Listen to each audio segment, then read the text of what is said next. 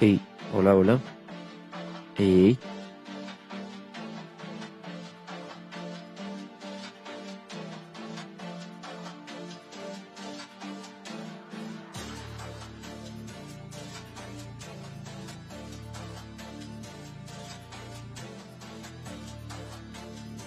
Hola, hola.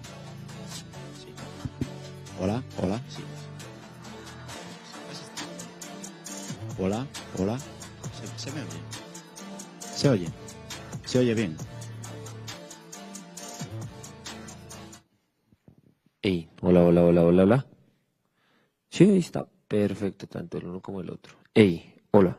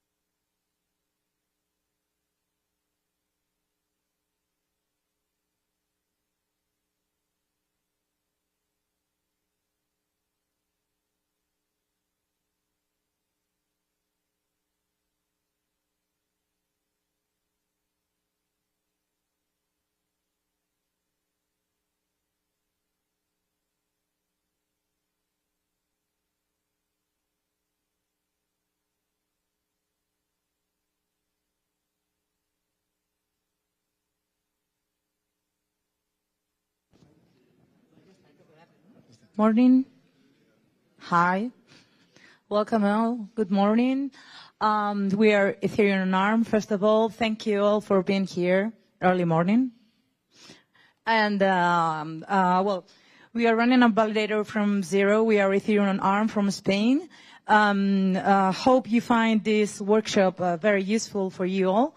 And we have a little surprise in the end, so I truly recommend you and deeply recommend you to stay till the end. So Mr. Diego Lozada and my colleague Fernando, they will run this workshop, so let's go for it and work a little bit. Thanks. Hello. Thank you. Thanks for attending. Before getting started with the workshop, a little intro of what we do. Yeah, this is why we are here. I mean, we want people to run nodes at home, to stake at home, whether it is by running an Ethereum on ARM image, or by running an app node, or by running a client by yourselves. Whatever. It's very, very important for the decentralization of the network. So this is key, and that's it. If I may ask, how many of you run a node at home? Oh, not bad. Validator? Great. And with these kinds of devices, with low power and resource constrained devices, is very good. Very good. So what we provide? We provide a plug-and-play image, so it is very easy to start. You just need to flash a micro SD and start the device. And pretty much it configures everything, and you have available all the Ethereum clients for start. And you can run on a full node in a few commands. We will see this later. Okay.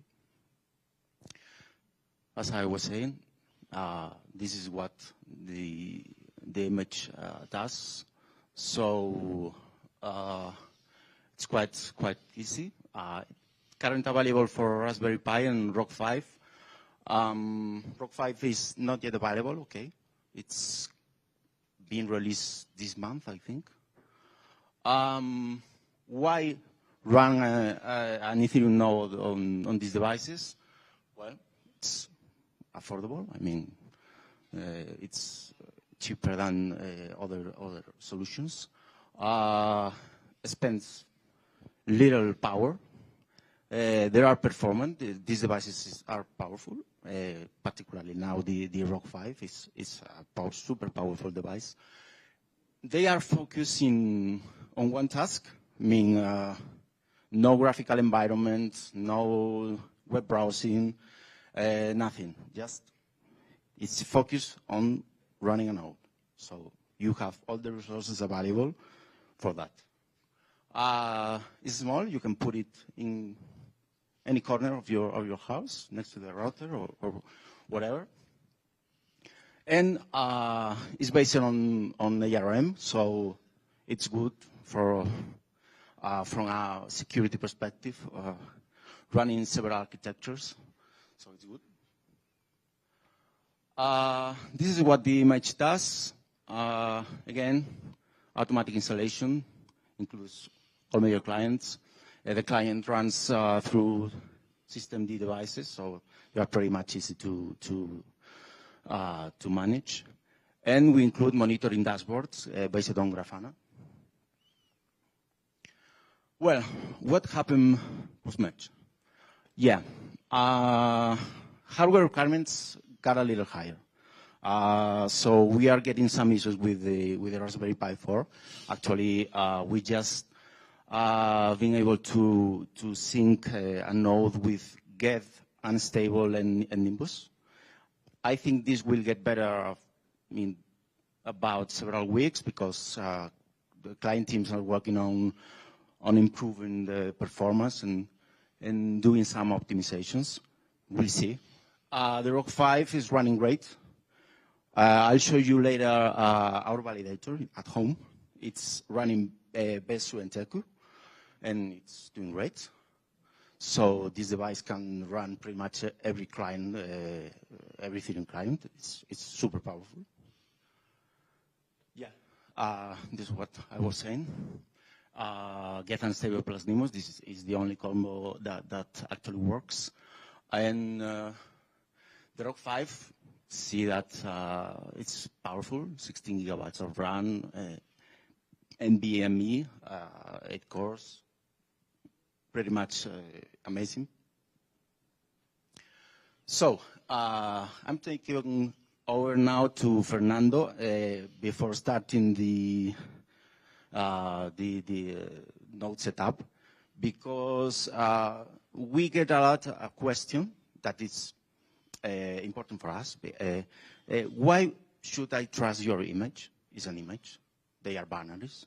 So Fernando will walk you through our repo to do this yourself if you want.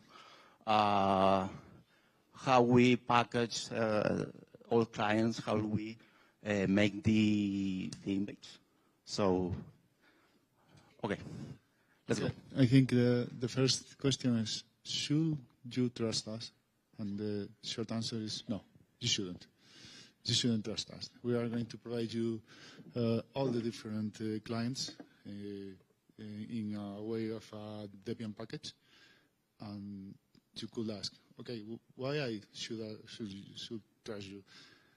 How do I know that you are not changing anything in the code, or you are not changing anything in the package in order to trying to tell me something or doing anything bad? But the short answer is you could do it at home using cloning this repository in a very easy way. That's our main goal. You could do all the same that we do and create your own image without need anything from us, only running this repo. Sorry, we will document this. Okay, it's in our to-do list to open a develop section for you to follow a guide and make all of it. Okay. First time, we're trying to do all in a very automatic way, very easy.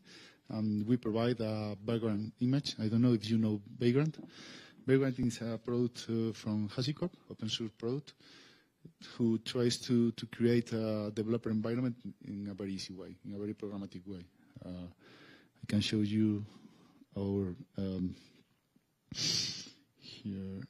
Oh no, this. Not here.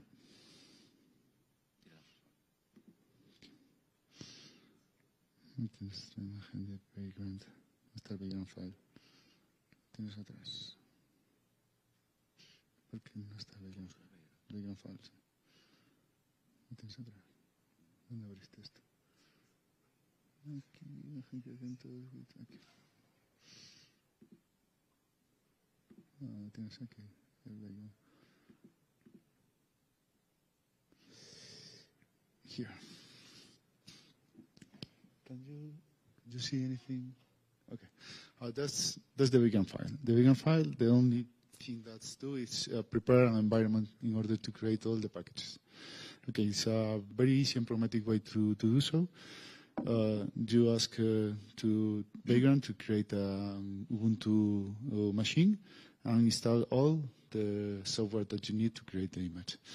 All the packages are based on the work of this guy from Jordan Caesar. I don't know if I pronounce his surname, but this guy creates a very nice way to automate the creation of a Debian package or RPM package or whatever you know. So using his work for us is very, very easy to create any package. So if you clone our repository and do a very simple command, Vagrant app, you create a Vagrant machine with all the code inside. For example, here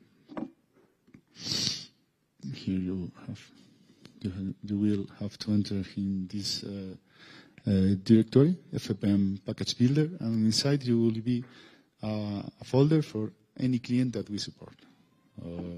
For example, you should see the get the folder. Here is very small and simple makefile. And with this makefile, you will create the same package we are providing you in our repository.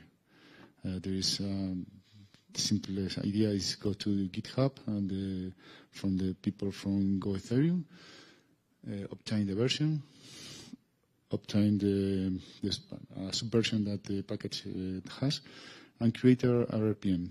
The only thing that you are going to do is download the latest binary, for the ARM for ARM, and with this binary and this folder structure, you will create a Debian package. The only add for our side is this small system that you need in order to be more easy to use the software. You could do system start, system stop, system restart for the software. All the configuration also is included. It's a basic configuration. Simply you will launch get, and we will launch get with this flag, the metric expensive, because we use later Prometheus and Grafana in order to show you the get statistics. And you could see later in our Grafana environment. It's also included in the image. So you could simply go to our repo.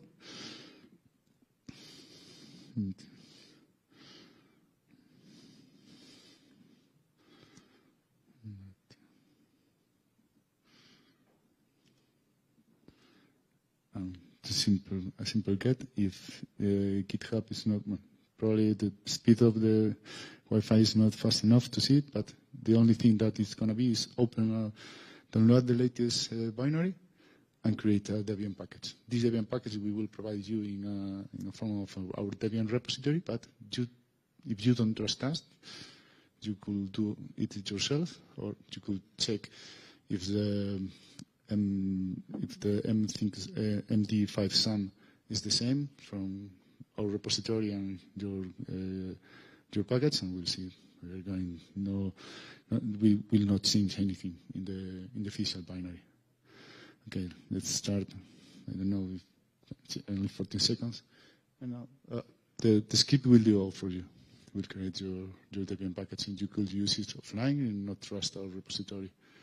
It's simpler. Your official binary with systemd file, systemd unit. Also, we provide the same for the SD image. We're going to wait these 3 seconds. Okay, in the end, you will be. We already done it before trying, but here you will have your Debian package for the get. It's very simple. It's very easy. It's not anything strange here. It's only a Debian package in order to create it more easily. And for the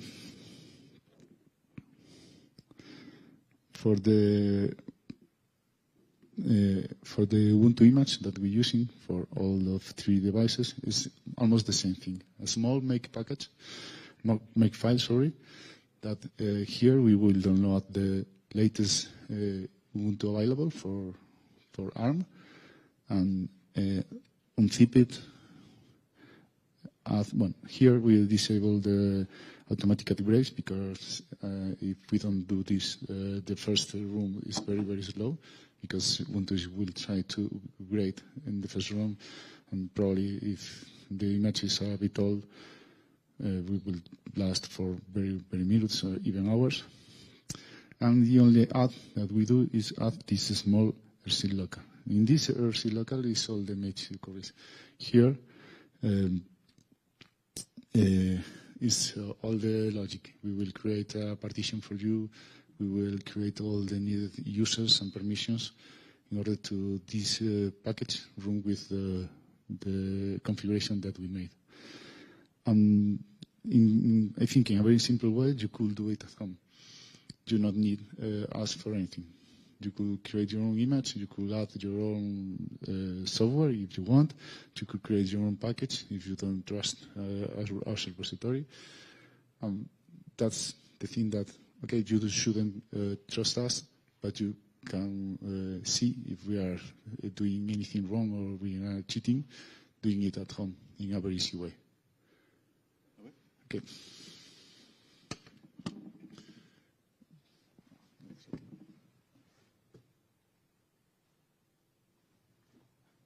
Okay, thanks, Fernando. Let's fire up a node. We will follow the official, our official documentation. As you can see, it's a pretty straightforward process. First, you will need to download our image. We already did, because, you know.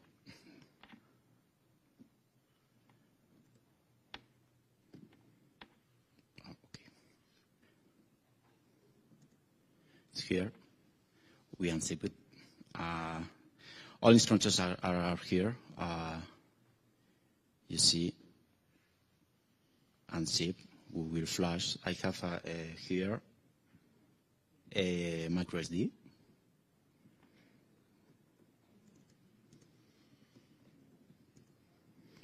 So,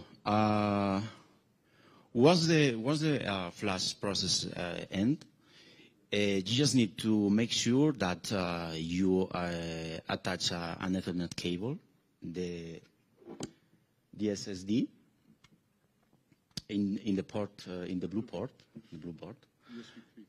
and you put the micro SD in the slot, and just that, power the device, and on the first boot, our boot script will pre-configure everything and install all the software necessary to run a node and creating the keys for the validator. So once you, after maybe 10 minutes, the device will restart and you will be on a recent, on a machine that is pretty much configured for running an Ethereum node. Okay, so let's wait for it to finish. Or I maybe, I don't know how much can take this. Okay, so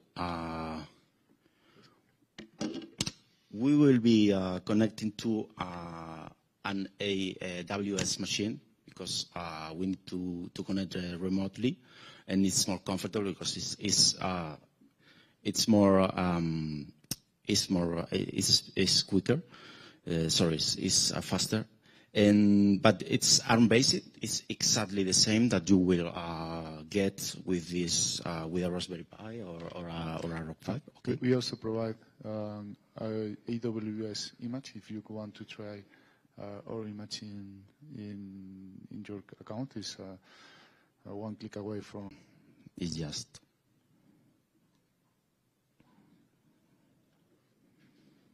launching a command. I will show you the config file. So you can see all flags that it's needed to run a client. Again, the token. The checkpoint scene, I was saying, is this URL. So let's launch the service.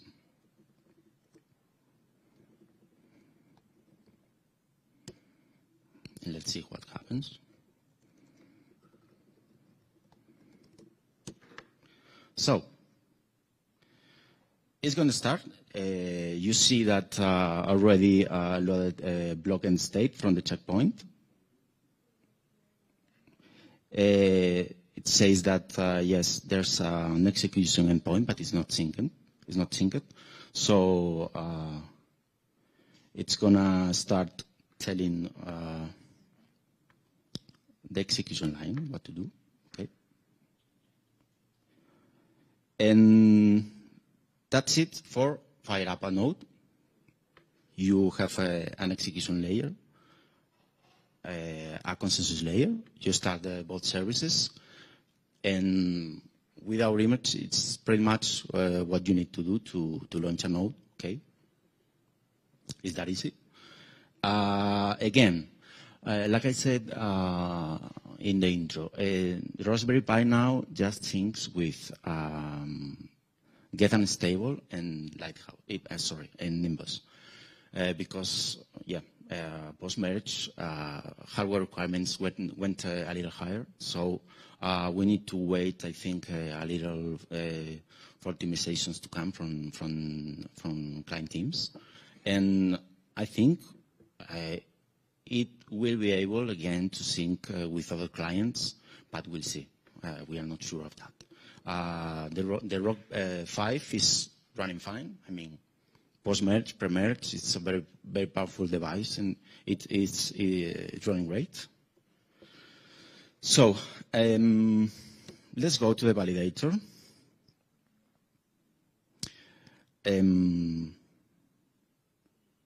As you can see, you just need to create the keys and running a command to import the validator keys in the consensus layer.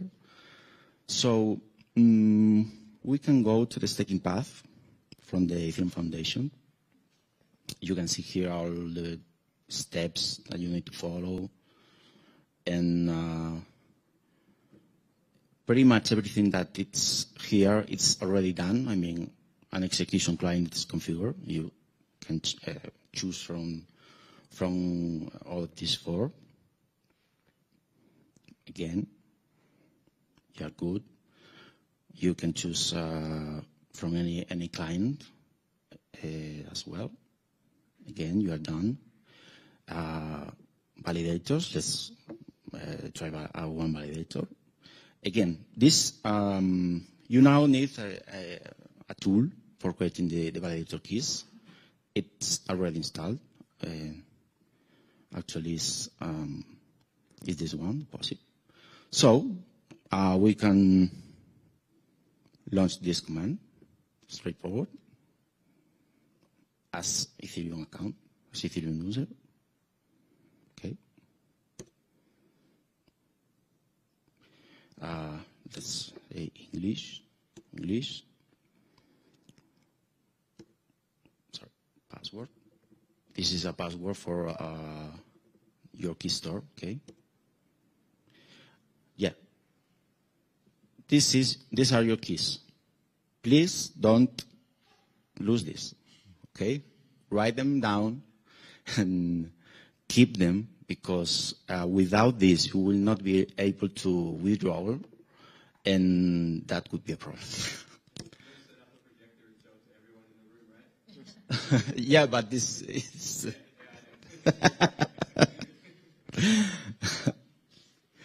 okay, let's confirm. Okay. These are, as you can see, straightforward. Now you have the validator keys here. The deposit data that you will upload in the 32th deposit, and key store where your keys are. Okay. So let's import them.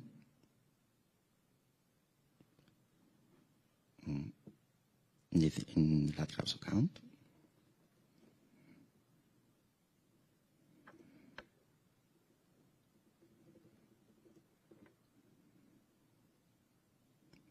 All right. So we have the validator keys already set up. So we just need to start the service.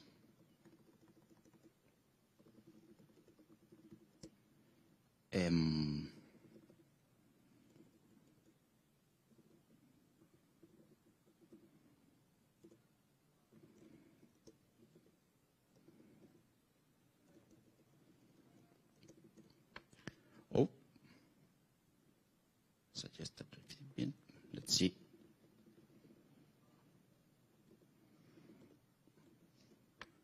But okay. We need to add here a address. I have one here. It's one. It's ours.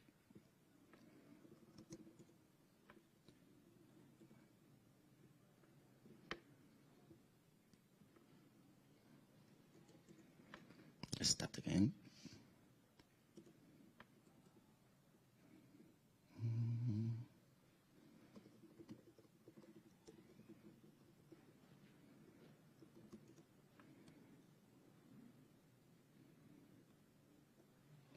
Okay, here it is.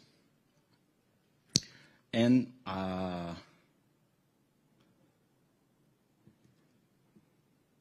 one validator available. So you just have to go here and know what you're doing. Upload here this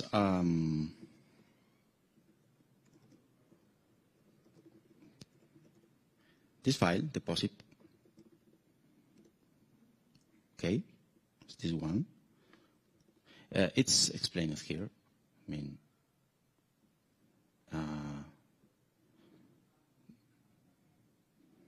it's much. You know, you have two options.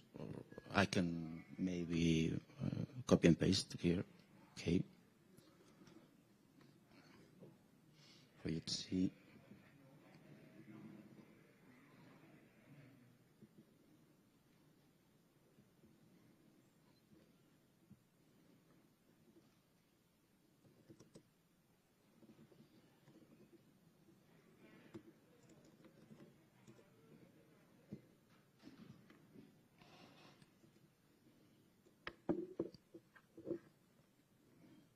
Can upload.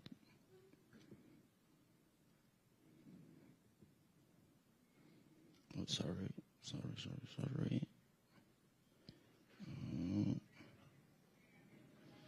Desktop.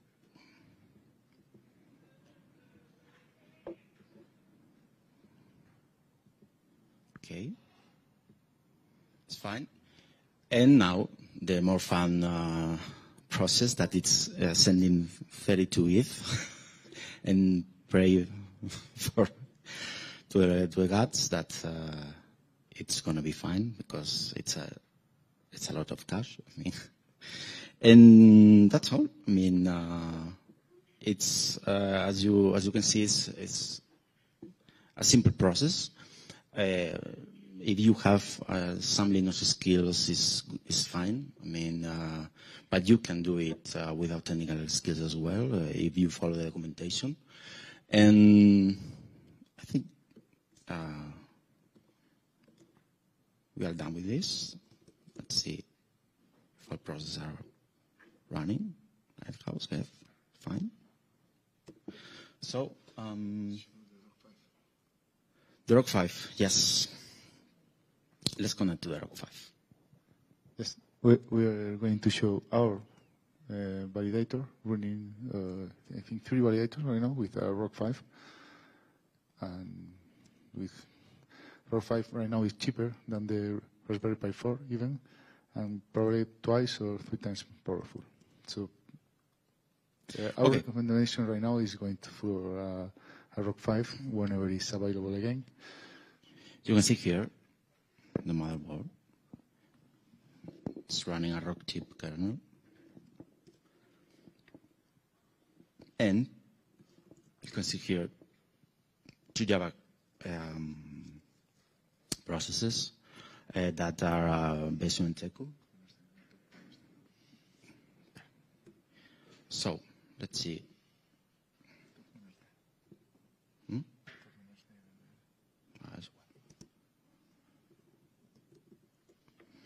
This is a validator. You see that it's actually publishing attestations.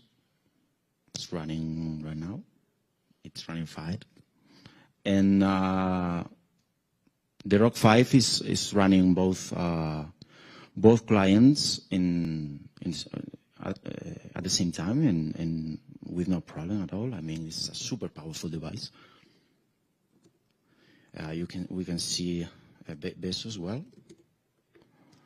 Now you see It's in sync. It's working perfectly. And again, this device is not yet available, but I think we have contact with the manufacturer. Actually, this is a prototype from March, I think, April, I don't know. And they are already releasing a batch. We have 5 on its way. I mean, I think that it will be available pretty soon. And super powerful device, super useful device for running an Ethereum node. And hope they release it this month. Okay, so what's left? The last thing. Okay. Now I will post a tweet. Yeah. Okay. As I told you at the beginning of this workshop, there is a raffle right now. So if you want to participate, Diego is going to post in Twitter. I already did. Oh, you already did? Okay, thanks. If you follow us in @Ethereum ARM, you just need to post something like... Comment. No, lo digo. What did I tell you before? ¿Cuál era?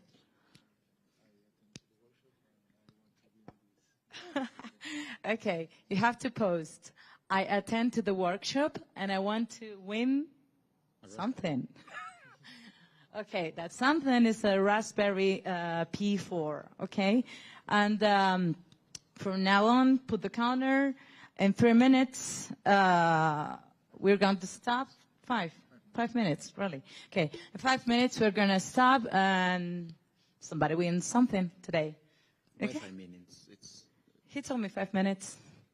We just did it. So just only 3? And? Yeah, 5. Okay, confirm, 5.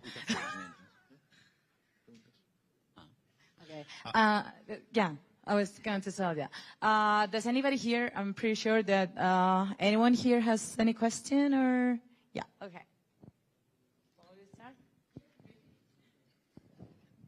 What will the Rock 5 sell for? How much would it be? $189. But you need an NVMe disk, so it will be a little higher. And you need a power device and a micro SD. I think it should be between 350 or 400. I mean, total cost of the node. Hi.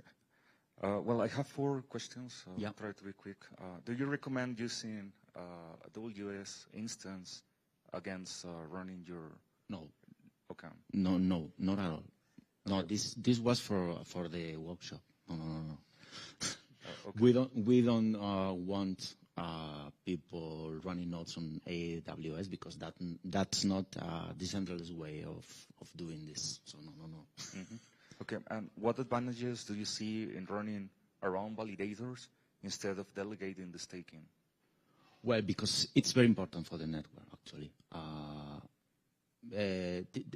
There's a problem with centralization in these large pools. I mean, it's very important that people stake at home.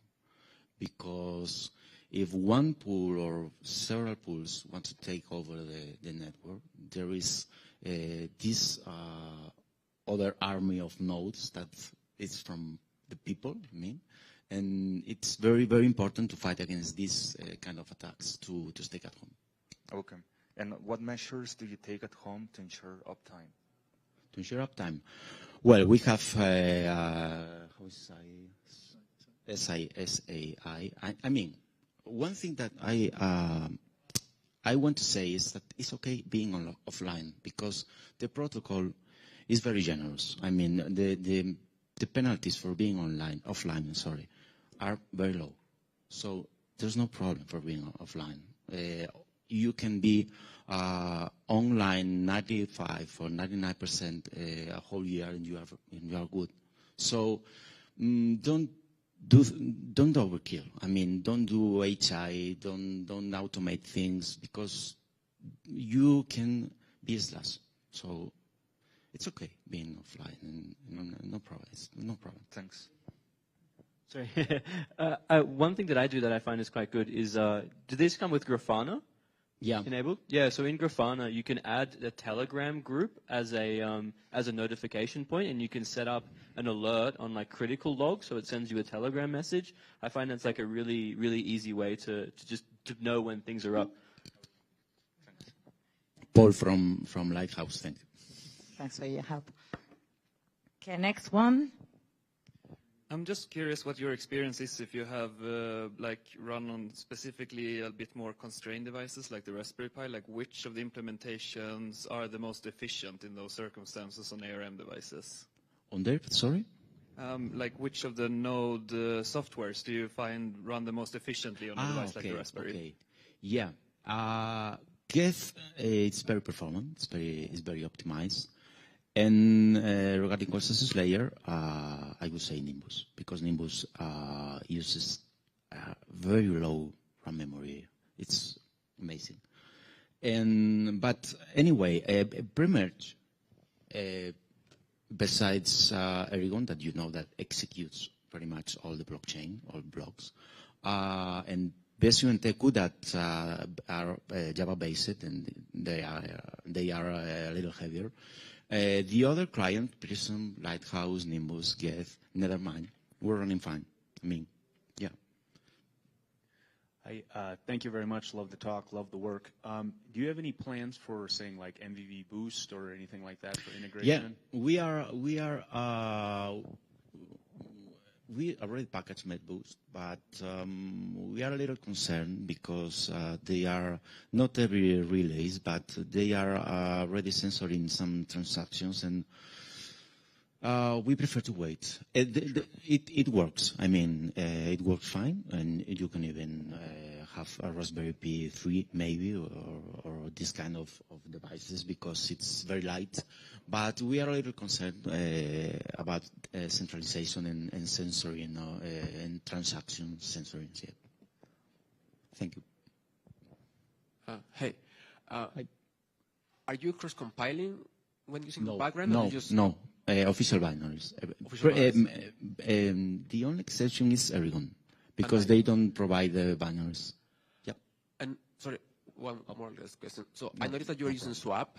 How is that impacting the I/O on the boards? You know, the swap for the Raspberry Pi is necessary because 8 gigabytes are very tight, and it's created on the USB SSD. So yeah, it's not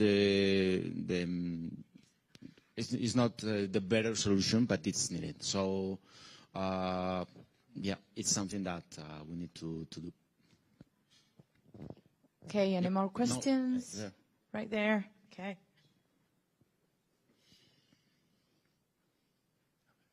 There you go. Thank you. On a device like the ROX 5, do you have any recommendations about the number of validators that it should have? Is there a recommended limit before you see CPU binding? Hard to say. We are running 3, but I think that it will be able to run a lot. I don't have a figure to give you, but I think that a lot. I mean, yeah. Thanks for the presentation.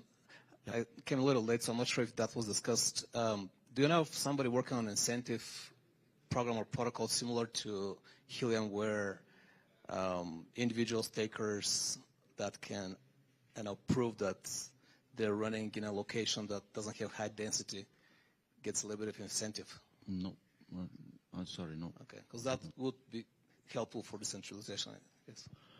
I guess so, yes. But I not have an opinion about that because I don't know. Sorry. Okay. Sorry.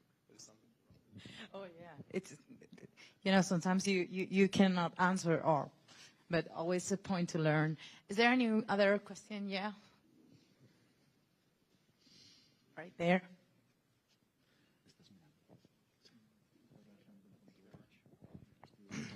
So for the Raspberry Pi 4, you said you use SATA. If I'm not mistaken, with the compute module, you use like SATA over USB, right? That's your setup?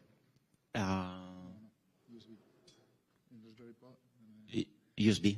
Yeah. But for the compute module with the I/O board, you can actually connect. You can use NVMe as well. I don't know if you've tried it out. You can do that. Does that help with any of the performance issues? Or is it like it's very similar. I mean, it doesn't make a difference, I think. Well, if some of the performance issues are because of I/O stuff, then it might help. Yeah, but you are, the USB 3 is the bottleneck here, so.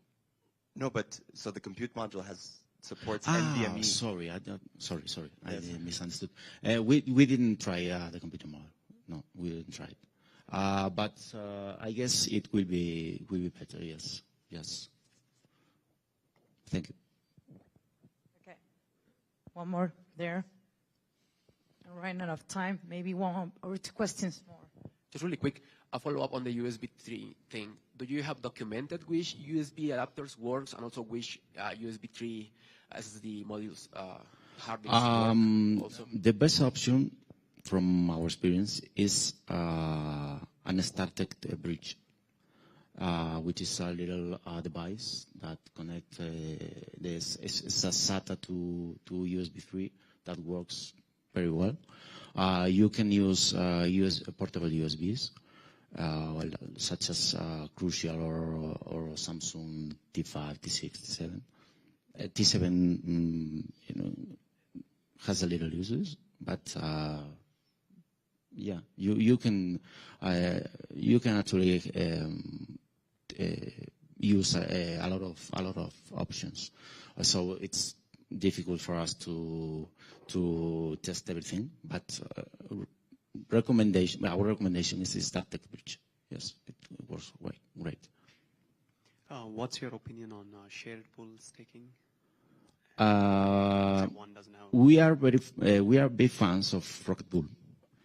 Actually, we are in contact with Joe Clapis from Rocket Pool. They are running Rocket Pool in the Rock 5 as well. And yeah, this is a way of lowering the 32 barrier in a decentralized way. Yes, it's very nice. We are big fans of Rocket Pool. So yeah, we recommend that. We have time for one or maybe two questions. Anyone? Nobody? Everything is clear? Sure. No, it's not in the. No, it's not configured. I was asking if you have the Grafana metrics just to show. Yeah. Nope. It's not available. The 300, the port 500.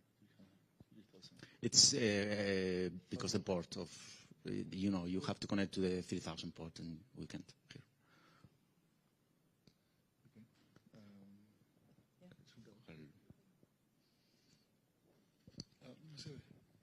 Okay.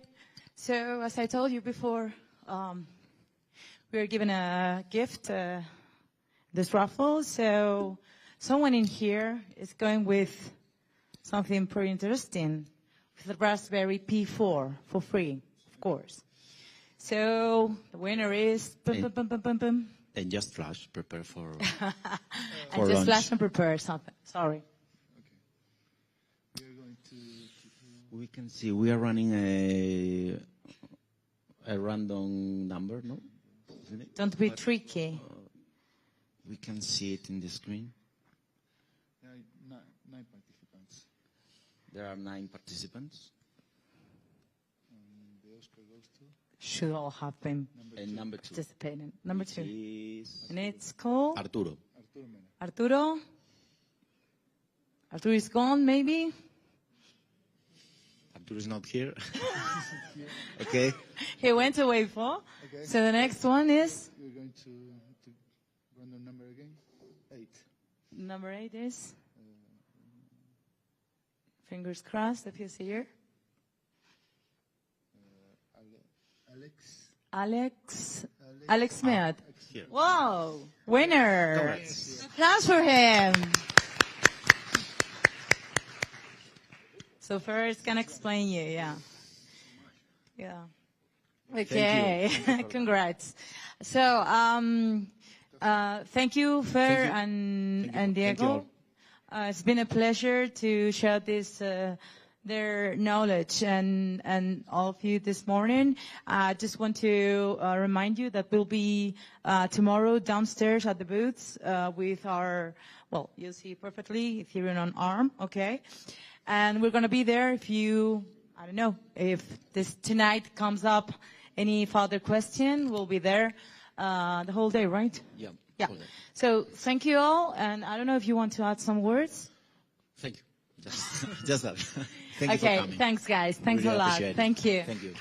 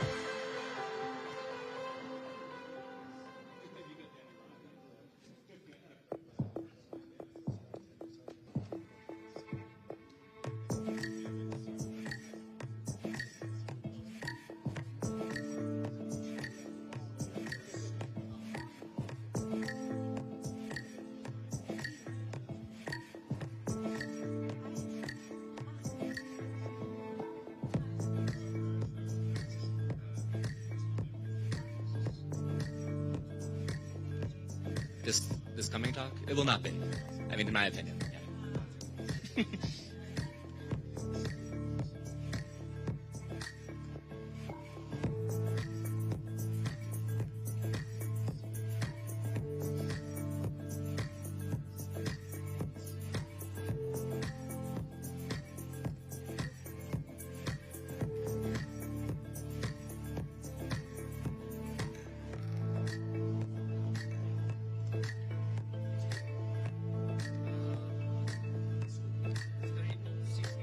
Okay, perfect. Yeah. One mic's good. Yeah. This is just for my notes. So, yeah, one mic's good. And are we good with do I have to do it on my end or? Yeah. Yeah. Whenever you're ready. Okay, perfect. Yep. Great. Thank you.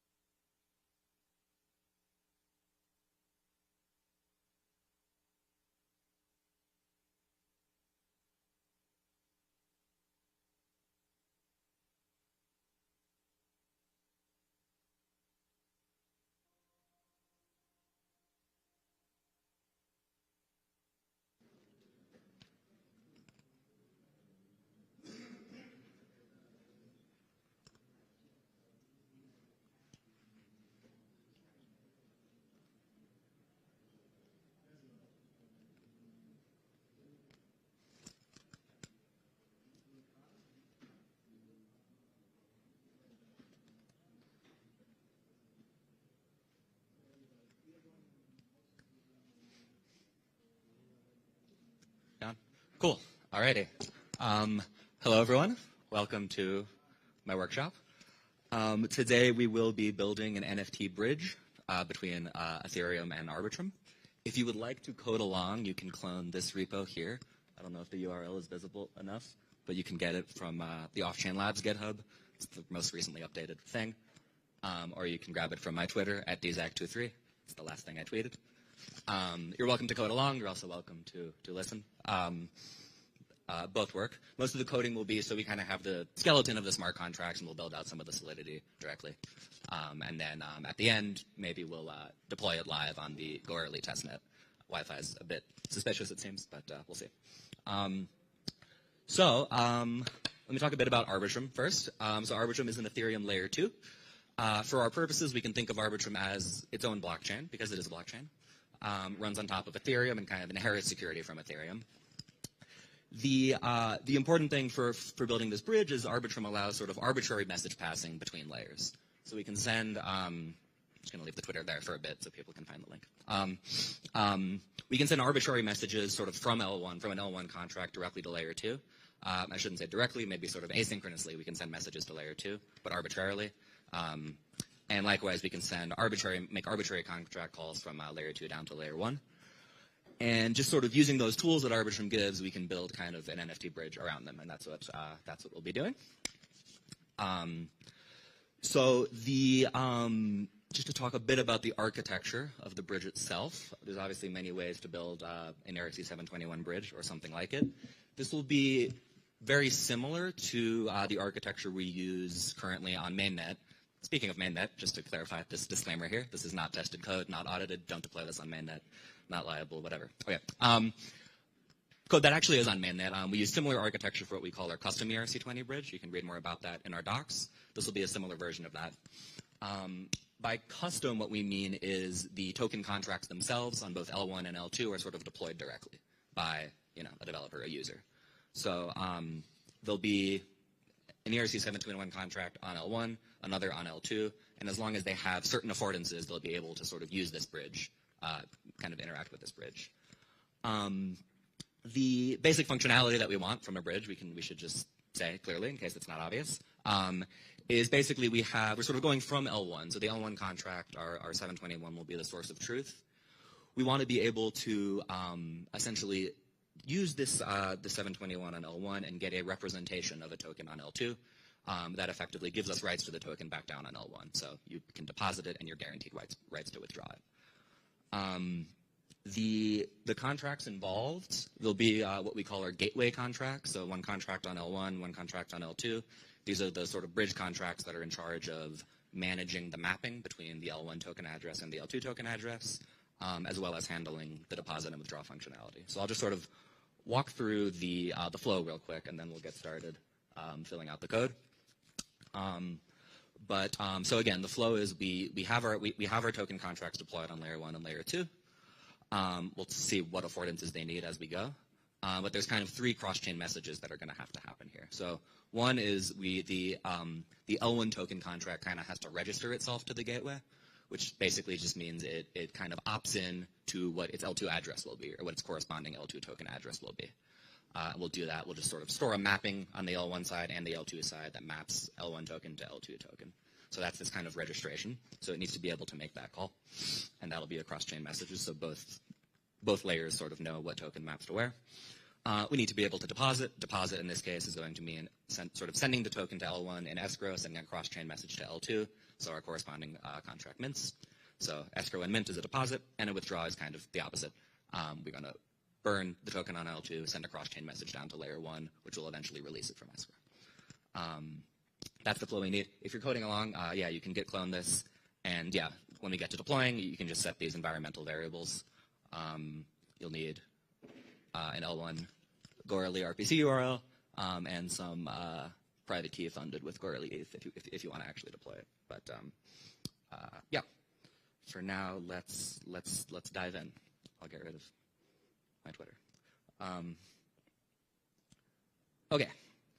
So to start, we can sort of go. So we're going to start with, as far as the cross-chain messages go, we'll start with this registration step. So let me do this. So first of all, just looking in our repo real quick. I'm just in the contracts directory. Here's our contracts that will be deployed on Ethereum. Here's the ones that will be deployed on Arbitrum, L2. And basically, we have the L1 token itself, the L2 token itself, the L1 gateway, the L2 gateway. We'll talk about this alias helper later. Just ignore that for now. Yes. Is that good? Any more? A lot more? Yeah, we can do the lights. So we'll start with, so this is the token contract itself, or an example of the token contract itself that we might want to use, that we might want to bridge, right? We can see this is already filled out, so there's nothing to do here. We can see this is, standard Open Zeppelin ERC 721. We're just giving ourselves the ability to mint, so we can mint stuff and play with it. The important thing here, the important affordance that it needs, is it has this registration method. So this will actually make an external call to our gateway, and again, this will update these mappings on L1 and L2. Okay, so that's already done. The token has to be able to register itself. So let's start with that actual registration. So if we go to L1 NFT gateway, so again, this is like the gateway contract, the bridge contract. So the key thing that we're going to be sort of doing here is updating this mapping on the L1 side, and then similarly, there's a mapping on the L2 side that will catch with a cross-chain message. While we're here, so basically we just have a bunch of functions we need to fill out. but we can just look at what we're initializing it with. So this is counterpart L2 gateway, the L2 side of the actual NFT bridge. We're storing that. And then inbox and bridge, these are both Arbitrum core protocol things that we'll use for cross-chain messaging that we'll get to in a second. And then, yeah, this is the mapping we're actually updating. Let's just peek at the L2 side as well. So the L2 gateway. Similarly, we have an L1 to L2 token mapping. That's what we're targeting as we update. And yeah, we'll talk about that other stuff when it comes up. Okay, so let's start with this registration step. So the token itself made this call, right, to register itself, and we want to update the mapping, basically. So let's go for it. Okay. So we are going to kind of assume that the caller is a token. If it's not, that's fine. It won't affect anything else. So we'll call this L1 token and just grab the address because we're going to use this in a few places. Hopefully my hands get slightly less shaky in a second. So there's the L1 token address that made this call, and now we just update our mapping. There'll be a check we want to do, but let's just get this code in first. L1 to L2 token. Okay, the L1 token maps to the L2 address provided. Cool. That was easy. Now, one question we should ask here is, should the token be able to sort of re-register to a new address? And we can decide, for the sake of simplicity, let's say no. This is kind of, by the way, this whole architecture is meant to be as simple as possible, kind of minimum viable token bridge. So we can kind of focus on the cross-chain messaging stuff and understand what's going on. So if the gateway, if the token's allowed to sort of change its L2 address, that could make our assumptions kind of weird. But another thing we might want to ask is, can it re-register itself to the same address? And we actually do want that, and I'll explain why. But first, let me write this check. So if the so we're going to check. Actually, let's do this. Yeah. So before we register it, let's grab, we'll call it like current L2 address. And we'll grab it from the mapping. So before we registered it, here's what the address was. Yes. And now we're going to say, we're going to check to see if it's already registered. Is that right? Amount of parentheses? Something weird happened.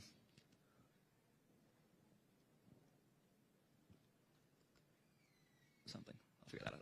So we're going to check to see if it's already registered. Excuse me? Yes. I have a more high-level abstract question here, but specifically here you require the NFT smart contract to be compatible with your bridge fundamentally because they need to self-register, right? Yes. And if I'm an NFT publisher, why do I need a bridge? I can just create a button on my website that burns the token and then give a token to the new guy, no bridge needed. You could, in that case, it would be trusted, right? So this we wanted, yeah. But NFT fundamentally are tokenization of rights, so fundamentally NFT are trusted. Well, if we want the bridging process itself to be trustless, let's say, right? So correct. Let's put it that way, right? So the bridging, so whatever trust assumptions are within. Well, that's as trustless as the cross messaging. Yes, exactly. So again, we're treating the L1 contract as the source of truth. Assuming it's trustless, yes. Yeah, no, it's a good question. So L1 contract is source of truth. Whatever trust assumptions it has, we're sticking with, but the bridge itself, the bridging process itself. But fundamentally, this is not compatible with legacy contract. It's only for upgradable contract or new contract specifically built to interact with this bridge. That's right. So if you have an old NFT, for example, what you could do is deploy a new contract that's kind of a wrapper and use that on L1. Yes, exactly. Might not be legal, but yeah. Okay, so in terms of re-registering, so if it's already registered, we're going to actually allow it to register again as long as it's registering to the same address, as strange as that might sound. So we're going to require that the current address is equal to the new one. And the reason we want to do this, as we'll see, is we're going to be sending a cross-chain message.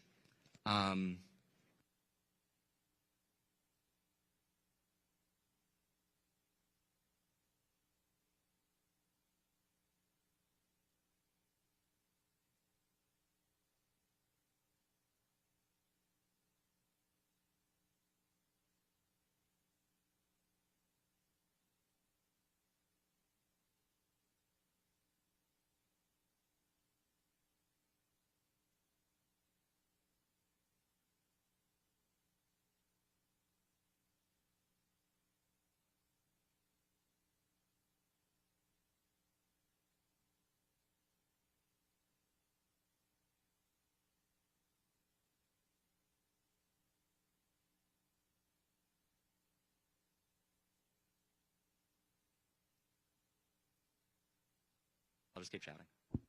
Okay, let me know. Okay, so we need to know the address that at which we want to trigger a message on the L2 side, which is going to be our L2 NFT gateway, which we have stored as counterpart gateway. And then we also need to encode the actual message we're calling, right? So on the L2 side, just peeking ahead, the message that we're going to be calling, just because we have the name here, finalize registration from L2, we need to sort of encode that and specify that that's the method we want to call. So let's do that and encode that data. And we're going to actually just do that in a separate method here, get register L2 message call data. So here we're encoding the method of the call that's going to be made on L2. So we'll use encode with selector. Right, so this is what the Arbitrum cross-chain protocol expects. We encode the actual the function name itself. We've already imported this thing, so it should be L2 NFT gateway. What was it called? Finalize registration from L1. That's the method we want to call. So there's our function, and we pass in its parameters, which are just going to be these. So basically, these are the things that we need at L2 to do the second half of the operation, which is updating the mapping at L2. Cool. So that gets us the call data. There's a reason I'm putting this in its own function. This is going to help us estimate gas later, basically. But for now, if that's not satisfying, we can just say it looks nice in its own function. Easier to read. Okay. So that will be the call data for our cross-chain message call. Let's grab that in our registration method. Yeah. And we pass in, what did we call it? L1 token, L2 address. Let's call this something. L2 message call data. Cool. Okay, let's just see if this compiles. Just to make sure we don't go off the rails. Cool. Okay. Okay, so now we have our call data. Now with that, we can actually send a cross-chain message. So I'll just briefly show you the interface for sending L1 to L2 messages. So this isn't in the repo. This is in the Arbitrum core protocol Nitro repo. But just to show you the interface here. In fact, let's do this. Hopefully that's reasonably visible, kind of. Here's all the things we need. Create retriable ticket is how we send an L1 to L2 message. Let's start filling out the fields, and then we'll talk about all these new ones. But for now, okay, so we have our inbox address saved. Again, this is just core protocol. Create, it's autofilling everything. I don't know why it's doing that. Okay. Okay, so 2 is the address at L2 at which we want to execute the L2 call. So this is our other gateway, counterpart L2 gateway. Maybe I can do something. Oh, whatever. We'll just, as there's more, it should become horizontal. Or vertical, rather. Okay, so we have that. Again, this key thing down here, this is the actual message that we encoded. So we have that. Now everything else has to do with kind of paying for gas at L2.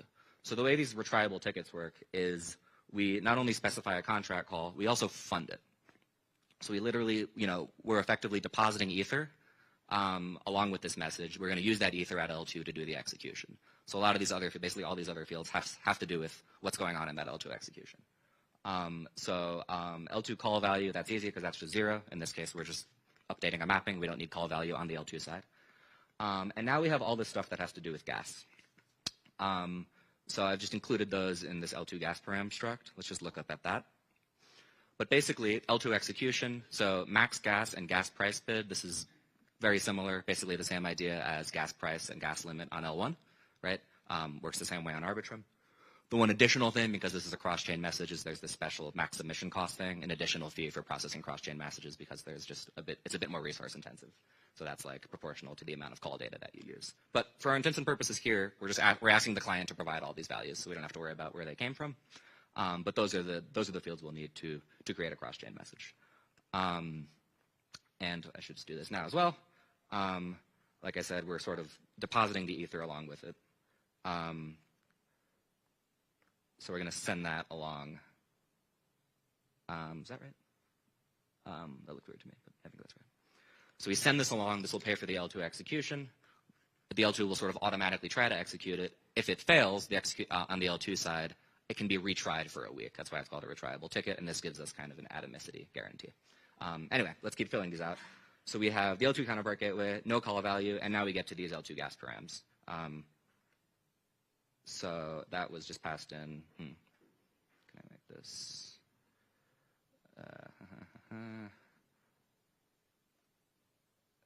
Oh, it was getting weird. I'll just type it out. So max submission cost is next. Okay, now we see over here we have these refund addresses. And this is basically on the L2 side, if you provide excess gas in your deposit, you specify which address you want that gas to end up on.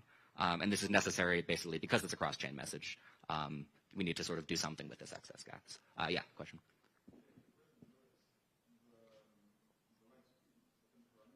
Yeah. The L2 call value?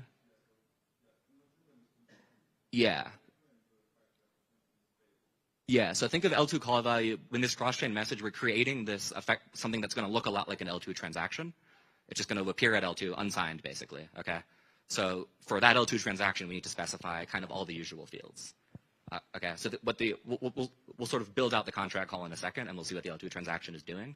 But here we're specifying all the necessary things. So we have like the contract call, the address, and then, yeah, the actual call value just on the L2 side. Yeah, hopefully that makes sense. If not, hopefully it'll become clear in a second when we see the full flow. Yeah. Okay, so the refund address, we can just, we're asking the client to provide. So in this cross-chain message, sort of where your excess Ether gets refunded at L2. And then there's a second refund address, which is if there is call value, you specify. If the L2 message never succeeds, you specify where that call value gets refunded at L2. In this case, it doesn't really matter because there's no call value, so we'll just use the same refund address. And now we have L2 gas params. Hard to see. What is it called? Gas, max gas. So that's kind of the gas limit. And then L2 gas params. It should be something like, what do we call it? Max fee per gas, I think. Or gas price. There we go. Gas price bid. Okay. Let's get rid of this. Hoping this will just horizontalize. Okay, and then finally the last parameter was the actual encoded call data of the L2 message. There we go. Okay. We are complaining. Yes, I did mean that. Okay, looks good. So there's our cross-chain message. This gets published, and this will sort of automatically execute this method that we encoded at L2. So let's go to that now, which, if you remember, was this thing. Finalize registration from L1. So this gets automatically executed. Now we want to finalize the registration, which means basically the same thing it did before. We're just updating this other mapping, okay? So that both sides of our game, the L1 address that it got from the cross-chain message gets updated with this L2 address. And that's basically all we need to do there. Now, other than one other important thing, which is we want to make sure that this method at L2 can only be called as a cross-chain message. Otherwise, this whole thing breaks. So we'll add this only counterpart gateway modifier. And now we have to fill that in. I think I still have do here. No more to do. So only counterpart gateway, this is going to be a simple require check, just with a slight gotcha. So here we're going to ensure that the message.sender equals this thing that we're calling counterpart gateway L1, or counterpart L1 gateway aliased. So notice that we initialize the contract with the L1 gateway, and then we do this thing where we alias it. I'll just to peek at this real quick. The actual aliasing step you'll see is just like adding to the address itself some constant offset. So what's going on here is when it comes to cross-chain messages, the way that the sender address appears is not the sender of the L1 contract. And this is basically so that on the contract level, we can easily differentiate between messages coming from L1 versus messages coming directly from L2. We need to do this because Arbitrum contract addresses at Arbitrum are computed the same way they are on Ethereum. So we can and often do have two different contracts, one at L1, one at L2 that share the same address. So if we can't differentiate between them, we could get all sorts of weird spoofing attacks. In this case, every cross-chain message kind of lives in its own address space, this alias space. So we know this is definitely coming from the L1 gateway. Cool. There's our registration step. Yeah. Any questions there? That's kind of, yeah. If you didn't, so if we didn't do the, if aliasing wasn't part of the Arbitrum protocol, for example, if the message.sender was just the address from L1, then the deployers of this contract, let's say, if they were malicious, they could deploy something else at L2 at the same address. And then, it becomes very hard to reason about the risks there. Yeah. So this way, it's protecting you from malicious developers, basically, which is a good thing to protect you from. Anything else? Cool. Okay. So there's our first cross-chain message, just simply doing the registration. Let's do the deposit. So this will also be an L1 to L2 message, and it'll look fairly similar, actually. Let me just make sure this compiles again, because I'm not using Remix and I'm paranoid. Okay. I'm just compiling with Hardhat. Cool. Okay, so our L1 token registered. So now we're going to assume, or we're not going to assume anything, but if this token is indeed registered, it can do a deposit. Let me just make sure I didn't forget anything. Cool. Okay, so now we're going to deposit. So you can see it as, once again, the L1 contract is the source of truth. That's what we use. So that's what's passed in as a parameter. So we'll use that to look up the L2 address first. So let's say L2 address equals, we'll look it up in the mapping that we just saw the registration step go down in. Yes. And now we're just going to make sure it's actually registered. So just require that this thing is really an address. L2 address. Not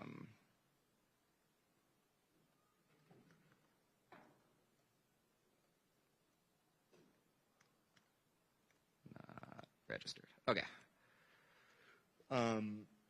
So cool. If our token is registered, our L1 token opted, we inherit whatever assumptions the L1 token is making again.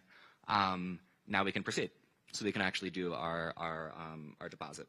So deposit, again, entails these two things. We're going to escrow the token here, send the token to this contract. Yeah. We have our 721 interface imported. So we'll connect to it at the L1 token address.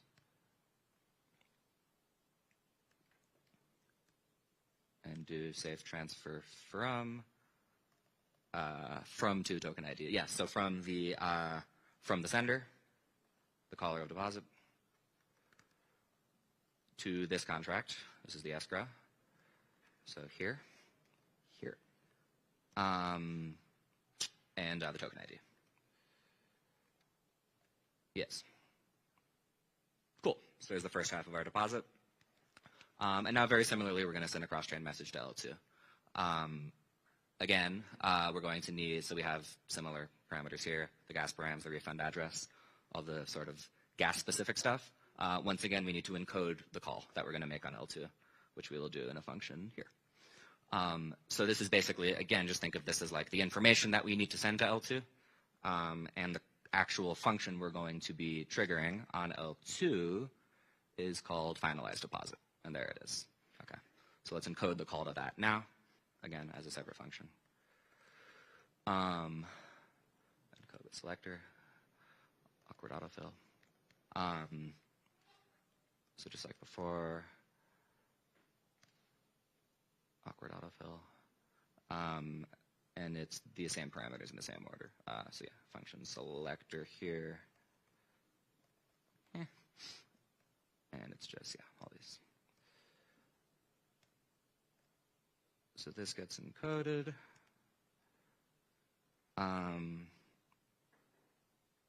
Yes. Now let's grab that. So we have our, what did I call it before? L2 message call data or something. In fact, I want to call it the same thing so I can be lazy later. L2 message call data, yes. And we pass in the parameters. So this was L1 token, L2 address, token ID, and 2. 2 is the sort of the address at which we'll be depositing the token, the sort of receiver of the token at L2. Okay, cool. So we have our call data, and now, once again, we're going to send a tribal ticket, cross-chain message. In fact, in the interest of time and being lazy, I'm just going to copy and paste this exact thing, because it should be all the same parameters, I believe. I don't see why not.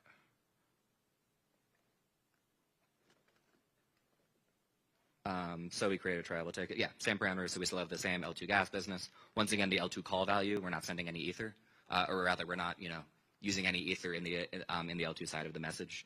We could, if we wanted to have the option of like deposit your token and some ether, we could add a parameter there, but we're not. And then, yeah, the only difference from before is we just calling a different method, which we did here. Cool. So now we will finalize our deposit, and finalizing deposit means minting at L2. So let's do that. So now we're back on the L2 side, and cool. We want to check here that it's properly registered.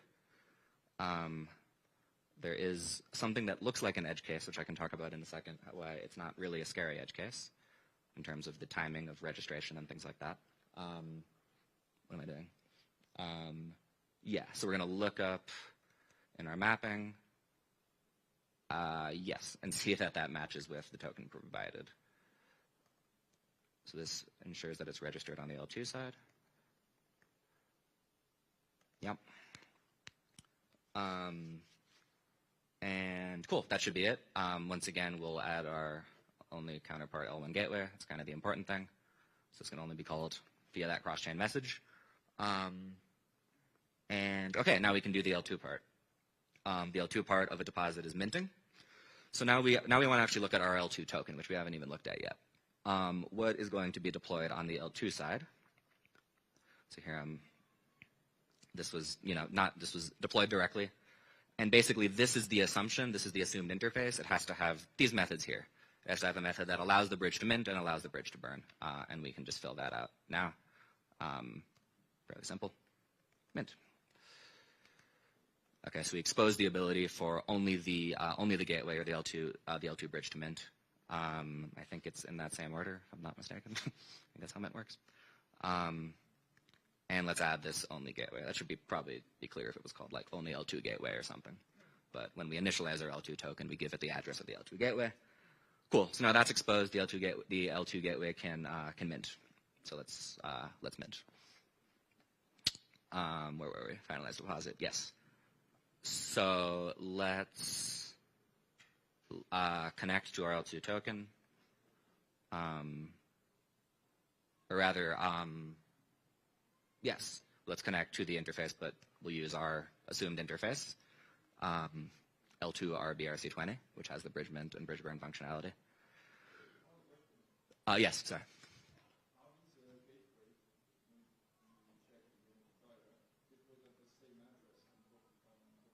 The L1 and L2 gateway?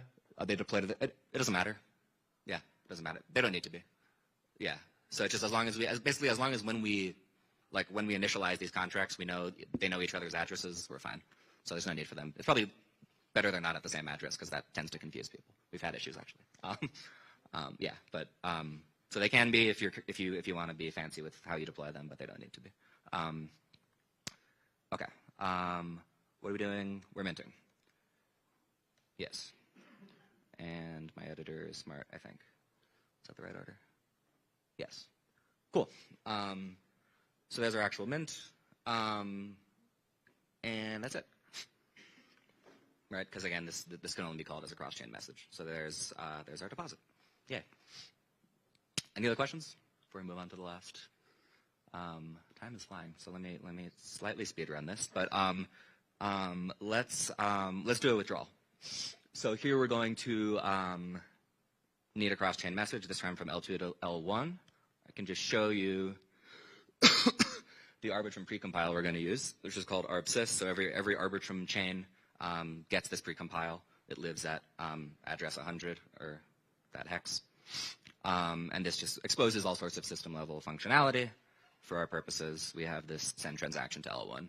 Very similar idea, right? We specify the L1 address that we want to make some contract call, and we give this data, this call data, which is the encoded message that we're actually going to call. Notice in this case, there's none of that gas stuff, and this is because there's no such thing as automatic execution on L1, so this has to just happen in 2 steps, right? We initiate it on L2, and then sometime later, the client will sort of finalize it on L1 via its own transaction. So perhaps slightly more inconvenient for the user, but convenient for us now that we don't have to have those parameters.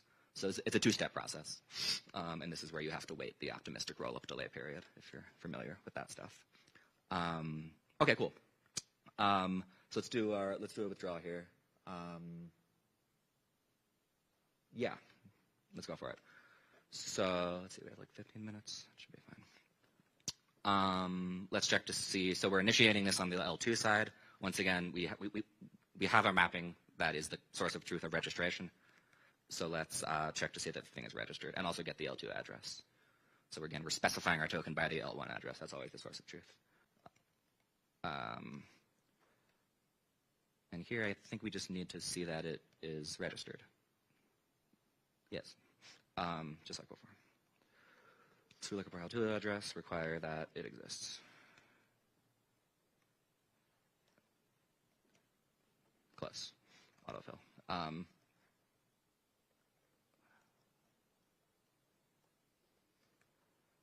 Okay. So now, okay, for a withdrawal, we want to burn first. So let's fill that in. Back in the token, we want to expose the affordance for the gateway to burn. So let's do that. In this case, we also need to actually verify that this owner has the right to burn it, which we didn't have to do for Mint. Basically, in order to get to the Mint code path, you had to transfer a token to begin with, so we were safe that you were the owner. In this case, you just gave me a token ID. Who the hell are you? You better be the owner, so let's make sure you're the owner. So the gateway will be responsible for passing in the owner address. And now we want to, I think it's owner of. I'm blanking out. I think that's how I say it. I think that's right. What's that? Is that right? Yeah. Thank you. So we want to require that it's the owner passed in. Let's call this like, whatever. It's like potential owner, should be owner, whatever. Yes.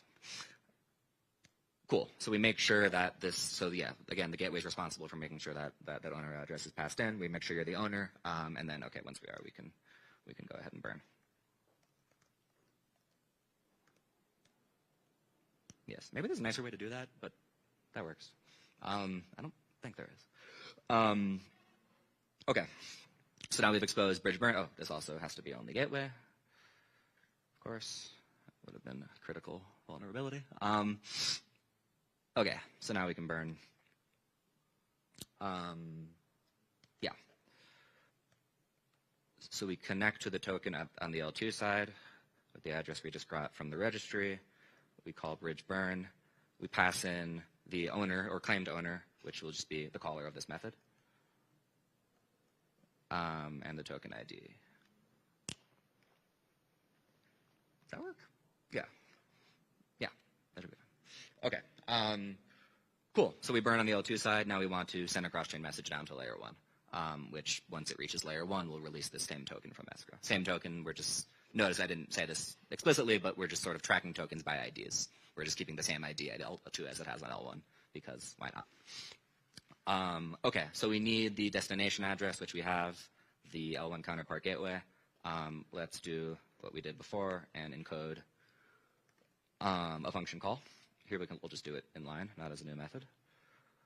Okay, so what's our function and what do we need to send is the question in order to sort of release it from escrow on the L1 side. We can peek. So our method here is called finalize withdrawal. We specify these things. So let's encode that on the L2 side. I forgot them already. We specify L1 token ID, and the 2 address. Okay. And it's called finalize withdrawal. I'll just get rid of that. Yeah. L1 token.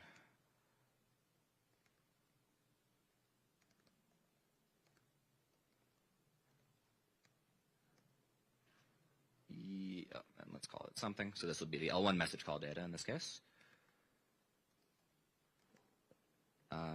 That doesn't, oh, selector, yes. So we encode it with the function selector.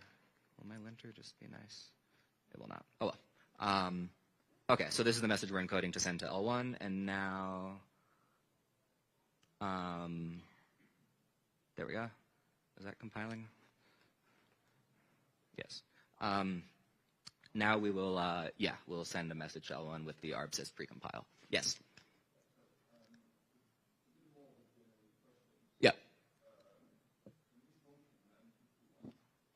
Yes. Yes.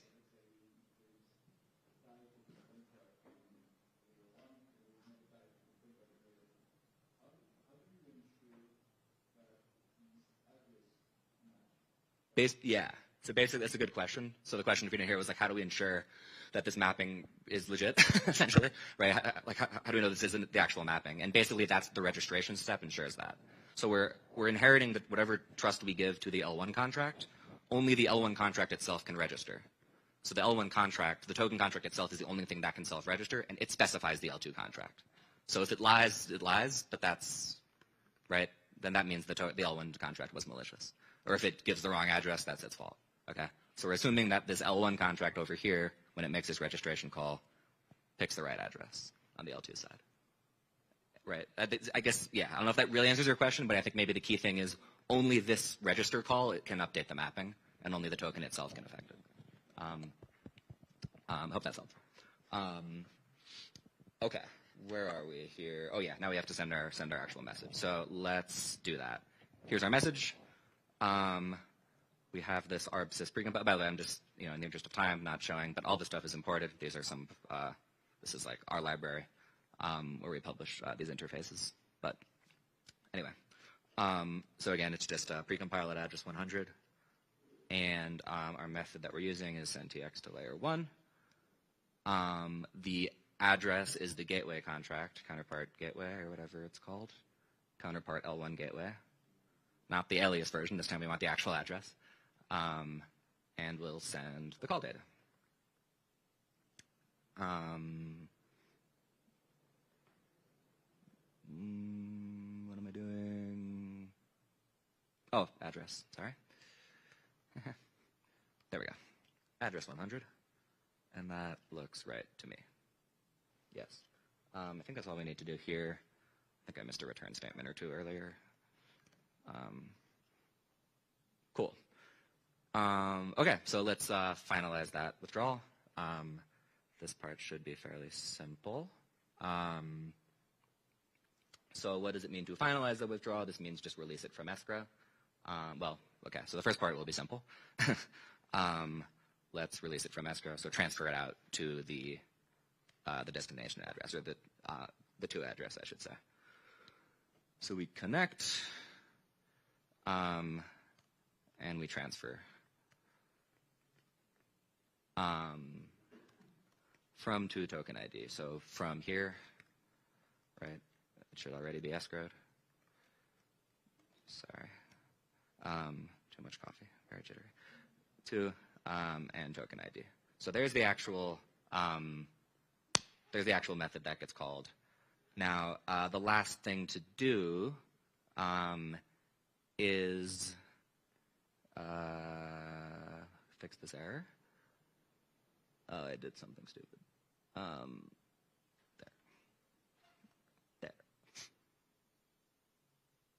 There. Okay. The last thing to do is to make sure that this actually only gets executed as a cross-chain message. So this is only counterpart L2 gateway. This is a bit more involved, at least to understand the pieces of it. And I see there's 8 minutes left, so maybe I'd rather, if there's any other questions, feel free. I feel like maybe that's, but if I don't see it, just shout. Yeah.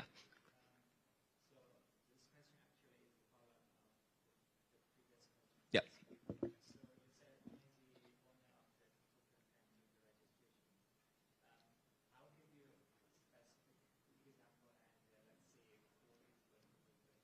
Mm-hmm.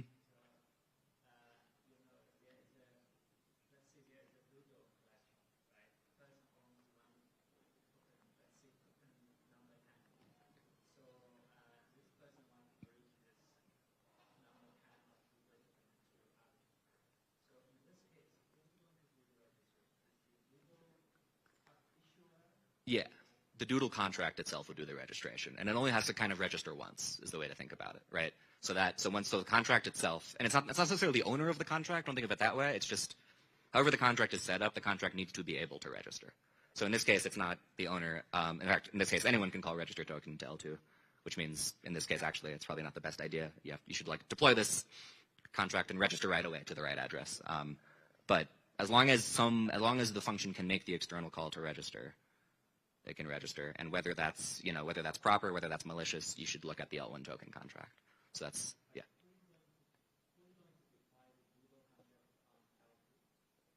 Probably the Doodle team, right? So yeah, somebody, basically like whoever sets this up, right? Like probably the same party that deployed the L1 side will sort of plan this. So they deploy both. And the reason you want to deploy both is so you just know which address to set. Okay. But the L1 contract ultimately has control. Yeah.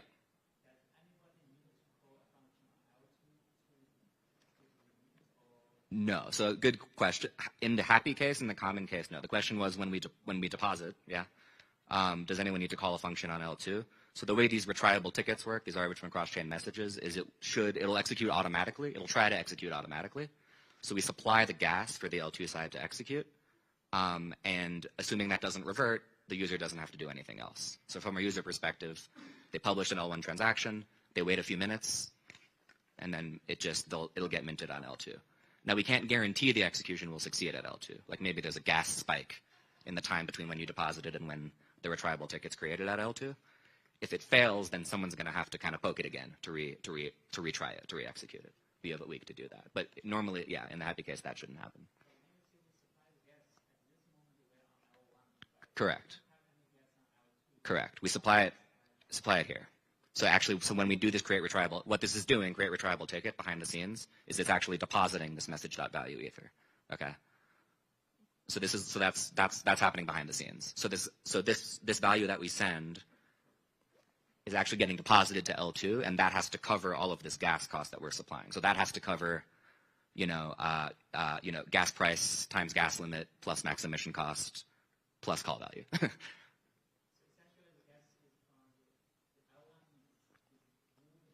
Yes. Correct. The L1, yes, the L1 call supplies the gas for L2. Now, by the way, as like a side note, if you already do have gas at your L2 address, there's ways you can use that. But this is the path that we encourage for doing cross-chain messages, is just supply the ether directly for various reasons. Yeah. Yeah. Cool. Then you can, if you look at our docs, I brushed over some of the details of retriable tickets because, yeah, there's a lot going on there. But that hopefully gives you the gist. Any other questions? I'll just start writing out how we do this in the meantime. Okay, might as well just finish this because it's. So here's how we're actually guaranteeing that the finalization of the withdrawal is really a cross-chain message. And here, this gets a bit into the weeds of how the sort of cross-chain messaging contracts work in Arbitrum. But basically, cross-chain messages all come from this bridge contract, which is a protocol contract. I'd like to show it to you if there's time. Maybe I'll just show you the first part. That's the ultimate caller. Let me show you this one. Why not? So cross-chain messages, just real quick. If we look at how they're executed, so they're initiated on L2, as we saw in the case of, you're going to have to wait for the dispute period because it's an optimistic rollup. And then anyone can call this execute transaction thing. So in this case, that's not automatic the way retriable tickets are. There actually is the second L1 step. The thing I want to show you in this execution, here. What we do is as we're executing this cross-chain message, we save this context thing so we can expose all sorts of data about this, what's happening, what happened from L2.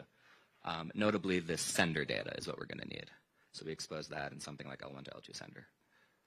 So during execution, it's a little hard to show, I guess, but during execution, the point is as we're executing a cross-chain message, we can access this context so we can do the checks that we need. So that's going to be important. That's how we'll ensure that it's really coming from the L2 gateway. And then finally, the thing that actually makes the call is going to be this other contract that's the bridge. So that's always how L2 to L1 messages work. So we ensure that it's really coming from the bridge, and then we would also ensure it's really coming from the bridge. That's half of the step, half of the work. The other half is making sure that it's we grab that context and make sure it's really coming from the address that we expect. Why don't I just throw that in here? I think there's time, so that this is at least complete. So we'll grab that outbox contract, and this is we can just do this in one line, I guess. Slightly ugly, but we can instantiate the bridge, and then the bridge gives us access to the active outbox. This is just so we don't have to store another address.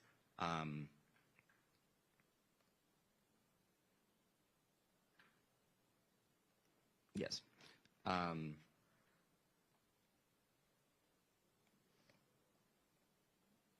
looks like something might be off. I think that's right. Instantiate. This is hard to do live.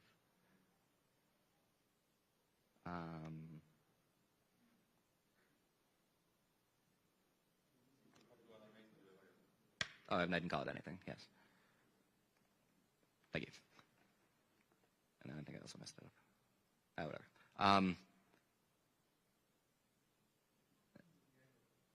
I missing a... Oh, at the end, yeah, that should be... Yeah, we're instantiating after we call. There we go. That's the address. Okay. So we're just grabbing the outbox address, which is stored in our protocol contracts. And now we can get the L2 sender via this neat little context trick. What is L2 to L1 sender? L2 to L1 sender. So that updates during the context of execution. And now we want to make sure that that thing is the counterpart gateway address, basically.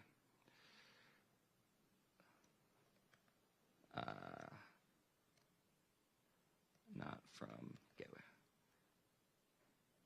Okay.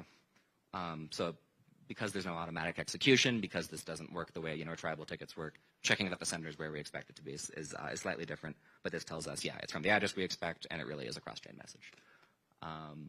Cool. Since we're almost out of time, so there's, if you're coding along or if you want to grab the repo, there's a branch that has like a completed version. I can also push this one. But there's scripts to deploy the contracts. I can even just really quickly run them. I don't think there's anything much to show there, but then there's another script that'll actually do a registration and deposit, so you can mess with it. I'm getting wrap it up. Okay. Yeah, cool. If we have to stop there, I guess we'll stop there. Yeah? Cool. Thank you all for listening.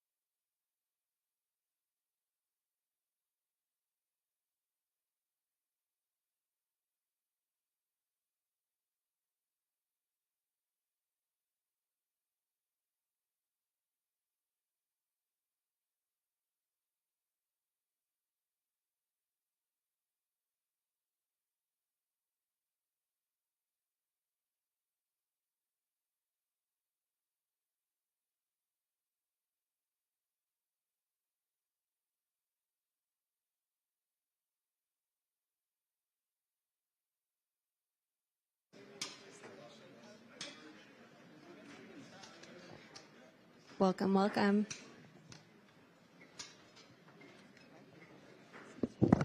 Hey, hola.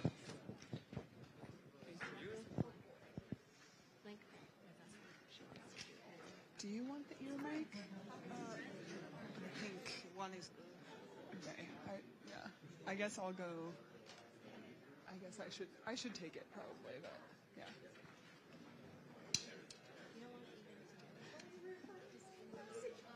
Yeah, I think we can just pass these around. We have a third, right? A third? Oh, just two? Okay. Then I'm going to ask for the ear mic then. Hey, is there an ear microphone? You need another one. There is one, right? Okay. For you? Sure. For any, yeah. Hello. Does anyone else hate ear microphones? I have to be the one to like take it. And I'm like, you guys are going to hear me breathe for the next 2 hours. It might be calming, actually. So I guess I'll give.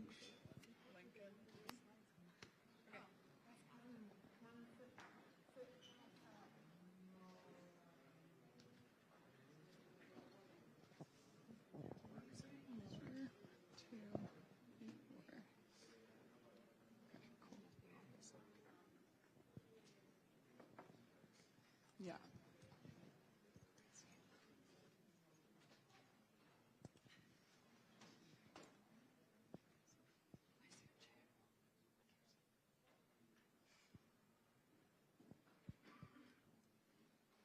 Okay, I think this mic is almost ready for me. Maybe just while I get set up here, Lenka, do you want to start out with this one? I have this kind of mic, or I have another one. Oh, yeah, prefer that. Yeah. Yeah, so hello everyone. Thanks for joining our workshop. We are People Ops Guild. It's a real privilege to be able to speak at Devcon and share with you what we're all passionate about. Sorry, I'm short of breath. I was just running from the bathroom. Anyways, I think we will give you a little bit of introduction what this is about. But pretty much we're going to have 2 hours, which are going to be quite easygoing. We thought of 4 different workstations that we will split into afterwards. But to begin with, we'll look into the topic we're actually covering here. And we assume all of you are interested in building the talent inside of your organization. You're either a DAO operator, an educator, a leader, or someone who's just really passionate about building talent in your org. So that instead of always looking for talent from outside, you can bring in some people who are maybe not as experienced at Web3 or not at a senior level, and you can build them and help them evolve inside of your org, becoming much stronger and happier and successful, and also like contributing to your project's overall success. Yeah. So, to begin with, Loie, do you want to continue? Yeah. I'll give a little bit of like background context too about who we are. So I've been doing people operations in the crypto space for about 4.5 years. And I often felt like an island in my project. There's like nobody else who is working on people issues. And it can feel like, wow, these other people have a different mentality, and I just wanted peers, right? So I found out that there were many other little islands in other crypto orgs. Turns out we're an archipelago of people ops staff in various entities. People with backgrounds in Aragon and Gitcoin and Giveth, and people currently in Pocket and Giveth and ChainSafe, currently in Gitcoin, in DXDAO, in MakerDAO, and many more. And so we try to bring together the wisdom of what's going on in the realm of like managing people in crypto. It's pretty different, right? Whether you're a DAO or you're a crypto company, even if you have like a company structure, still like half of your people are like crypto anarchists, right? So they don't really align to traditional structures of management. And what it takes to build a healthy team and maintain a healthy team is pretty different than in the trad world. So that's why we've all come together and we face our problems as they arise. We find we're often facing some of the same problems at the same times. You know, last year we all went through swells in recruitment and trying to stay balanced, and how do you do that ethically? We've also gone through a lot of themes of compensation as the bear market started to hit. How do we build, ways of assessing compensation, assessing competency that is crypto native, but really helps us budget well. So we've faced many of these themes, many of these people problems that the space encounters. And today we want to talk about building the builders, biddling the biddlers.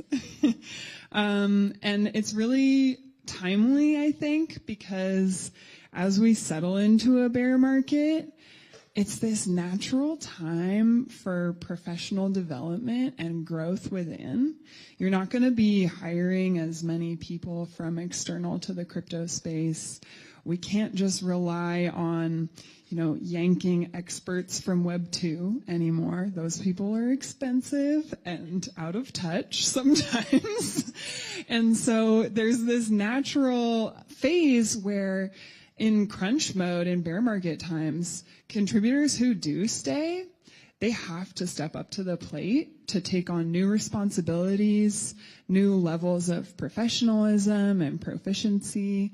And it's up to us as org leads, DAO operators, or even just contributors who care. It's up to us to help our organizations foster that environment of growth. Right? So that's why we're here today. And as Lenka said, we've got 4 different breakout stations that we'll go into at like 30 minutes after the hour. And we'll get into the description of those in a little bit, but I want to take us through the life cycle of people operations. Do we have a clicker? I don't think we do. Is anyone here helping us with the slides?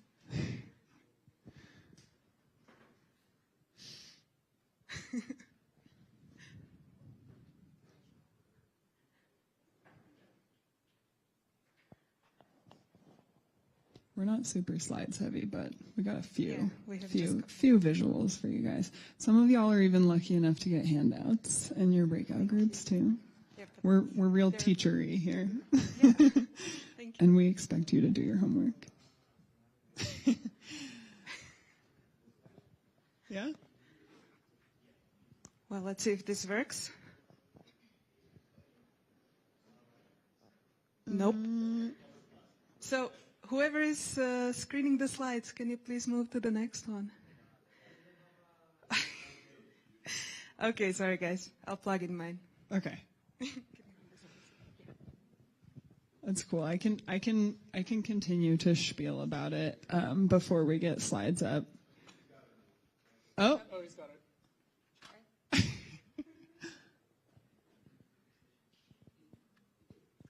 Oh yeah. Oh what? No.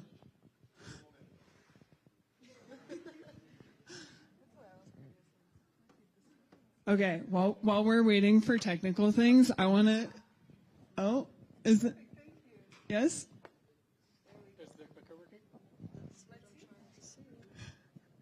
Okay, while we're waiting for technical things, I want to just hear a couple shout outs. Like, what's a big people problem that you notice happening in this space? Team health, rage quits, it could be anything. Anybody? What kind of people problems are you seeing happen in teams? Anybody has a people problem?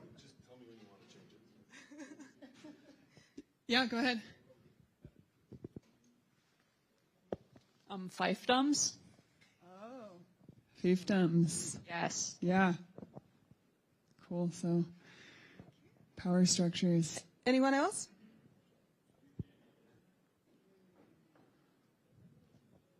Sometimes what people want to do doesn't align with the best interests of the DAO. Good one. Anybody else? Sometimes people come for incentives, and when they dry out, they can go elsewhere, or they come for instant gain instead of long-term growth of the DAO. Heck yeah, isn't that why we love bear market building? Thank you. Okay, cool. I have my slides now, so so I think we'll just move to that. Yeah, so I talked a little bit about what we do as the People Ops Guild, where we come from. But yeah, we try to educate this space. We try to educate ourselves and just be a learning hub together. We're also available to anyone who needs some help. If you have like consult that you want to request, we're happy to share our resources. There's a few different educational resources that we have put out, some like worksheets and an article, but we're also down to take people's questions, and you can reach us by scanning QR code. There will be also more opportunities for that QR code later too. Okay, so I'm going to stand up so I can see this. Hi. Okay, so this to me is the whole life cycle of people operations in the crypto space. A lot of people are like, what the heck is people ops? I don't know. Are you HR? That sounds stuffy. I hate HR. What is this? But it's a little bit different in crypto orgs. So kind of at the entry at the 12 o'clock, we have like the hiring process. We have like the discussion of compensation and benefits, which often is left out in crypto jobs. We have onboarding processes, can be kind of hard in DAOs. We have role definition and work contracts. Work contracts can be super different in like non-legal entities or in very inventive legal entities. Then we have, the maintenance of culture once people are really in the org. We got team building and vibe maintenance. We got IRL time with our teams. These are all things that people operations do. Then we come to professional development opportunities for our contributors as they've already settled into their role and they need some time to grow. How are they going to know if they need to grow? Performance review. But it doesn't usually work in a typical managerial sense in all crypto orgs. So a lot of us have some form of decentralized peer review. We also have conflict resolution as well as like one-on-one contributor support for hard times. These are things that people operations provides.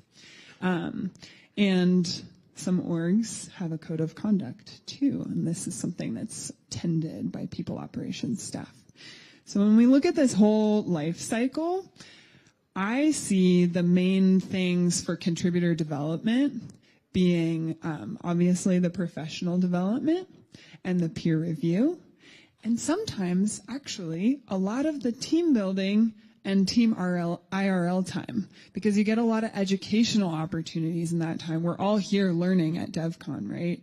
We're growing so much just by being here. And so education and professional development and peer review are the main things that we're going to talk about today for contributor development. And now I want to invite some of our guilds to speak about their experiences with that. I got it. Oh, okay. Yeah. All right. So I guess that's me first. Wait, is it on? You want to try this one? Yeah. Hi, guys. I'm Lenka. I'm basically not officially a people ops person, so I always feel like a black sheep in this group, but it's kind of fun because it's something I'm passionate about. And I got close to this topic while I was working on a project together with my teammates. We called it X-Ray, and we were researching decentralized workforce. We were researching the ways to best attract, onboard, and retain talent. And the team I'm at in our language core unit, it's called SES, Sustainable Ecosystem Scaling, at MakerDAO. And yeah, the personal story I want to share here with you is actually my time when I learned that the Maker Foundation, as you probably know, is closing down. And basically there's this completely new structure where people should kind of like sell themselves as contributors to the DAO and be voted in. So it was like a really big change and transition. But we kind of knew this is coming because our organization has always committed to like progressive decentralization.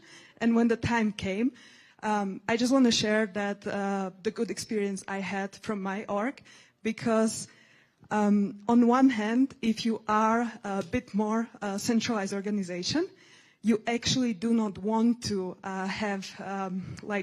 you don't want to mess with the process of DAO contributor onboarding. So you actually do not want to influence or weigh in when it comes to making this decision.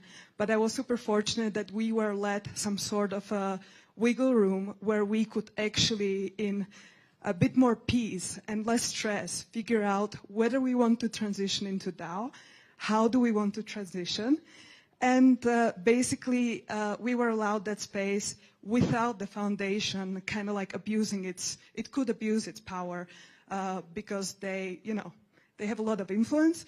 So basically I was in a situation where I had a bit more time and space to be able to figure this out and get the support from the foundation side, but not the support of helping me get there, but checking on me and hearing my plans and figuring out what other work and important things I'm managing, I'm leaving behind so that the transition is smooth. So I think that's a really good example to share with you. If you are in a situation where you have a bit more startup-y traditional organization and you're looking into how you want to decentralize. So I think that was a really nice approach to offer that safe space, but do not interfere with that. And yeah, the funny thing is that I used to do, I was part of the Marcoms team, and I used to do like events management and community building. And when I transitioned to the DAO, I just said, okay, I want to try something new. And I kind of had to figure out a way to apply myself, and I became a project lead. So completely different thing. You can have some experiences, but it's really nice, this opportunity. So that's what I wanted to share with you, this short thing. Who do we have next?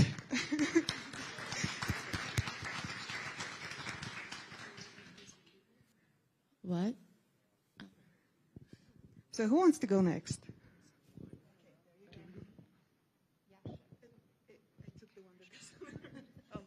This one works. So thanks you for sharing that link. I didn't prepare a share for you guys, but I just want to tell you a little bit about who I am and what I do. My name is Melanie. I am a contributor to DXDAO. I lead the contributor experience there. I have a traditional background in HR, so pretty much my entire career I've covered all things under the HR umbrella, like recruiting, compliance, performance management, all the way to talent management. And coming into a DAO has been a completely different experience. But definitely learning these skills and like gaining that type of knowledge has given me the skill set to really help support my team, help to, support my squad, and my DAO. So today, I'm actually going to be at the peer review workstation, and we're going to be talking about building a culture of feedback, introducing some mechanisms that you guys can use within your DAO, and then applying them to certain cases. But that's a little bit about me and who I am, and yeah, thank you for joining. Awesome. Yeah, thank you all for being here. I'm Saf. I do people ops at Gitcoin. Gitcoin's an example of an organization. I think we've like gone through all of the things that Loie mentioned earlier, where we've grown really quickly. We're up to like 45 full-time contributors in the past year. Yeah, like being a people ops person, I have gone through sort of like many of the different pieces of the contributor life cycle. Yeah, like just doing a lot of hiring and when we were still in bull times, and then realizing that there's a lot of org debt that we've accumulated in the bull times that we now kind of have to set up structure and processes for. So yeah, I've been involved with like compensation creation at Gitcoin, and today I'm here with Anna and Melanie at the peer review station. Yeah, thank you. Hey guys, thanks for being here with us. I'm Anna. I work at ChainSafe, and I come from traditional Web 2 space and came into Web 3 2 years ago with, a bunch of tools from Web 2 can be implemented in Web 3 just with different outlooks and basically adjusting and making it work as well. So happy to be here and talk about that today. I'll keep it brief and short. Yeah, the peer review station is super robust and is going to be a great breakout group. So Heather, I don't know if you want to say just a little bit about recruitment and what you guys will talk about there. Hi, my name is Heather, and I'll be filling in for Francis at the recruitment station, and I currently work for Giveth. I forgot to mention, thanks all for showing up. I thought we would be speaking to a room of crickets, but it's really awesome that there's so many people in here that are really passionate about this, or at least interested, as we are. And a little bit about myself is I don't come from HR at all. Yeah, I'm actually trained as a clinical.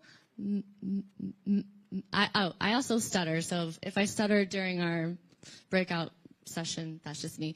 But I come from a clinical mental health counselor background, so I got my master's in that, and I worked in an adult psychiatric hospital, a locked unit for 5 years over in Denver. And it sounds like maybe it's not transferable, but I think in this wild, there definitely is. I'm like, all right.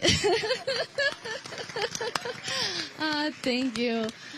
So I think through that experience, what taught me a lot about that is how important job satisfaction is to everyone. If you have purpose in life, if you have a job that you like, you're probably going to be happy overall.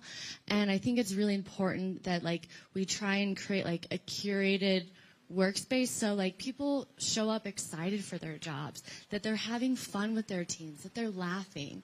And if you have that good vibe going on in your team, chances are you're going to be more productive, you're going to have more retention, and people are going to be proud to work for your org. So and I think the very part of that starts at the recruitment process where I get to use my bullshit detector and just really choose the outstanding candidates that can fit in your teams the best. And I'll pass it on to Ben.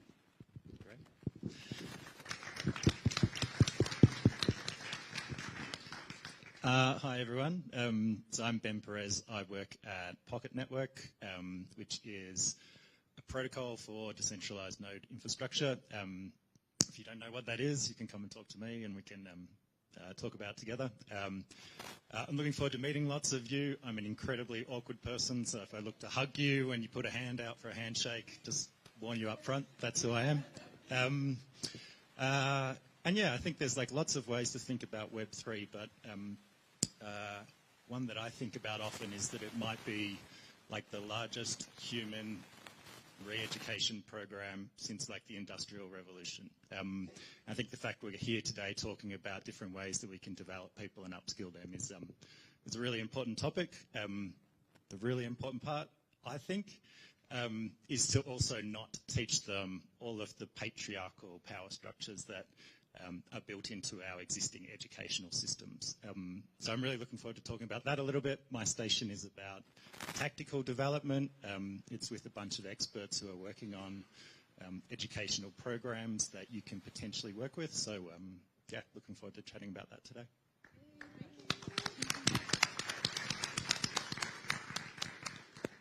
Okay, so we were going to have you guys pepper out questions. I think we'll still do just like 5 minutes of that because we want y'all to have a good idea of what workstations you should go into. And I might just make a little bit of distinction kind of between the workstations before I have you guys give questions. So as you know, these three folks are really focusing on peer review. I think that one is pretty self-explanatory. Recruitment, for like recruiting for a lifelong growth journey for any contributor.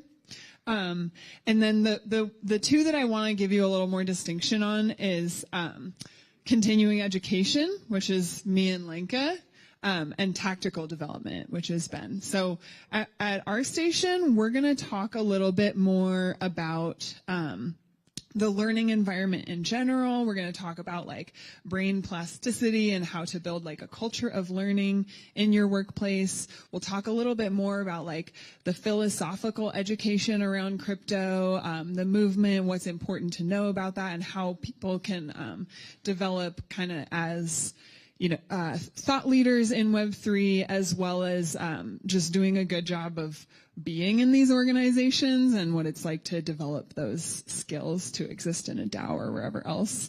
Versus Ben's station is more about the technical skills. It's going to be about more tactical professional development stages. And like he said, he's got some visitors from various different developer education and other really tactical Web3 skill education cohorts. So just so you know kind of the difference between those two.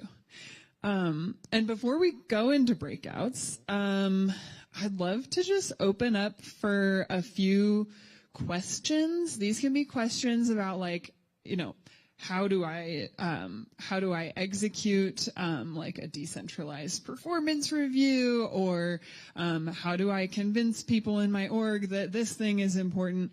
I just want to hear a few questions from you guys so that we can see you melding into these breakouts better. You can just raise your hand and I come with the microphone.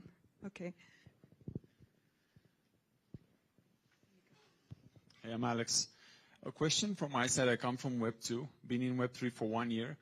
I was fortunate to be in a Web 2 company that focused a lot on growth and HR and just helping us in the company. We were 200 people there. Coming in Web 3, I see it very focused on financial and technical part and missing that human side. I try to bring that in the company. It's not easy. How to do that? Thanks. That's a great question. And honestly, I think it's steeped in the culture overall and kind of involves all of these aspects. But I would say, if I were you, I would go to either like continuing education or to peer review. I think those stations will have some good answers for you. Okay, do I see another hand? Okay, there. Sorry about that. Thank you. Really fascinating. My question is, how do you work during this bear market as a team and avoiding people burning out or not delivering or just a number of human issues during this bear market, really?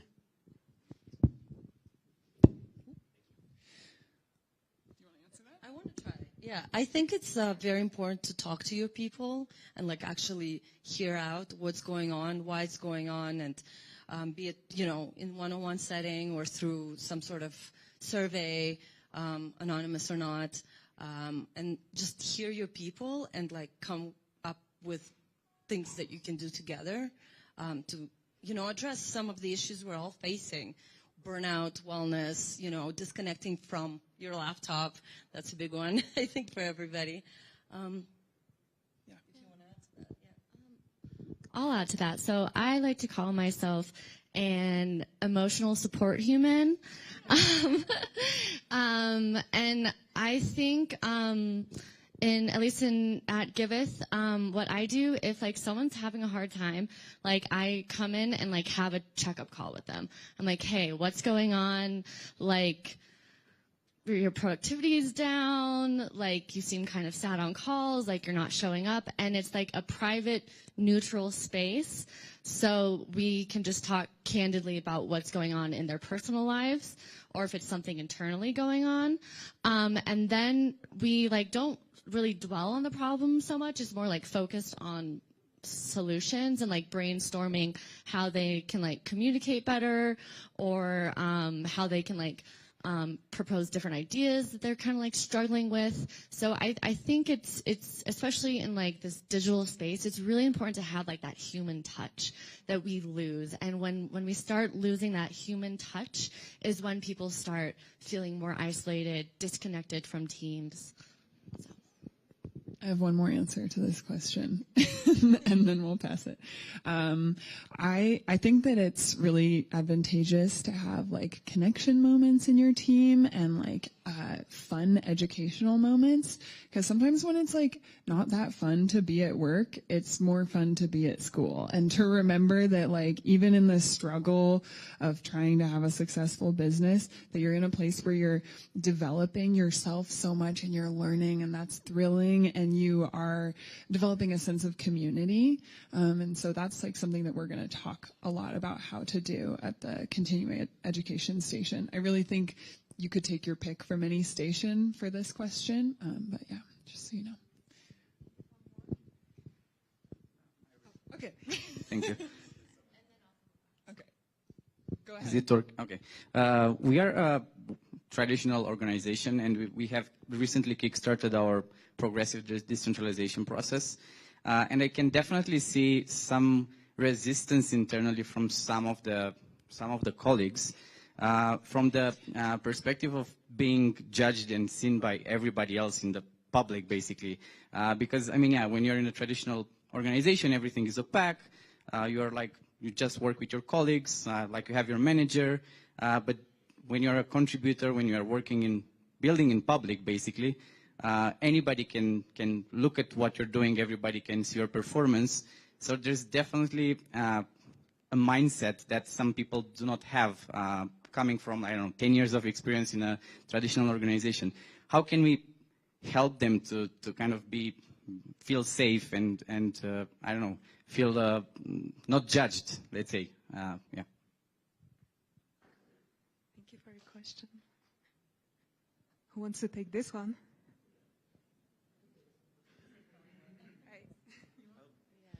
I'll have a go. The first thing I would try and say to those people is, it's okay.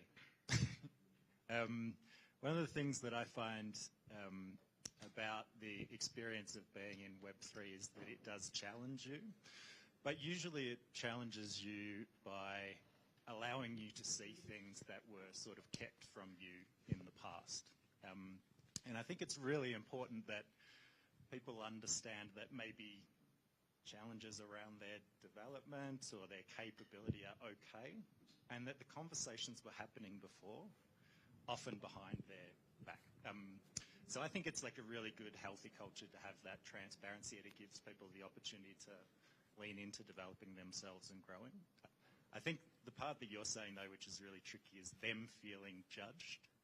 And I think often that comes from the way that we communicate with each other.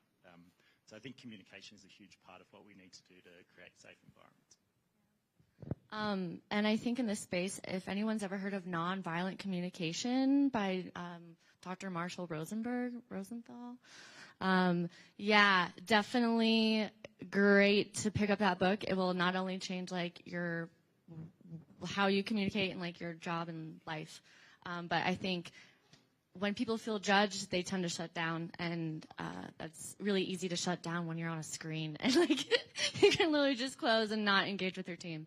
So, I know we have another question coming too.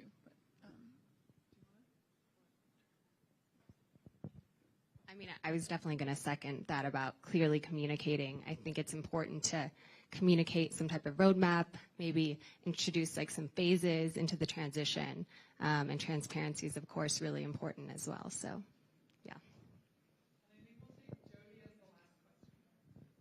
Thank you. I'll be really quick. It's mostly just a question that's clarifying, I hope.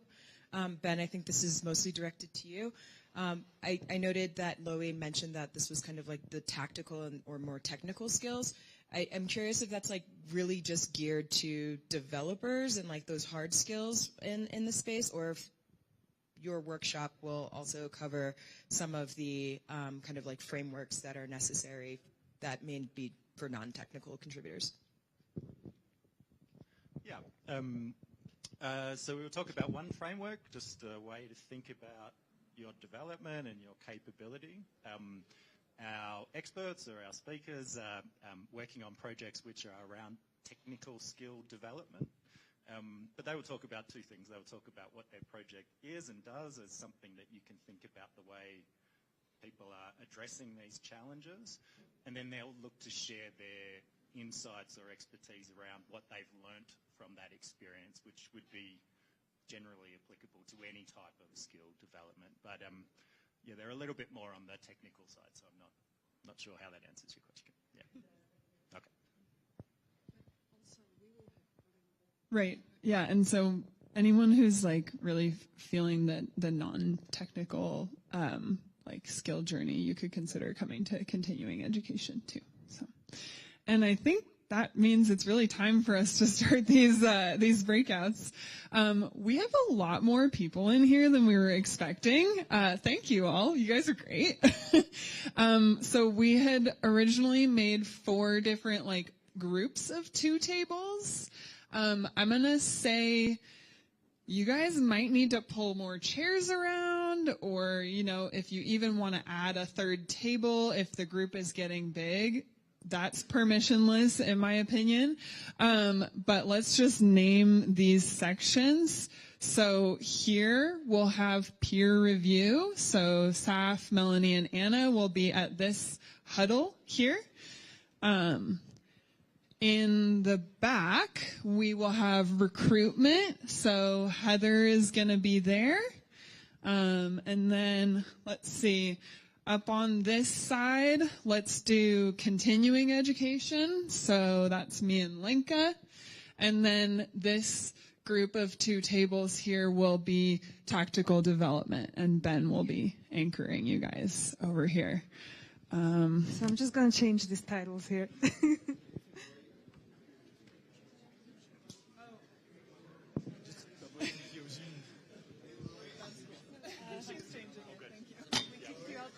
The whiteboard. Do you want the whiteboard?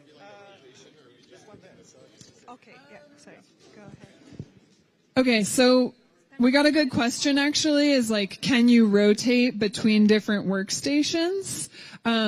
Most of the workstations are pretty liquid.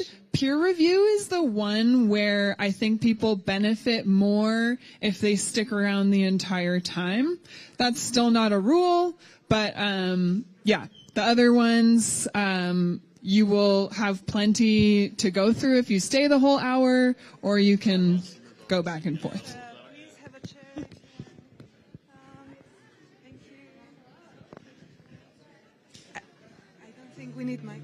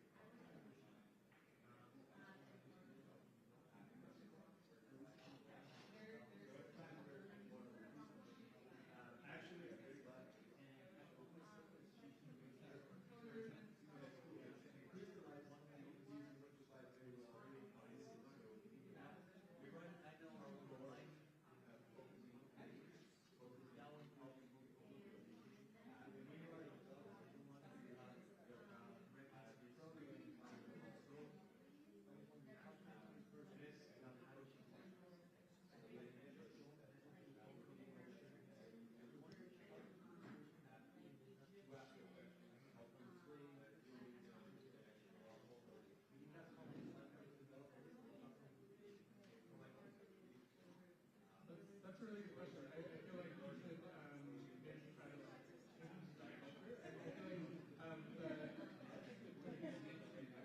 culture.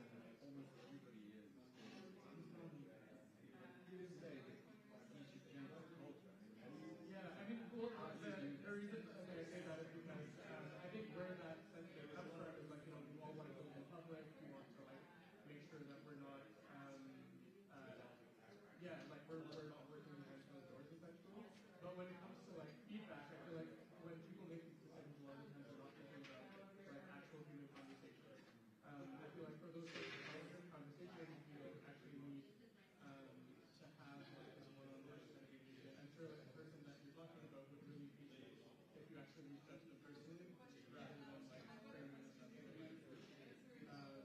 Yeah, but so I guess like where I'm coming from is like when that decision was made to have like a conversation with the public, they probably weren't thinking towards a lot of the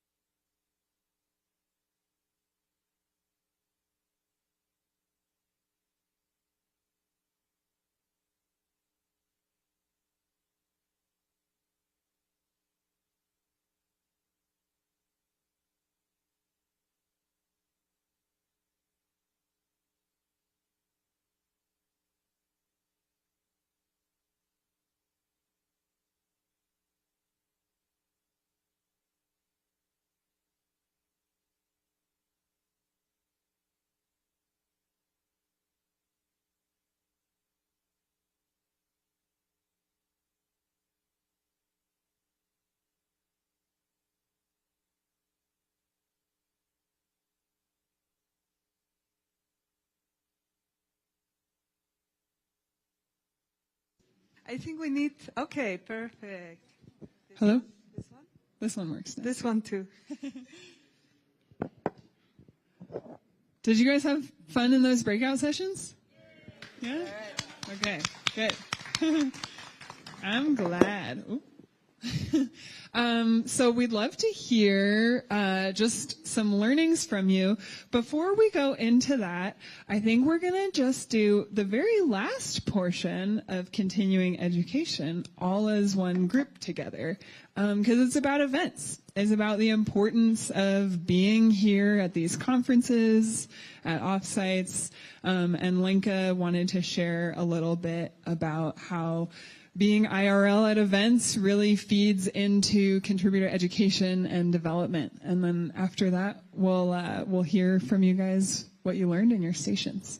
Yeah, thank you guys. So we also have a couple of handouts. So if you didn't get the physical copy, you can just scan the QR, and then you'll be able to get it. The one that is continuing education we've been doing, this is the last bit of it, and it's basically talking about events because we're here at Devcon. And we're also learning something new and sharing together. So it's quite interesting to actually consider, like, in which ways do you think that having people as part of the events is helpful to your organization? And then it's also interesting to think, like, not only one-sided, that they're representing your organization, but also at the same time that you help them to learn and grow. So I have actually like 3 examples I would like to share with you that might inspire you, but I would also like love to hear from you, or maybe you can try to fill that empty box in the table yourself later on. So it kind of can inspire you, like how can you actually use events for continuing education to both enable your contributors, but also like gain something as a secondary product of that as an organization. So, of course, I have this marketing background, so this is very close to me.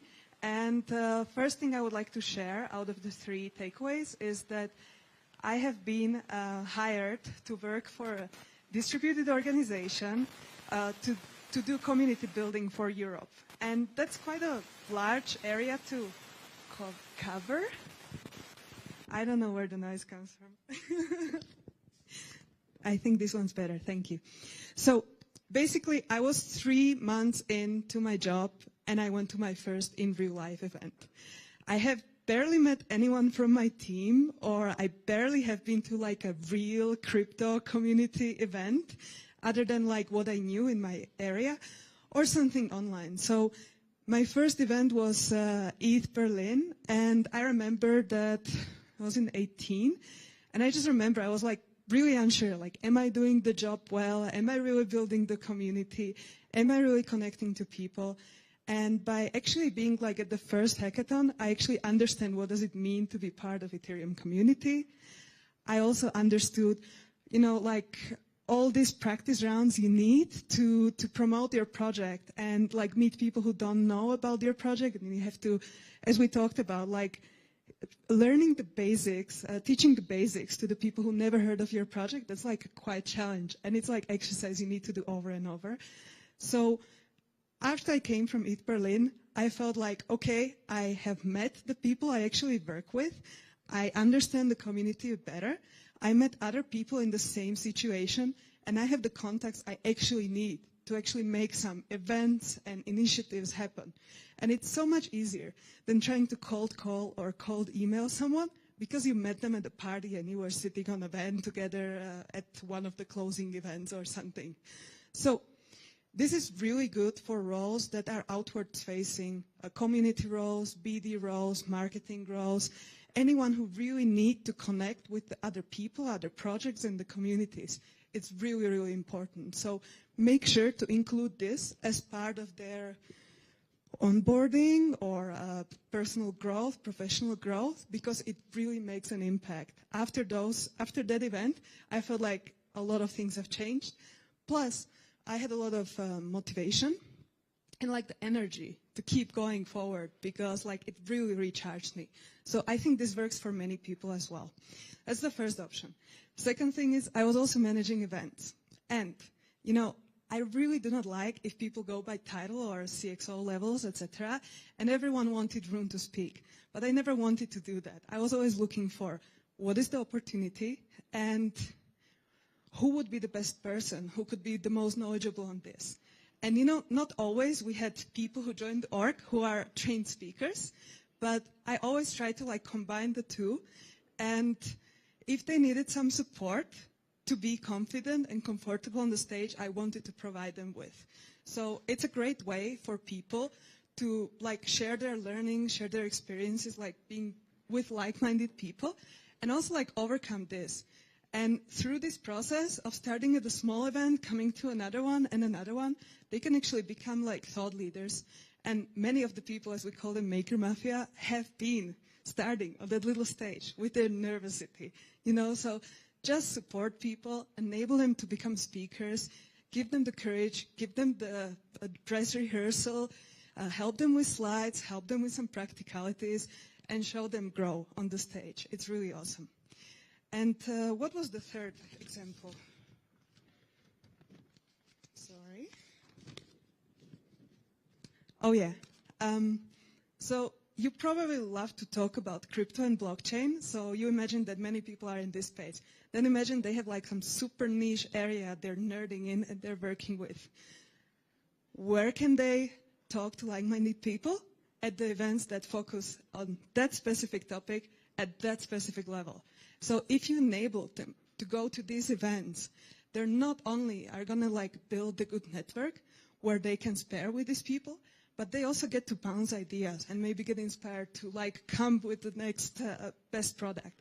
So I gave you 3 examples of how I think events were really helpful personally for growth for different types of contributors, and how you as a person in your org who cares about building the talent inside could get inspired.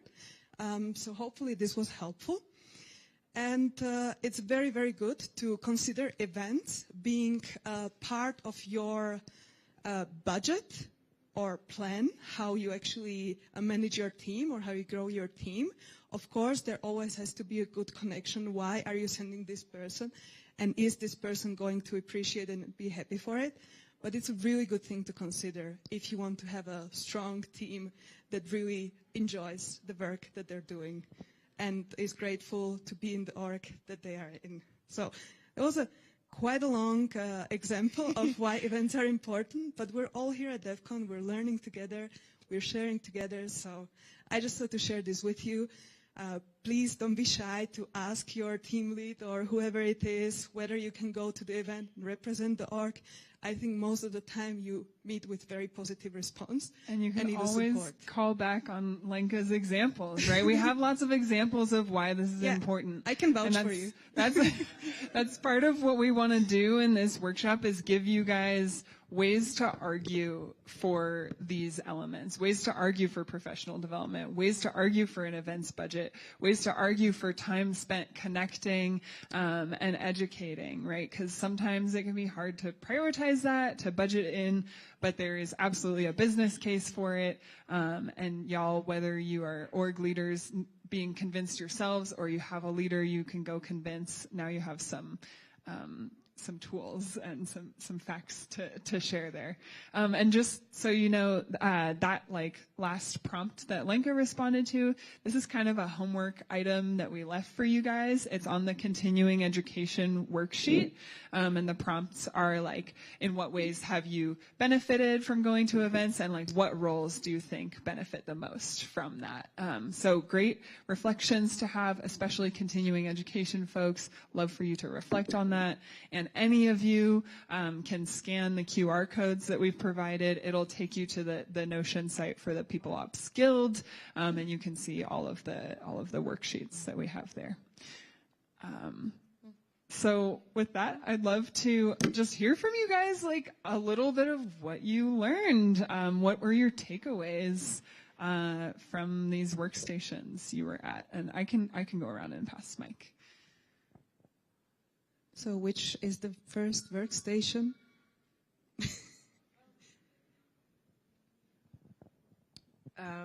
We were the continuing education workstream, and I guess one of the main takeaways where one of the things that's going to stick with me is the idea of incorporating some sort of 80-20 rule into how we ask contributors to invest their time, to allow them at least 20% of their time to go out and actually learn and contribute to other orgs and bring that learning back, also just for their personal growth and development.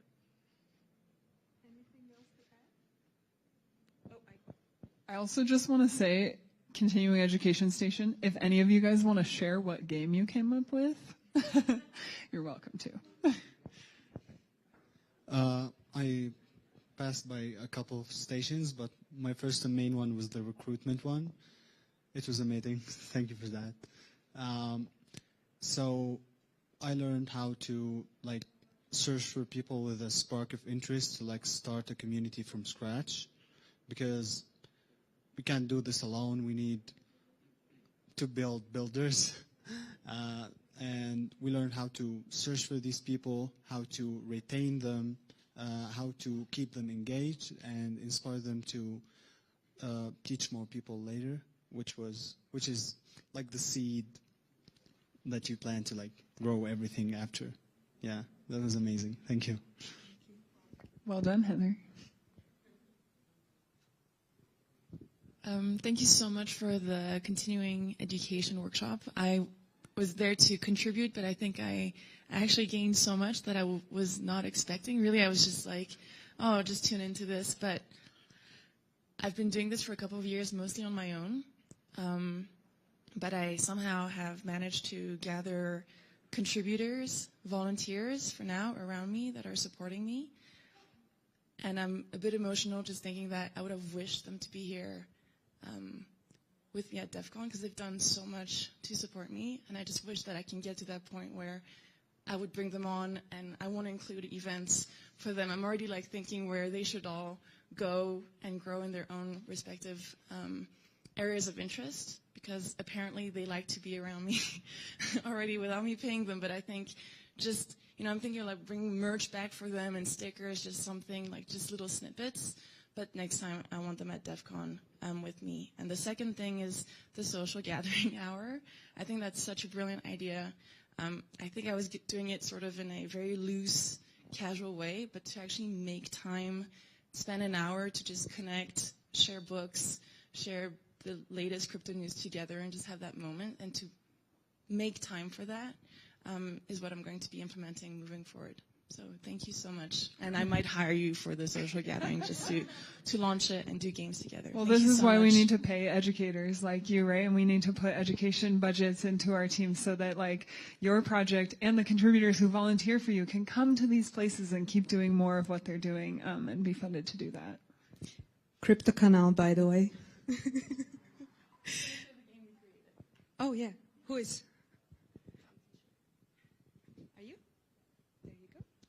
So we came up with a fun game for engaging with people, and that would be to have their coworkers describe them as a cryptocurrency. Ooh. Might be a little shady, but all in good fun, we promise. And yeah, just so thank you for the space. Thanks, Peyton. Hi, everyone. I really want to say thank you to the peer review team. It was a lot of interesting insights and a lot of interesting discussions. The takeaway that I'm going away with is creating that safe space for people, that people need to have a safe space. Just because we're in the Web3 world doesn't mean we're different from IRL. So creating that safe space, that one-on-one conversation, and building that human connection, because that's what's most fragile. And yeah, I thank you.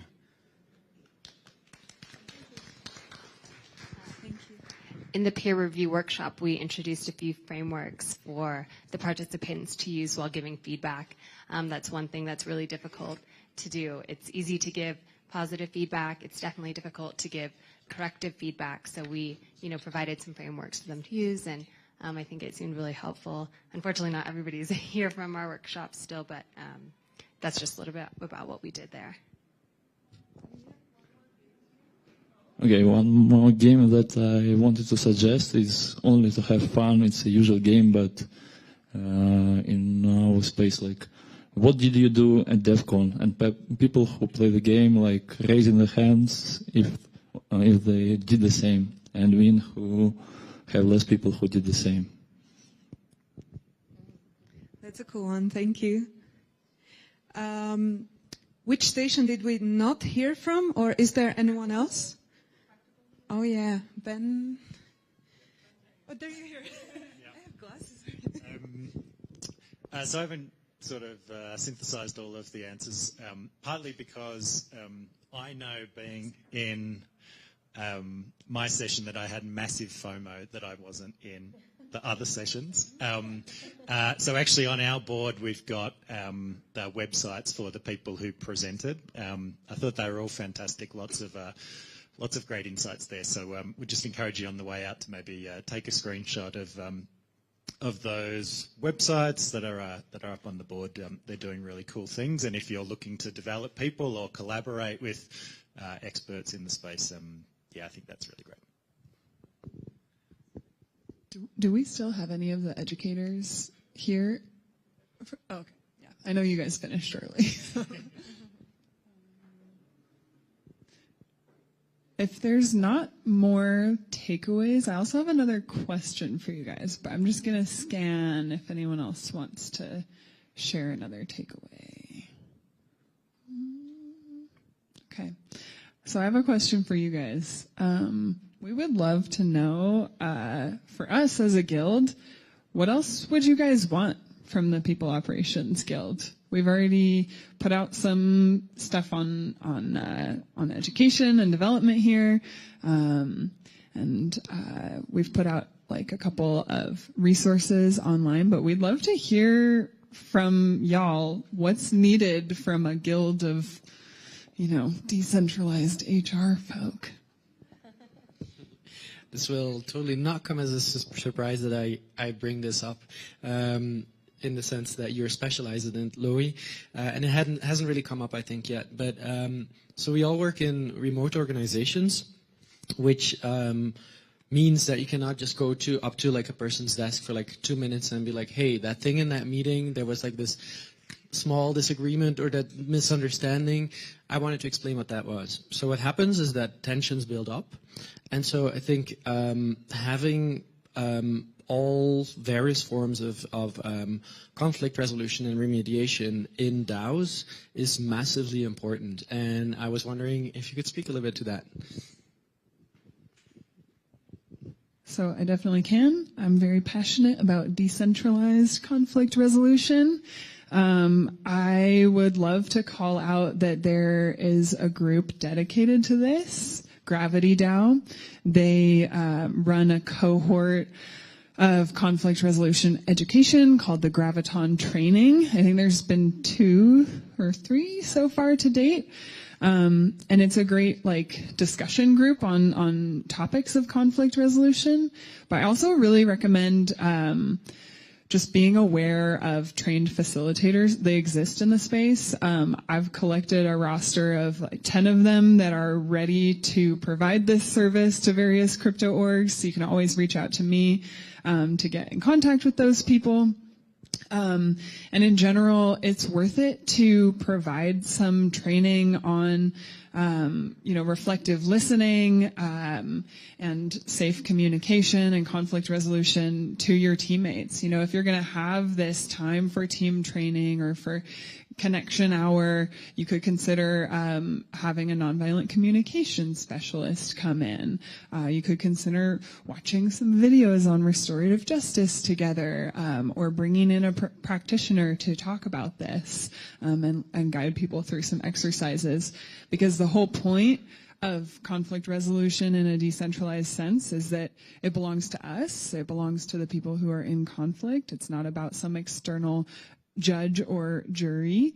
It's about the people who are closest to an issue having the most agency in how to solve it. And I know that will stick well with your teams, because most people who work in this space really value that self-agency and decentralization.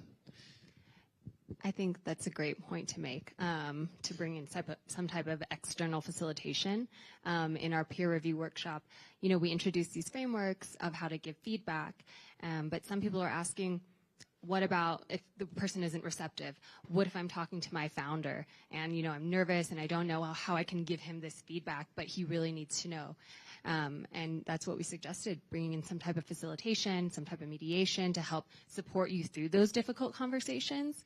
Because like I said, giving any type of corrective feedback is not easy. You may also not be fully equipped or have the skill set to do that. So leaning on someone else, I think, is also really, really helpful.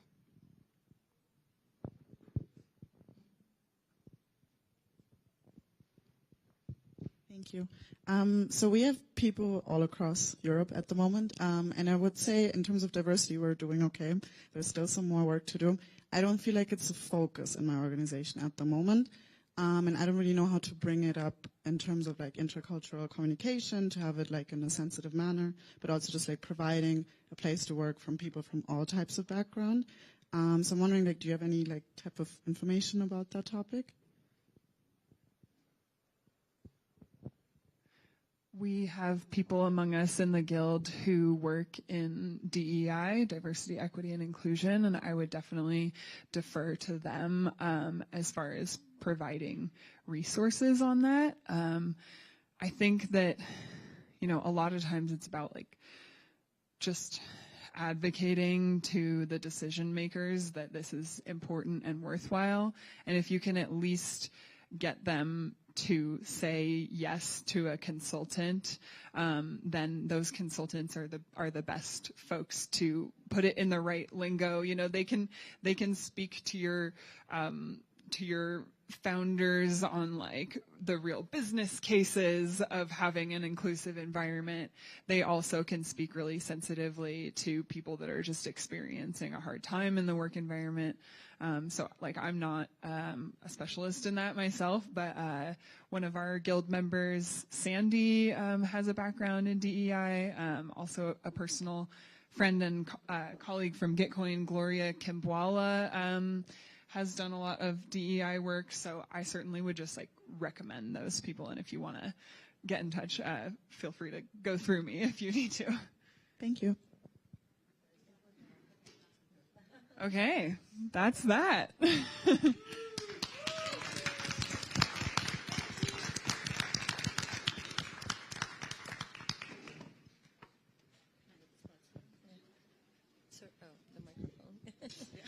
Feel free to check out our Notion page if you guys want any more info.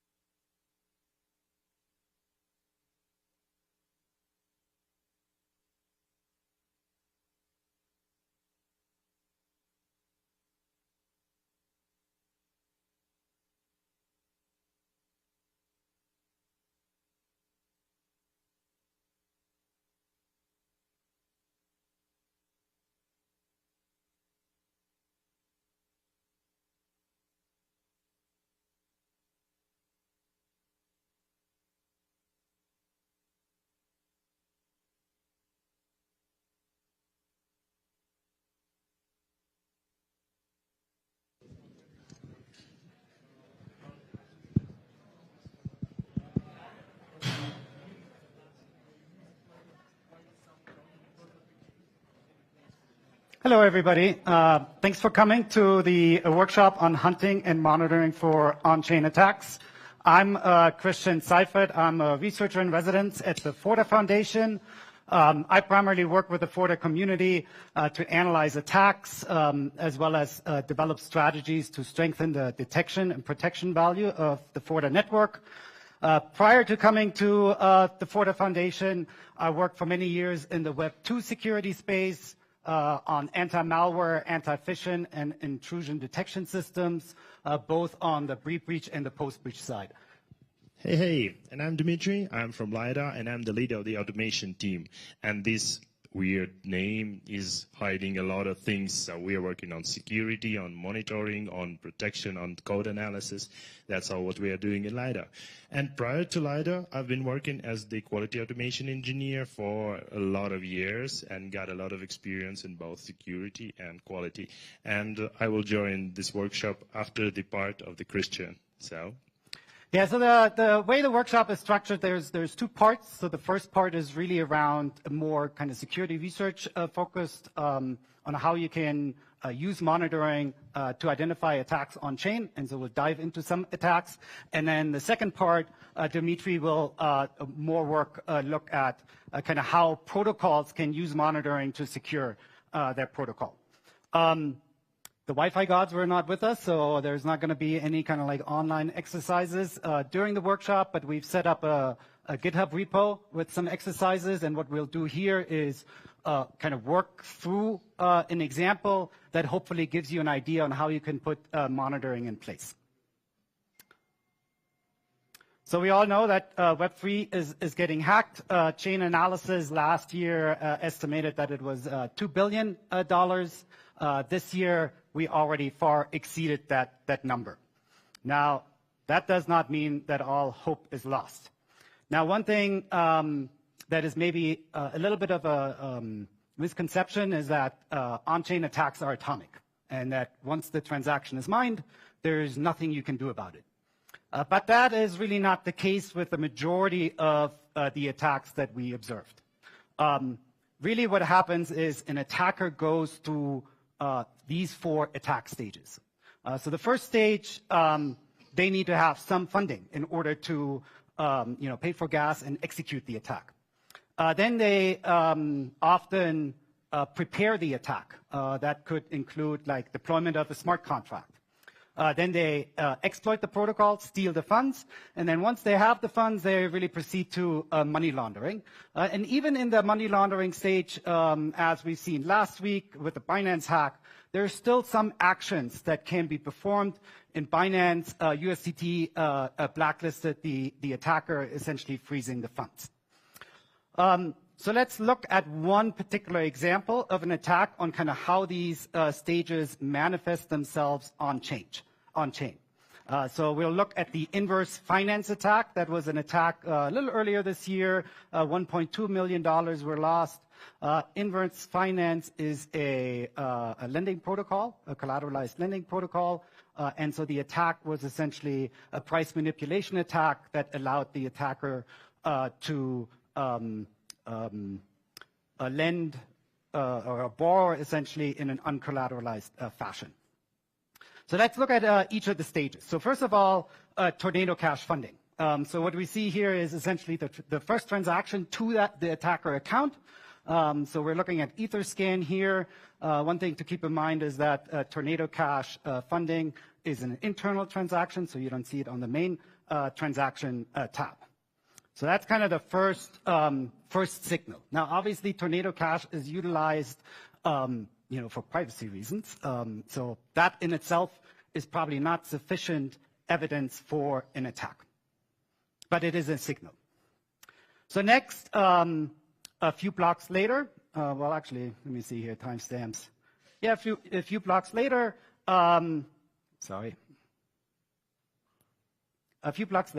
the attacker deployed a contract that then was utilized to execute the attack. Of course, the contract on Etherscan was not verified. And so that is, again, another suspicious signal here.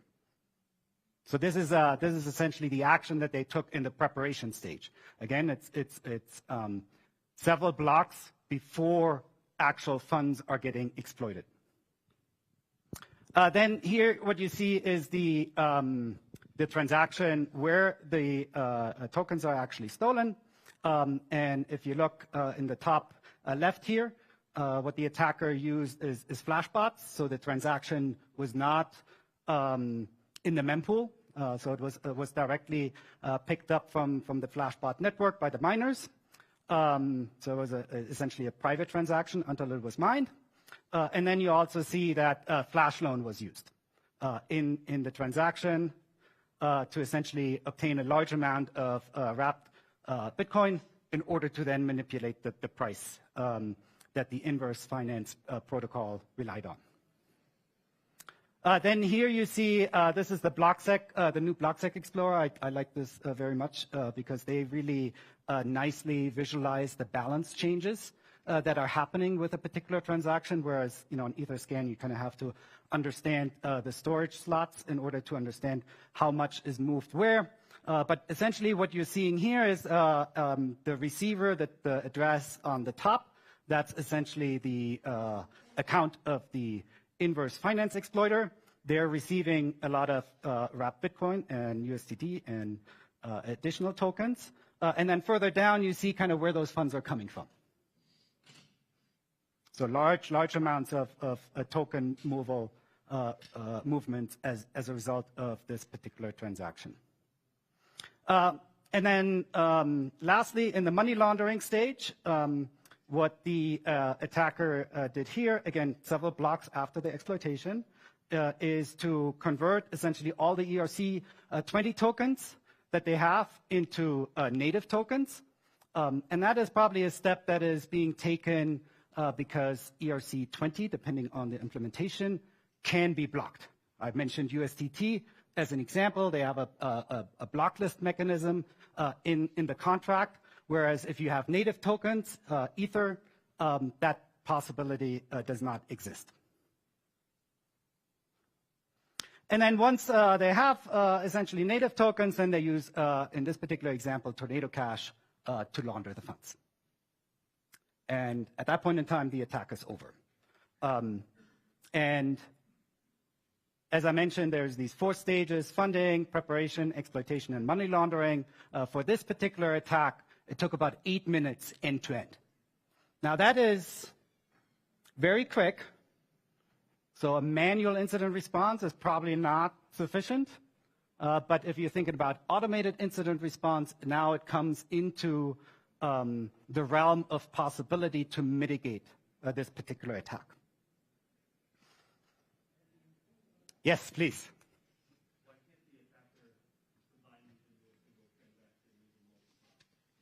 They could certainly do that. But they often don't.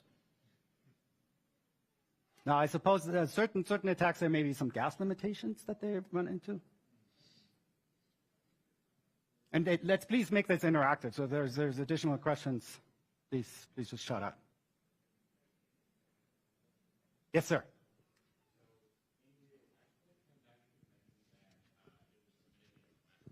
Yes.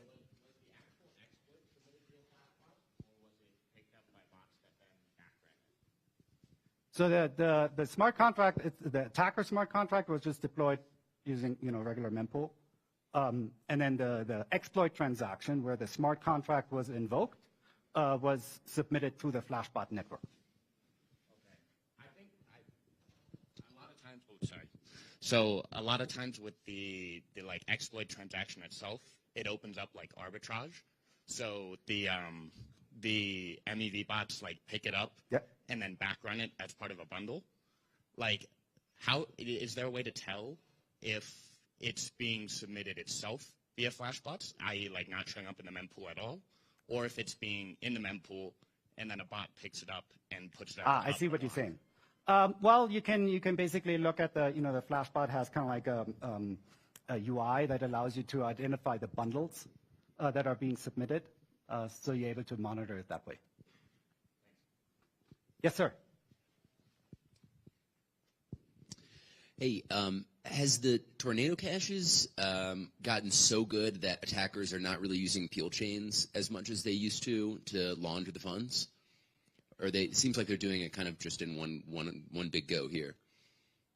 Most of the attacks that I have analyzed, it's tornado cache usage. Now, given that now tornado cache is on the OFAC sanctions list, I don't know whether that's going to change anything. It certainly will reduce overall liquidity in the tornado cache protocol, which may make tracing a little bit easier.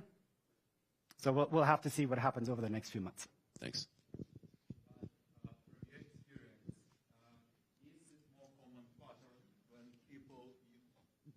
Thanks so much. Is it more common patterns when people deploy these smart contracts? And do they use address obfuscating? Because if we can monitor that someone deploys this contract and this contract was funded from Tornado Cash and it has our addresses, it's a red flag and we should at least be warning about. Or there are some tactics when they use some obfuscation. I have not seen obfuscation. So they get funded by Tornado Cash, and then they just deploy the contract and kind of this detection logic that you're just talking about, where you're saying, oh, did the Tornado Cash funded account deploy a smart contract? That is actually something that we monitor for. But now I seen, like, for instance, Ronin attacker, what they did in the money laundering stage. They had, the exploit account that, again, was put on the sanctions list, so they couldn't go through Tornado Cash because that honors it. They just transferred it to a different account and then laundered the money through Tornado Cash. So there's a little bit of kind of like hopping across accounts that happens at times to kind of break the link. Yeah, but majority use smart contracts, not just direct interaction for EOI address. Say that again? So the major cases when people at first deploy smart contract and then interact through smart contracts, then it's direct interaction with your smart contracts. It's a question. I have seen that the attackers deploy the smart contract and then directly invoke the smart contract. Okay. Yeah, related question. Oh, sorry. Do you actively, continuously monitor, like, for such cases, like when like new account is just funded with Tornado Cash and deploys smart contract right away? And again, do you somehow like make it public or like? Great question. I'll talk about that in the next few slides. Okay, then. Yeah.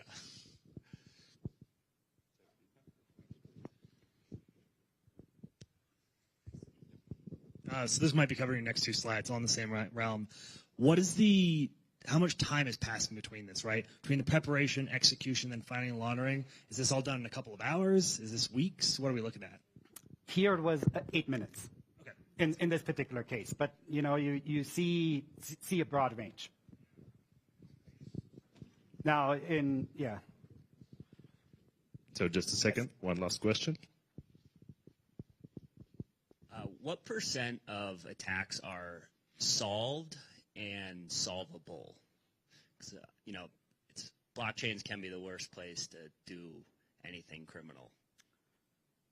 If we're thinking about DeFi protocol attacks, about over half are not atomic, whereas about 45% are atomic. I think in the 45% case, at this point in time, that would be very difficult to solve in terms of having some time to respond to it. But I think there are some things that protocols are able to do such that the attacker is no longer able to execute an atomic transaction. So think of the Binance hack last week. So basically there, the attacker was able to mint 1 billion tokens or 1 million tokens, right? Should you be able to mint 1 million tokens in one transaction? Could there be a time lock that kind of delays it, where maybe, hey, you mint 10,000, that goes instantaneous, whereas if it's a large amount, you time lock it? So you're kind of forcing the attacker to span their attack over multiple transactions. And then that potentially brings those attacks into scope for mitigation.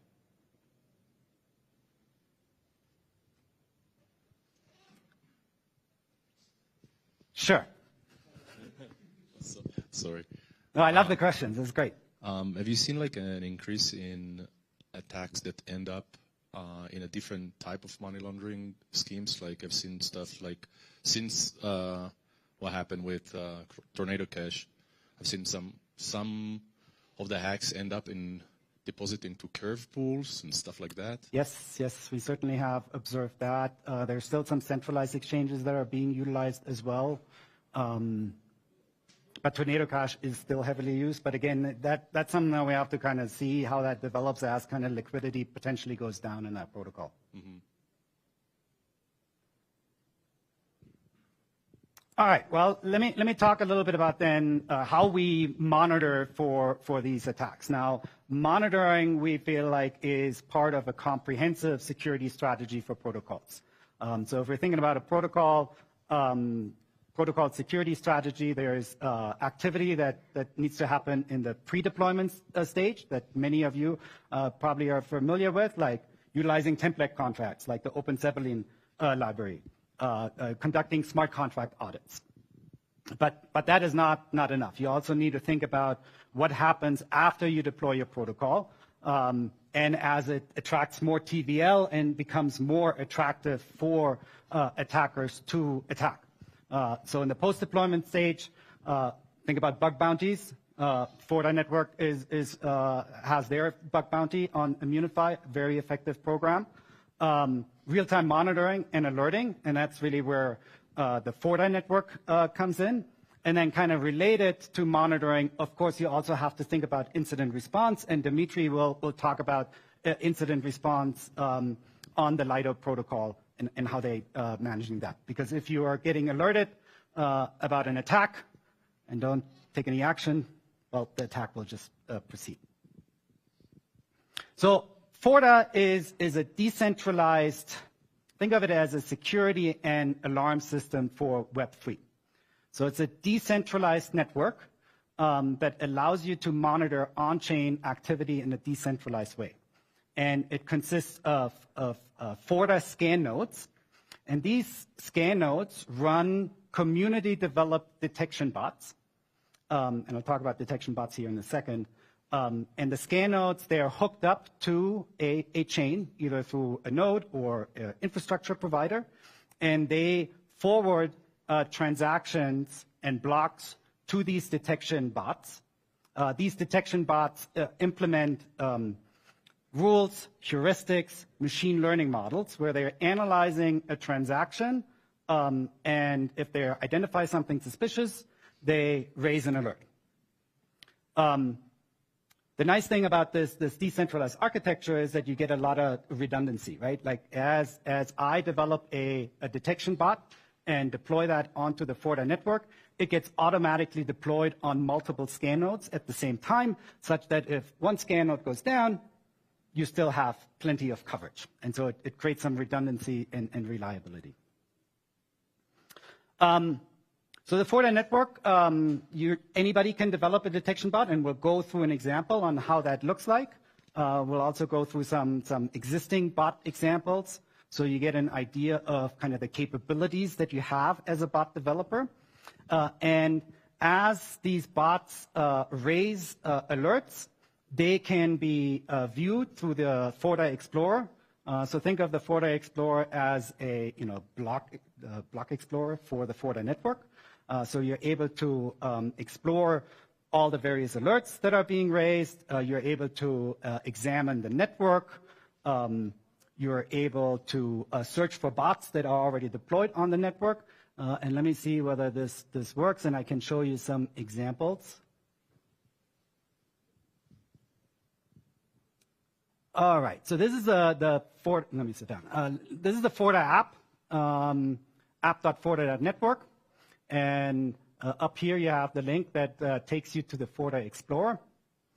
And this is how the Forda Explorer looks like. So you're basically able to see all the alerts that were raised in the last hour or so.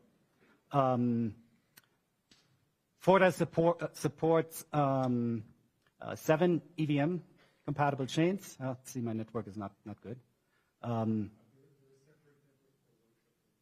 sorry? separate network for...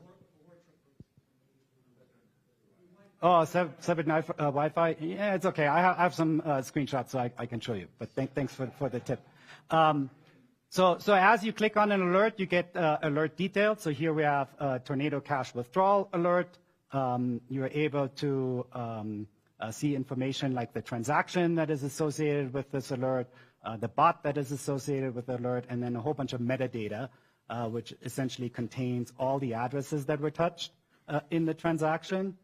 And then down here, you see all the nodes that run this bot at this time. And so as you see here, there's currently 6 scan nodes that have that particular bot deployed.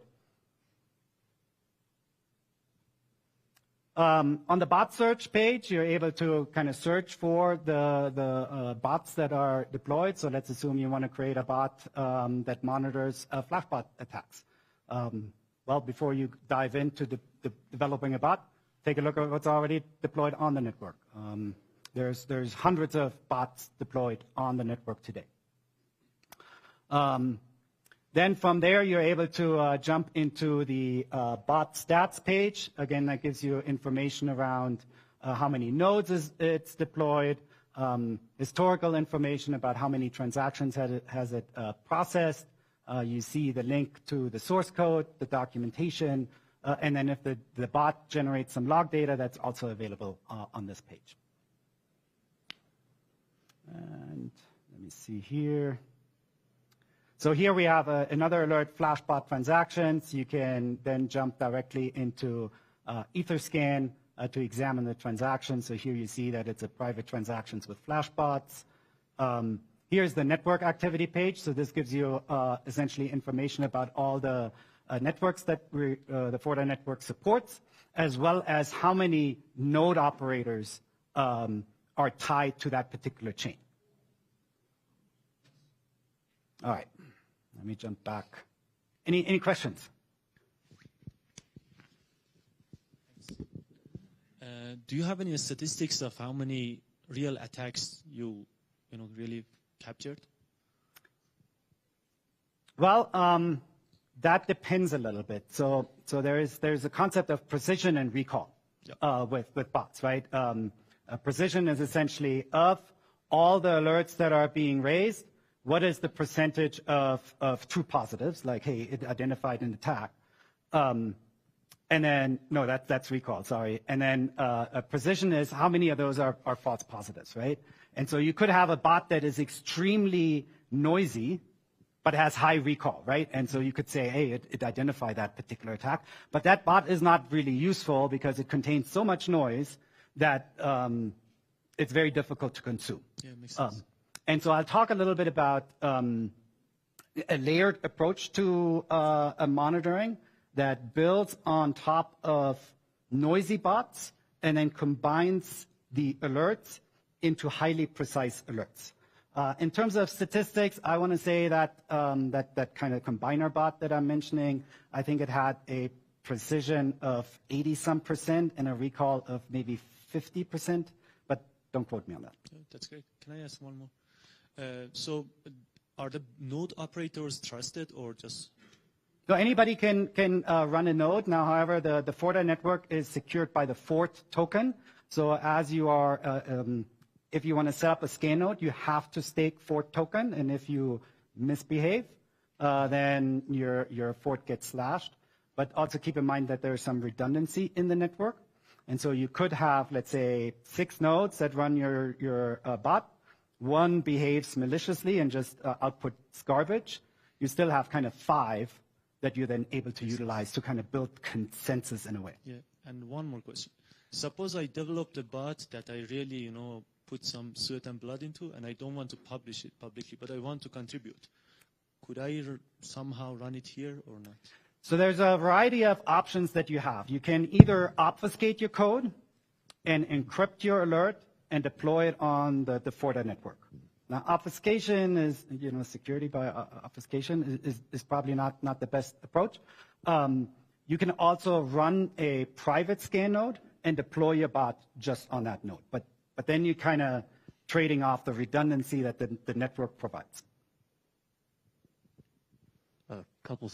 Can you hear me through here? Yes. A couple slides back there was a part of the website that said something about pausing when an attack is detected and pausing on chain. So two related questions. How many roughly people, protocols do you have doing that? And then also, how kind of open to that sort of automated third-party pausing are protocols? I don't know of any protocol that hooks up to an alerting system and automatically pauses their entire protocol. I think we need to continue to work on the precision of the underlying alerts, because if there's a false positive, essentially your protocol is halted, and that's not good either. Now, pausing also, I look at pausing as a big hammer. Are there more nuanced mitigation techniques that you can implement that, again, kind of slow down the attacker or mitigates the attack, while at the same time leaving your users still being faced with a usable protocol? And like time locks could be an avenue there, but I think that is something that still needs to be better defined. And so, we have a large audience here. If you have ideas, we'd love to hear them. Hi. Yeah, I have a question. Is it possible to monitor governance attacks, like voting power that changes? Are there bots for that? Yes, we have on the Fortnite network. There is this concept of threat detection kits, which are a combination of bots that detect generic attacks for a particular protocol type. So there is a threat detection kit for DeFi, for NFT, for bridges, for stablecoin, and for governance. Thanks, Dimitri. But can you tell me more about timing? For example, you detect some malicious activity. Basically, we have some developed monitoring system, but we definitely consider that if you find something, you should action maybe next block, so you should be pretty fast. In terms you have a decentralized network, it means that you need some consensus between nodes and so on. So what's your common scenarios of using Forta? Should we manually check what's going on, so hire some guys like it exists of monitoring hard technical system like nuclear power stations? There are some who check all day the monitor, or we can write bots. But in terms of bots, how much blocks it takes to be executed before you found something to really make an action? So it takes about 40 seconds from mine block or mine transaction to alert being consumed, essentially. So there is some delay. In terms of your other part of your question, should there be a person that monitors? I believe no, but just because the attacks are too fast, you need to have some automated incident response. Now, does that make your incident response team obsolete? Absolutely not, right? Like, even if there is an automated incident response, you still need to have a team that then kind of analyzes that and basically says, was that the appropriate action? Should we do something else? Another example that I have, the Ronin Bridge, the hack that happened earlier this year, that took a week to discover. Yeah, so let me add something on this side. So first of all, so speaking about detecting something and reacting on the next block is usually not the case. The case is detecting something not in a week, like Christian said. And the second thing is that we will talk about how to react on alerts, what to do, and how to make it really fast. And yes, you need people here, for sure. And details about it will be at the second part of the workshop. Perfect. Are you planning to monitor and run Forta on mempool level? Where are you? I'm here. Oh, sorry. Mempool, currently not. However, the bot framework, the bot development framework, is very powerful. It's essentially, think of it as a Docker container that either runs JavaScript, TypeScript, or Python. So there's a lot of things that you are able to do. So your bot is certainly able to inspect the mempool and generate alerts based on the mempool, but it is not a native interface to bots.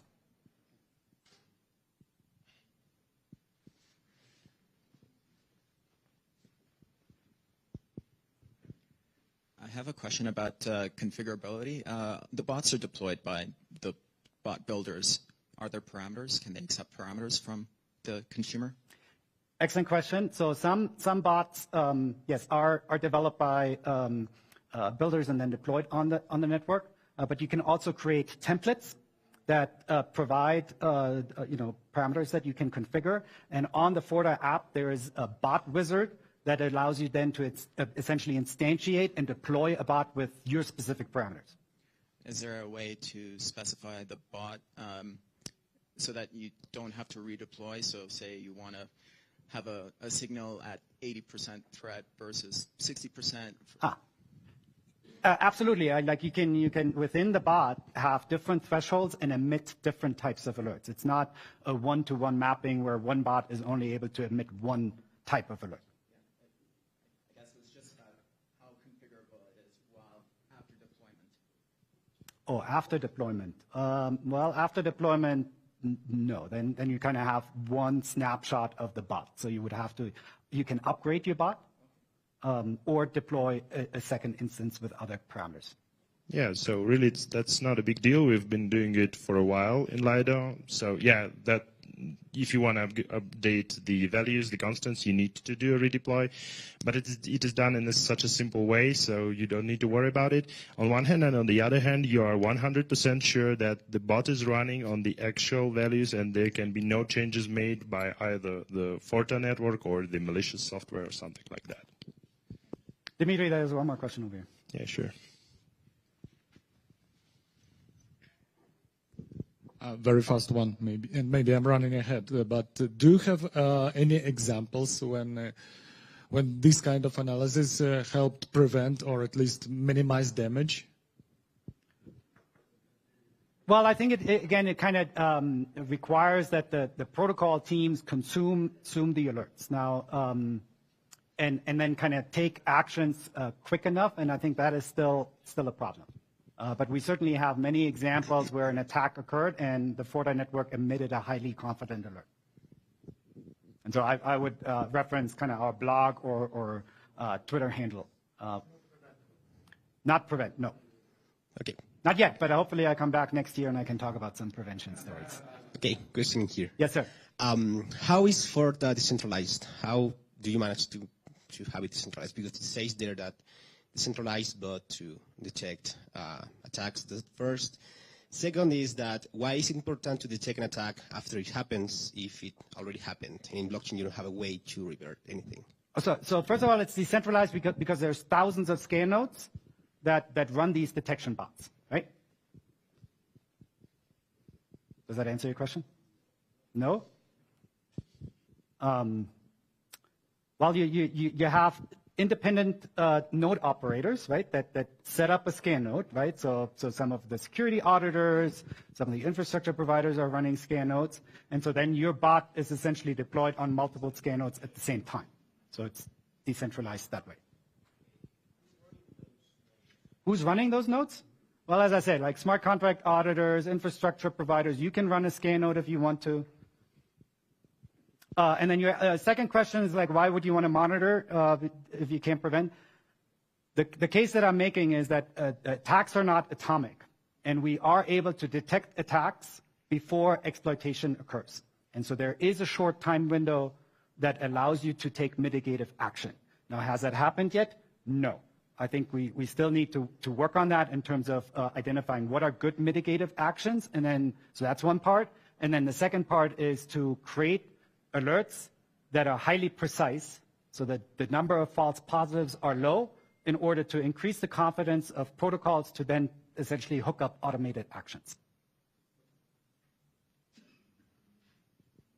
All right. So I talked about the attack stages, and what you see on this slide is essentially a set of generic bots that are deployed to identify activity for each of these stages. So, tornado cash funding, bridge funding, sleep minting, attack contract creation, also looking at whether the EOA that created the contract was funded by Tornado Cash. The Forta network is not only looking at protocol attacks, but also looking at end-user attacks. So there's a few bots that are deployed that identify activity like ice fishing or somebody deploying token impersonation contracts. Then a whole slew of bots around exploitation, and then money laundering. But as I mentioned earlier, if, let's say, the Tornado Cash funding bot emits an alert, that is not sufficient evidence to call this an attack, right? And many of the individual bots that I have listed here have the same problem. By themselves, they merely give you a signal, but it is not sufficient to then raise essentially saying that this is an attack. And so, as I mentioned earlier, what we do, we have kind of like a hierarchical system. So think of all these bots here are kind of base bots that generate signal, that say, hey, something suspicious is going on. But then what we essentially do is we combine the alerts from these base bots such that they are consistent with attacker behavior. And so essentially, we will raise, there's a bot deployed that will raise a high confidence alert if it sees a base bot firing in the funding stage, in the preparation stage, in the exploitation stage, and in the money laundering stage. So that is one flow. And basically, it combines them based on a common EOA or a common EOA cluster. So if the attacker executes an attack from multiple accounts, and we cluster those accounts together, then we're still able to generate that chain. Now, obviously, if we combine alerts all the way across the chain, then it's kind of too late, right? Like, then the funds are already laundered.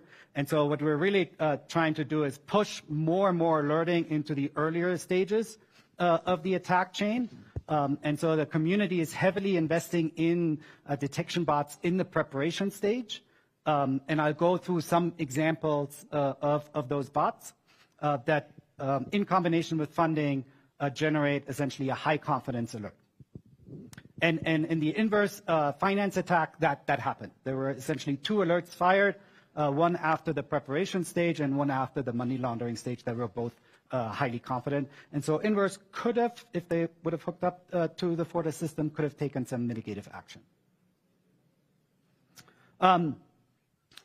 So this is kind of encoded in a bot.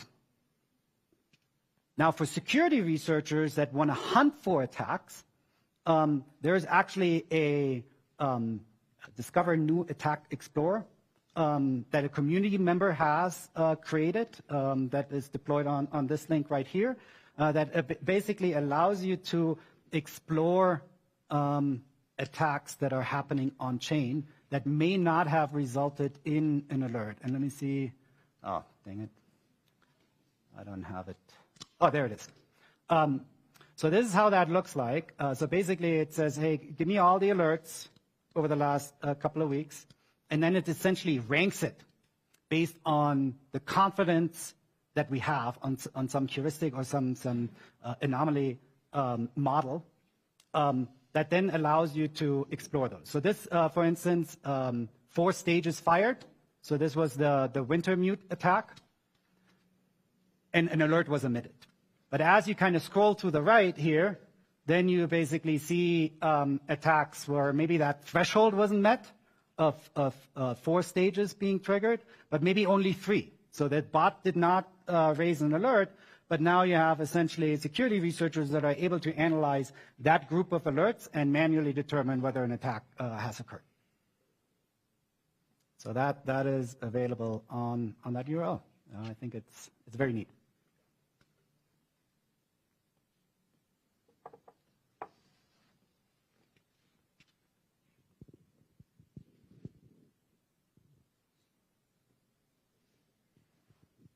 Yeah, it will take some time. Just leave it as is, and it will load. Any questions? Yeah. It's on the slide.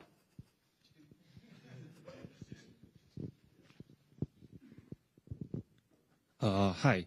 Is there any metrics for the performance of the scanning node? Because if we're talking about the real-time monitoring, and we may have very complicated rules to scan. Also, it may reference the historical data as well. So, how do we know whether a node is the hardware is compatible for such a complicated task? Well, there's certain, so the scan nodes, they have certain capabilities, right? And your bot may kind of have requirements that exceed those capabilities, right? And so then as a bot developer, you need to kind of incorporate logging that allows you to identify whether the scan nodes have issues processing what you're trying to do. So is there any metrics that can be quantified? So there's metrics on the bot stats page in terms of kind of transactions that are processed or whether you're falling behind and errors that would help you to identify issues like that. All right, thanks.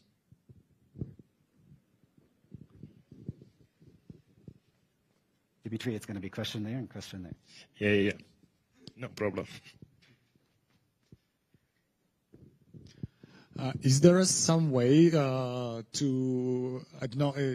make in case bot fires, so it will make also transaction and update some smart contract that it fired, so I can create my smart contract which will depend on this happening. So the Forta network does not natively provide that. But as you subscribe to a bot, there is a variety of mechanisms that you can kind of hook up. Webhook is one of it.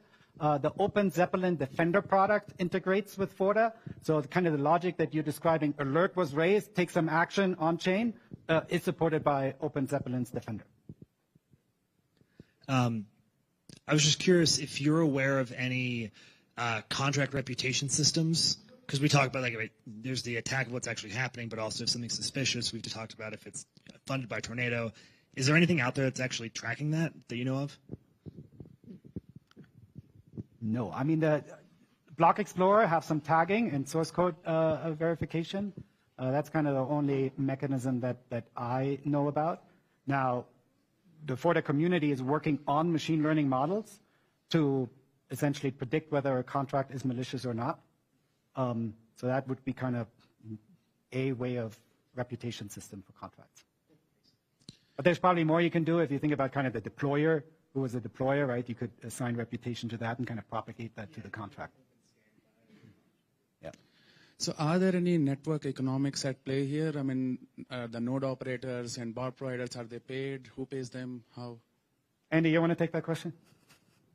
Sure.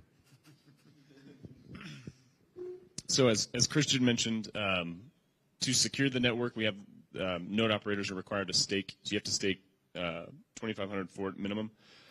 And if you do something bad at the node level, you can get slashed. The Forta Foundation is subsidizing node runner rewards. So if you meet a certain SLA every week at this point, across the 7 networks that we monitor, there's different sort of reward allocations for each of the 7 networks. But if you hit a certain SLA, so let's say like you're 95% uptime, you're going to earn the maximum rewards that week. So those are coming from the Forta Foundation right now.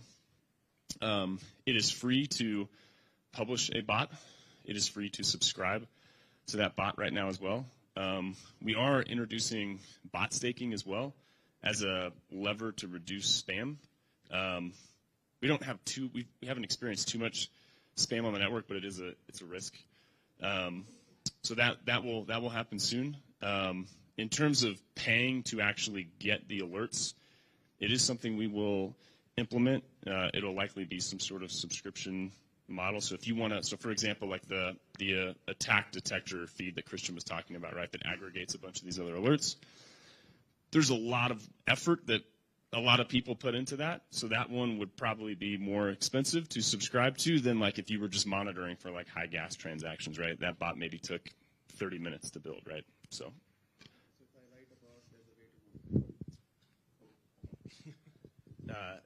Eventually, yes. Right now, the Forta Foundation is sort of coordinating a lot of this what I'll call like more advanced bot development that uses data science and machine learning. But there are other audit teams that have approached us and want to put really valuable IP on the network, but they need to be incentivized to do that, right? So yes, so we need to enable that, and we will. It's probably more of a Q1 2023 thing. Yep. Okay, let me talk a little bit about the capabilities that bots have, and then walk you through bot development real quick. So as I said, bots are essentially a piece of TypeScript, JavaScript, or Python code that runs within a Docker container. So they're extremely powerful. You're able to maintain state. You're able to reach out to external APIs. And so let me walk through a few examples. So this is the flash loan bot. So flash loan, right? You can kind of temporarily get some tokens as long as you pay them back in the same transaction. Primarily used for arbitrage, but also used for price manipulation attacks. So there is a bot right now that is deployed on the network that monitors for flash loans, but then has some additional heuristics that basically say, well, how much is the profit of that particular transaction, in order to differentiate arbitrage from potential attacks. So it's a simple heuristic. This one is a rug pull a bot that basically monitors token prices over time. And this is actually a bot that utilizes time series analysis using Meta's profit library, where it essentially learns based on historical price information to alert on deviations from normal behavior. The time series essentially is able to take into account volatility as well as seasonality of any sort of time series data. So this is an example where you do maintain state and build a model. You update the model in memory and then able to alert when deviations occur. This one is the exploit simulation, and I think this is a really super cool bot. Basically, what happens is when a smart contract gets deployed, the bot monitors for that action, and then essentially locally, at that point in time, forks the chain locally using Ganache. And then it invokes all the functions that are exposed by that potential attacker smart contract, and monitors whether there is large token movements into either the contract or the deployer's wallet. And so that essentially allows you at the preparation stage to generate a high confidence alert that an attack is about to occur even before the attacker submits the transaction on chain. Now, it is utilizing very simple fuzzing. It's basically just looking at the functions that are exposed and kind of guesses parameters. If any of you work on fast black box fuzzer, I would love to talk to you after this presentation because I think that would be extremely valuable, because then you're able to exhibit the attack behavior probably with higher recall. All right, so custom bot development. So down here is essentially the quick start URL. Anybody can develop a bot. It is extremely easy, and I will walk through using some screenshots to kind of show you how that looks like. As I said, bots can develop in Python, JavaScript, and TypeScript. My background is data science, so I'm partial to Python. So all the examples that you see here are Python. So you need to set up your dev environment. So obviously not something that we're able to do here right now, but if you go to the quick start page, it gives you instructions on what you need. So you need Node.js, if you use Python, Conda, and Python, and then Docker. Once you have set up your dev environment, then you're able to initialize a bot using the CLI, the Forta CLI. And basically what that will do is it will generate a stub of a functioning bot that at that point in time you could theoretically deploy to the Forta network. And let me kind of outline important files that are being dropped into your environment when you initialize the bot. So there is agent.py for Python, Don't get confused by the term agent. We used to call bots agents, and so you see the term interchangeably. So agent contains the main bot logic, and we'll go into that in more detail. Agent test contains the unit tests. Docker file contains the Docker build file. So when you deploy a bot, basically what happens is the bot gets packaged into a Docker container. It gets uploaded to IPFS, and then it gets registered with the Forta network. And then the scan node basically monitor these registration events and then pick up the bots from IPFS, deploy them, and run them. And so the Docker file contains essentially the build instruction for your image. And so if you need anything in your bot that is not covered by the Python language, you can customize the Docker file to pull that into your bot, and then that obviously is available. README contains the documentation. This is essentially the documentation that is exposed on the bot stats page. I personally, when I develop a bot, I start with the documentation because it creates a lot of clarity for me in terms of what do I need to do in the bot code, what chains are supported, what sort of alerts am I planning to emit under what conditions. So I start with the documentation. Also at the bottom here, you see test data. What is really neat about the development framework, the SDK, is that you're always able to backtest your bot. So you may have encountered an attack, let's say, the Binance attack last week. You identify a technique that's not covered by a bot. You develop the bot, and then you can basically just backtest and make sure, hey, it actually detects that particular attack, which is super powerful. In the agent code, there is the main function, which is essentially the handle transaction function that passes in the transaction event.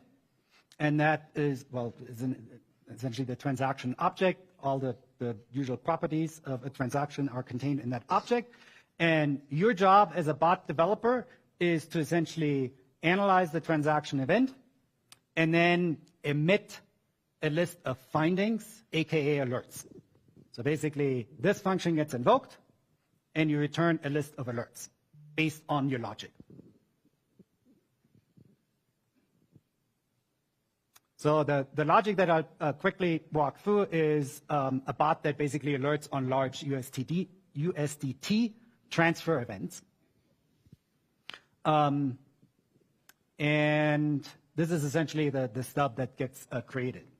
So in the bot, you basically have handle transactions, and then you emit an alert. So here's the alert. It's basically a findings append, creating a findings object with information about the alert, like the name, description, severity, type, and any metadata that you want to provide. In this case, the to and from. Now, of course, that does not have the logic yet. So let me go through the logic. So as the handle transaction function gets invoked, first what you want to do is filter for events that are of interest to you.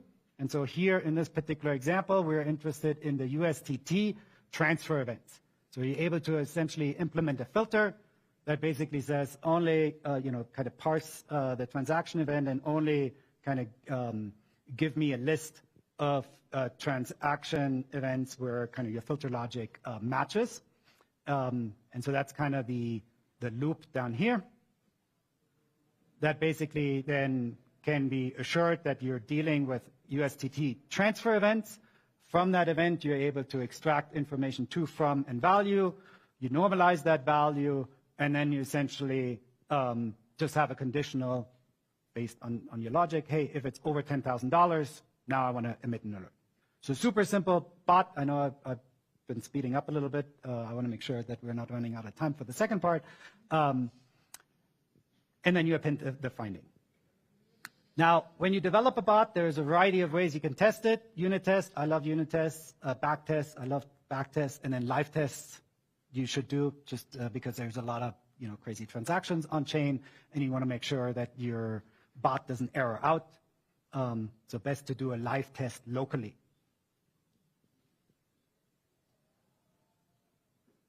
And then you deploy. and deployment of the bot is permissionless. So you basically just run npm run publish. You need to have some Matic, because basically what you're doing is you're signing a transaction that registers the bot on the Forta smart contracts, essentially, that then the scale nodes monitor and pick up on. It takes a minute or two. It basically builds the Docker container, uploads it to IPFS, signs the transaction to register your bot, and then a minute later, the scale nodes that are running on the Forta network pick up that bot and start sending transactions to it. And then within 5 minutes, you see essentially your new bot on the bot stats page, and you see it starting processing transactions. You see it generating alerts. And then at that point in time, you can start subscribing to your bot. And there's a variety of mechanisms: Telegram, email, Slack, and Discord, and webhook, that then get invoked whenever your bot raises an alert. And that's how that looks like. As I said, for this workshop, we don't have exercises that we do live here, but we have set up a few exercises on this GitHub right here that get you familiar with the general bot development process. And so one is kind of similar: large USDC transfers. The other is detecting low balances. And the last one is more security focused around flash loan resulting in losses of the Urine DAI vault. And then lastly, what I want to call out, we currently are running a contest, bot development contest. We've been running over the last year and a half. These are contests that we put out for the community. You can develop a bot and earn up to $3,000 US. And this particular bot is asking to develop logic to identify the attacked protocol. And let me give you some context here. Often the bots basically just say, hey, this transaction is an attack. But it does not necessarily give you context around which protocol was attacked. It contains all the addresses, but it would be nice if it could say, hey, Inverse Finance was attacked. And so this particular bot contest is all about analyzing the transaction in more detail, so we're able to identify what protocol specifically got attacked. Yeah, thank you, Christian. Folks, just let me leave all the questions to the end. We will have enough time and we will answer them all. So just to make sure that the core features that we want to describe here will be covered. So first of all, haven't the part that Christian just talked about was really exciting? Are you excited? So like you can create a detection bot, a decentralized detection bot with a really limited skills in coding. And that's great. And that's really cool. And that's what I like about the Forta. And that's what we like in Lida about the Forta. And Christian tell us a lot about generic attacks detection. So like with all the steps. This attack, oh. Yeah. I guess. Yeah, down. There you go. Oh, everything was so fragile. So, yeah. The Christian told us about the generic attacks, about steps of the generic attack, about the early stages of detection. And it is really cool that everything that is developed in Forta is available on public. So having these bots on Forta, each one of you can subscribe, select addresses of your protocol, and get the alerts about like some kind of these attacks related to your protocol. And that's really cool. But what about the protocol alerts? So what I mean, speaking the protocol alerts, let's do a quick comparison. So the generic alerting will allow you to detect any attack that will somehow fit into your bot's logic. While the protocol alerting wouldn't allow you to do that, but it will allow several other features, and we'll discuss it. Next is the confidence of your protocol security. So like let's say you have a number of generic bots that are precisely tailored for well-known attacks. are you sure that your protocol is secured? So like, let's imagine we have tons of histories about attacks, and if we cover them all with the bots, are we sure that our protocol is safe? No, not at all. Why? Because new attack can appear, and it can be some modifications inside the attack, so that we are not 100% secure. And actually, we cannot be 100% confident about the security, but we can increase this level. And we can increase this with the protocol bots. And why? We will discuss it just a bit later. But since the protocol bots will be tailored around our protocol, it will watch over everything happening with our protocol. Okay, let's move on. So what is the main vectors of the attacks that can be detected by the generic bots? The generic bots detect attacks they are tailored to detect. While the protocol bots are not detecting attacks itself, they are detecting some strange changes or some critical events inside your protocol. So you might not know about this vector of attack, but you will definitely know that something is going wrong with your protocol, and you can react. And that's cool about the protocol bots. And the last thing is setup. So again, what is cool about the generic bots is that you basically do not need to write them if you are satisfied with the bots that already exist on the Forta network. While with the protocol bots, unfortunately, you should do it by yourself. But it's very, very interesting, and you will definitely do it after the workshop. I'm 100% sure. So we have the generic bots. We have protocol bots. Do we need to choose between them? No, we don't. We need them all, because in combination, protocol bots and generic bots will increase our level of confidence. So let's discuss the typical protocol alerts. And we will start with the things not related to any attacks directly. We will start with really boring operational stuff, but which is also very useful for us. So first of all is the repetitive events. What repetitive events do we have in protocols? Like in Lido protocol, we have Oracle reports, we have rewards distributions, we have funds deposits from the, let's say, the Lido contract to the ETH 2.0 deposit contract. We have DAO votings and some others. Can you spot some examples from your protocols of the repetitive events, of things that are frequently happening?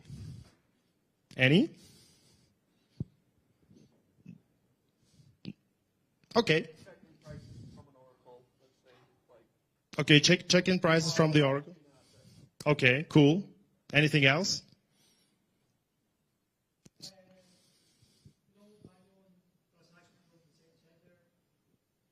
Sorry?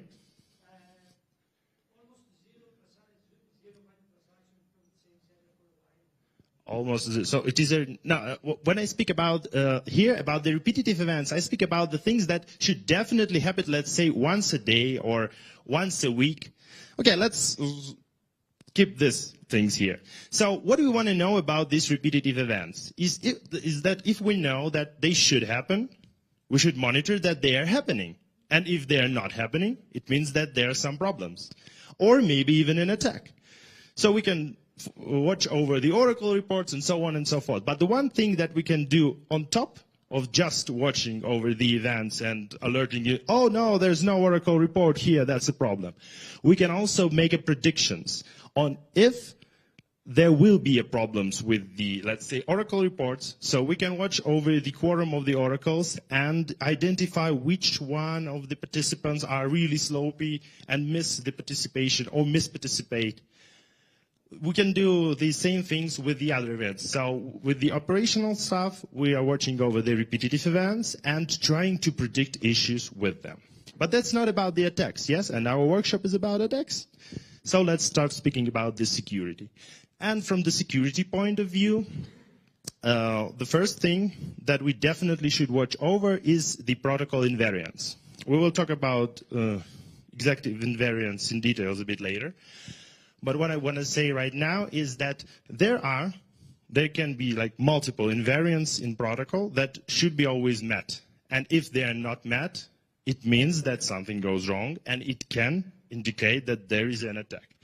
So simple examples here is bridge balance difference. So any hack of the bridge will broke this invariance. So some tokens will be minted on one side, or too much tokens will be withdrawn on the other side. Okay, we can watch over it. The issuing of the tokens without actual backup is also the cool example of the invariant. Also minting NFTs, unexpected transfers, and so on. The second thing about the security is, first of all, the events that should never happen at all. Yeah? So can you spot something except for one on the slide? So roles and ownerships transfers to the EOA. So you have a huge protocol with a large TVL, and then you see that, okay, the ownership of the main contract was transferred to some unknown EOA. Don't you think that that's a problem? Yeah, that definitely is. And so self-destruct of the protocol contracts, also the thing that should never happen. And you will see, okay, so that's a really weird things. Why we do even want to have alerts about it? And the cool thing is that on-chain you have all the history and you can spot every event. But why we want to have alerts here is that because we want to know about such events happening as soon as possible. And not sit here on the ass and after that like, okay, 1 week ago one of our main contracts was self-destructed. So we want to know about it as soon as possible to have the ability to take some actions. Can you spot some other events that should definitely never happen with the protocol? Any?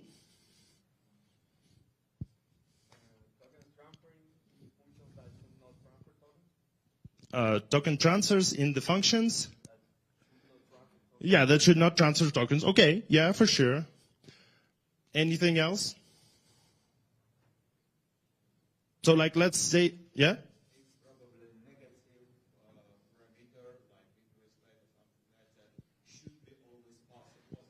Yeah, and that's even can be a protocol invariant, you know? And yeah, changing value from positive to negative, where it should never happen, also can be the case. Okay, except for the events that should never happen at all, there are some events that might happen, but should never happen silently. Let's say you have some protocol that the part of this protocol is depositing funds. So folks can deposit funds and withdraw them. And again, you're a happy guy sitting on a beach. And after that, you understand that, oh my God, my protocol TVL got down by 50% and I didn't notice it. So that's the example of the huge withdrawals. And that's the event that could happen. That's not a problem. That's probably even not an attack. That can happen. But it definitely shouldn't happen silently, and you can also have the alerting set up for it. Also, huge balance changes. And the other thing is the ACL changes. So if we have a truly decentralized protocol and we control it not by only one person or like even a multi-sig, so we have the precisely designed ACL system, we also need to know about each change in the ACL. Let's move on. And since we've already discussed the main ideas and the main types of the protocol alerts, we can move to the practical parts and dive into the examples. And we start with the idea of overall bot development. So since I'm a former quality engineer, in traditional software development, there is a term called shift left. The idea of the term is that you should start testing as soon as possible, like on the stage of the requirements. So no actual software is provided, and you also already start testing.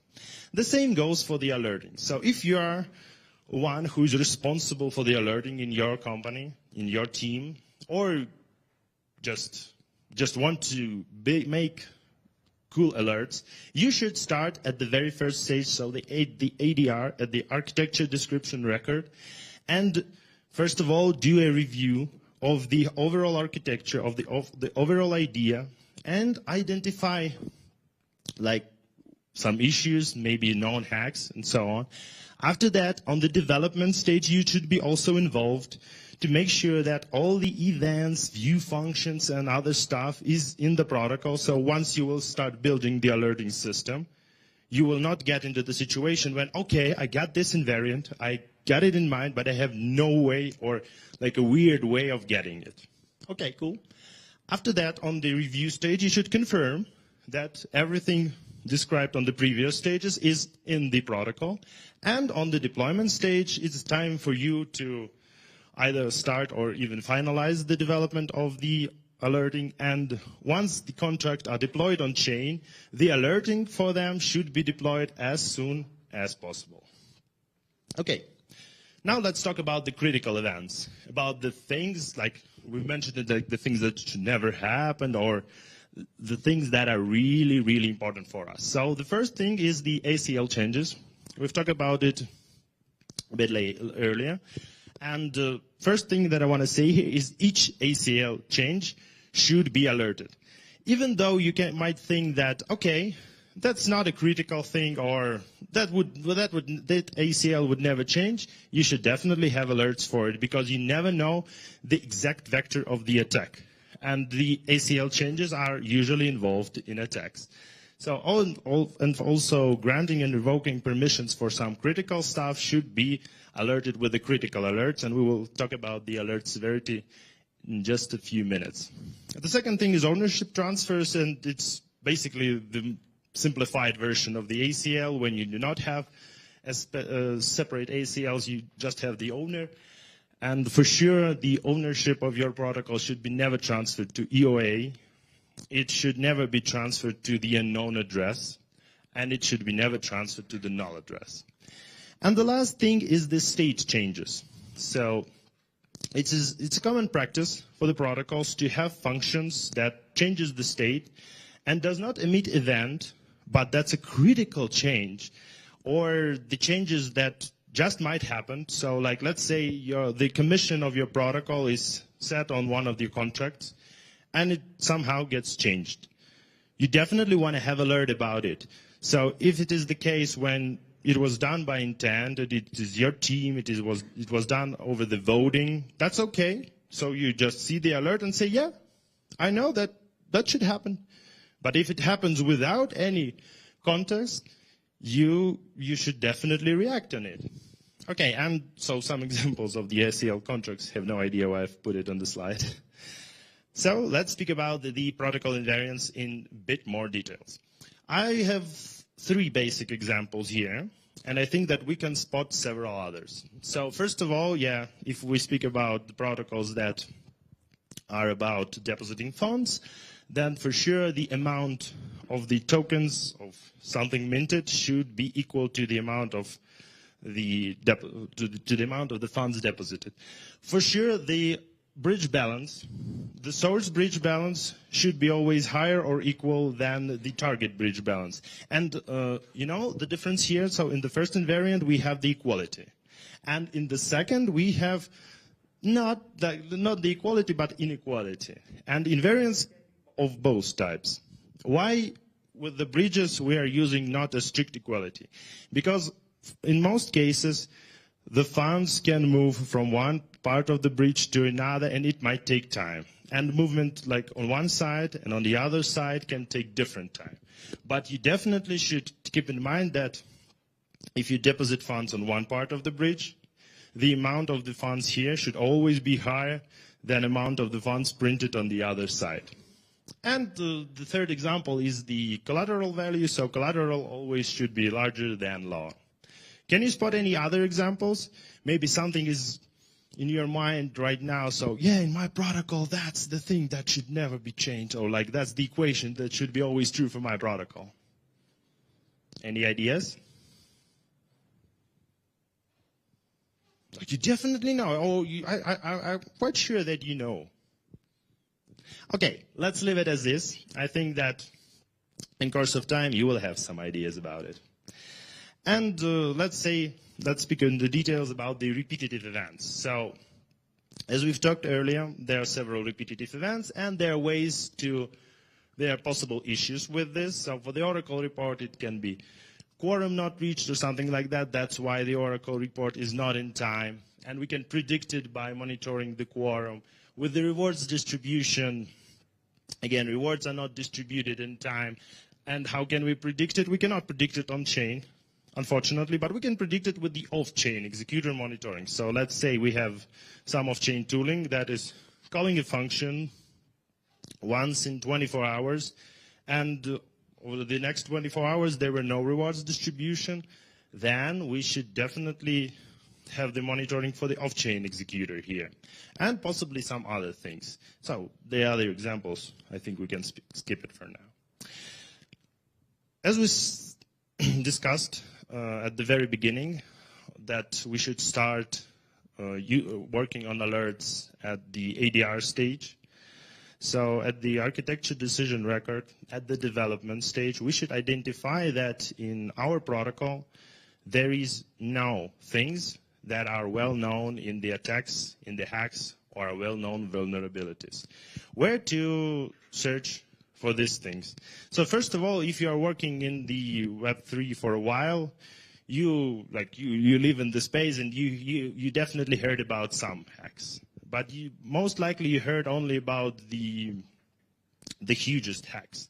So to create a database in your mind of the hacks and of the things that you should watch over, you should definitely follow Twitter of the main protocols, of the main folks tweeting about some security issues, and you should read Rect.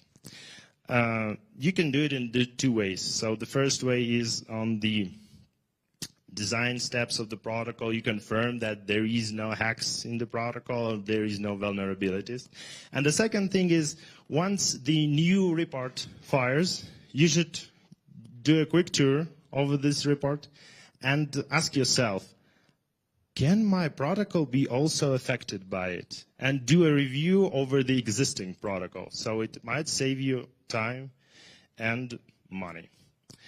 Okay, so as Christian said, no alert should be left unacted. Why so? Because if you create an alert, it means that something bad had happened, and you should definitely take the action. And if you create the alert that does not require an action, then such alert should never exist. And speaking about Forta, for sure, everything that is produced by the bots is called alerts. But there is different alert severities, so in my mind, I separate two things. So like high and critical stuff, that's the alerts, and that's the things that should be acted. While the low and info stuff, it's kind of news feed that you should not for sure take actions, but you want to be aware of. So speaking about the critical alerts, once the critical or high alert is fired, as we said, there should be some actions. But how you can be sure that these actions will be taken? So the simplest option here is to set up the on-call system that will ensure that either the person on duty or the other folks in the team or even the CTO of the company will eventually know about the alert and will take some actions. So there's basically two examples of the most famous give me a second, of the on-call systems that you can use. But if your protocol is not that large, or you're just a part of a small team, there might be a situation when you will first start with the simple chats. So like we did previously, before we got the on-call system. And the interesting thing about the chats is that you should also separate the critical feed into the chat that should never be muted, that should be accessible for all the folks in the development team, and that they should know that if there is a message in the alerts chat, you should definitely do something. While all the other stuff can be put into another chat that possibly even can be muted so that you can read at the evening like, okay, several events had happened. So speaking about the actions on the alerts. The alert has fired, the critical alert has fired, and there's a person on duty. But it is not him who created this alert. And he sees the alert and like, what the hell? what should I do? How can I, like, oh, I have no idea. Like, I read the text. Okay, there's something really bad happen. But what I gonna do in this case? To avoid such situations, you can have the thing called runbook. So basically, runbook should contain, several parts. The description of the alert itself, so the person who is not aware of the alert can dive into the details. The definition of the severity, so if it is a critical alert or a high alert, it's for sure it will be in the alert itself, but there can be some modifications and some conditions. The confirmation of the alert, because there is a chance that this alert was just a fluke and you shouldn't take any actions on it. Also the resolution, the escalation process, and some notes and links. And if you really wanted to use runbooks in your company, go check out the LIDA example. I think that it will give you more details on how it should work and how you can create runbooks of your own. So each critical alert that should be acted should have the runbook for this alert. And speaking about the actions on alerts one more time, as Christian mentioned, and I think that someone from the audience asked this question, is, okay, there is a critical hack in the protocol. We got the alert about it. We know that the hack is happening. And we don't want to be like a Ronin Bridge hack. No, not like a Ronin Bridge, but Wintermute hack, where the folks detected the hack and they sit and look on the attack happening and basically have no ability to stop it. Why? Because there were no emergency breaks in their protocol.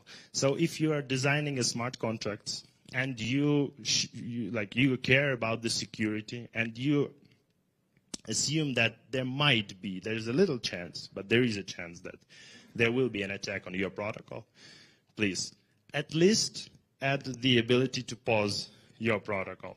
Yes, it's not that good for the people, for the users, but it might save you tons of money and be the factor that will save your protocol. Okay, and the last thing, speaking about the alerts, is that one alert is good, one alerting system is good, and Forta is amazing alerting system. But for the critical alerts, I'm highly recommending to have redundancy. So if you, let's say, have the alert for the ownership changes in your protocol, then take your time and not only implement the Forta bot, but also consider some other alerting system. It might be self-tailored by you or some other solution. But having a redundancy for the critical alerts also helps you increase the confidence. And so if we will have the good internet and so on, it will be time to create our own bots. And it is, but we'll keep it as the home task. So from my part, there are two basic tasks. So the first one is to create the bot with the operational alerting. And it's rather simple, as you might see, and also following the QR code, you will find the activity, for example. And I collected there the most useful code that can be used for both operational, mostly operational alerting. And the second thing is to develop a security bot. And that's a more complicated task. It will require you to get a deep dive into your protocol to determine the protocol invariants, to determine what ACL changes might be, and so on and so forth. And since we want you to give you assistance, to help you, and to be sure that after the workshop you will come back home or come back to the hotel and will deploy your bot. There is a chat, the Telegram chat that you can join. And in this chat, me, Christian, and other guys from Forta will help you, will give you the consultations about, okay, I cannot deploy the bot, please can you help me? Or how can I detect this particular case? Or anything like that. And for the tasks about the protocol bots. Maybe someone of you does not have a protocol yet. Then you can take the LiDAR.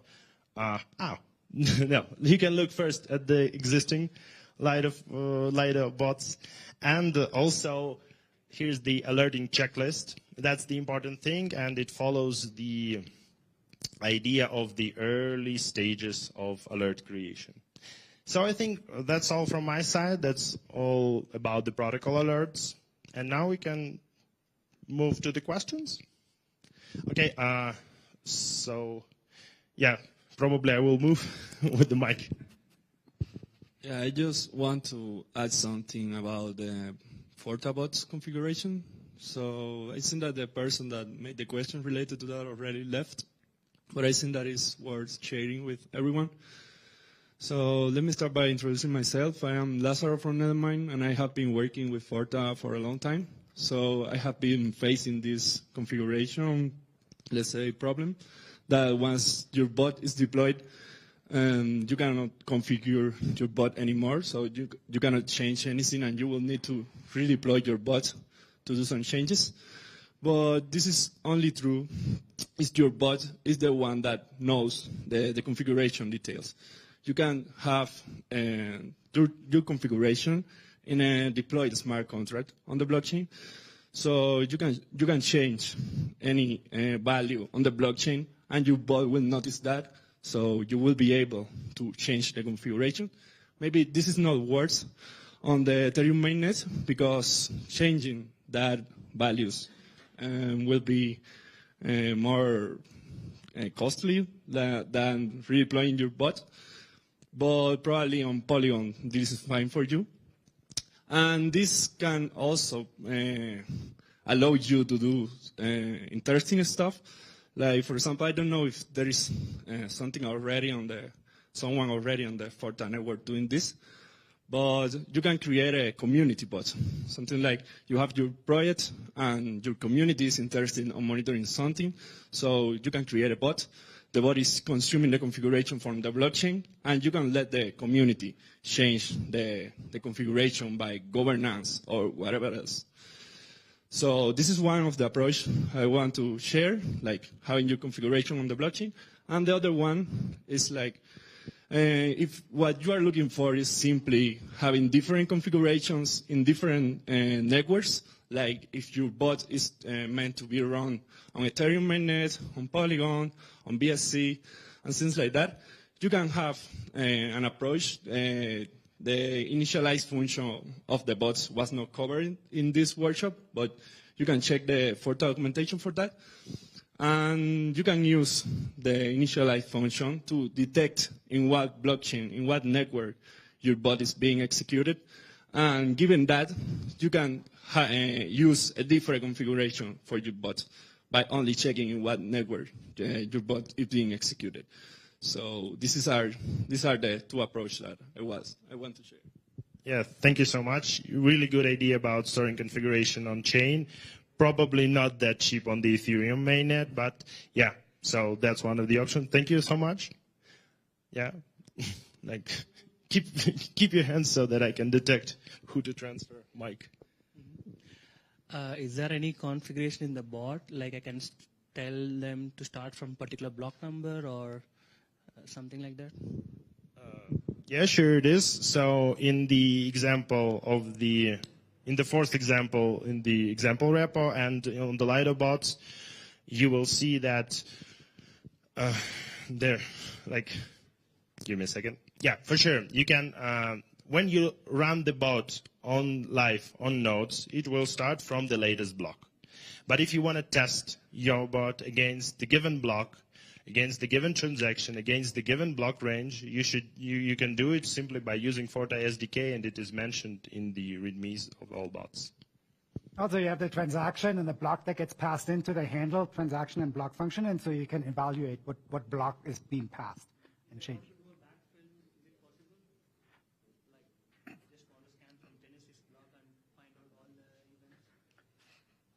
You can do it locally. However, you have to keep in mind it's a long time, right? And so it's going to be challenging to backfill completely.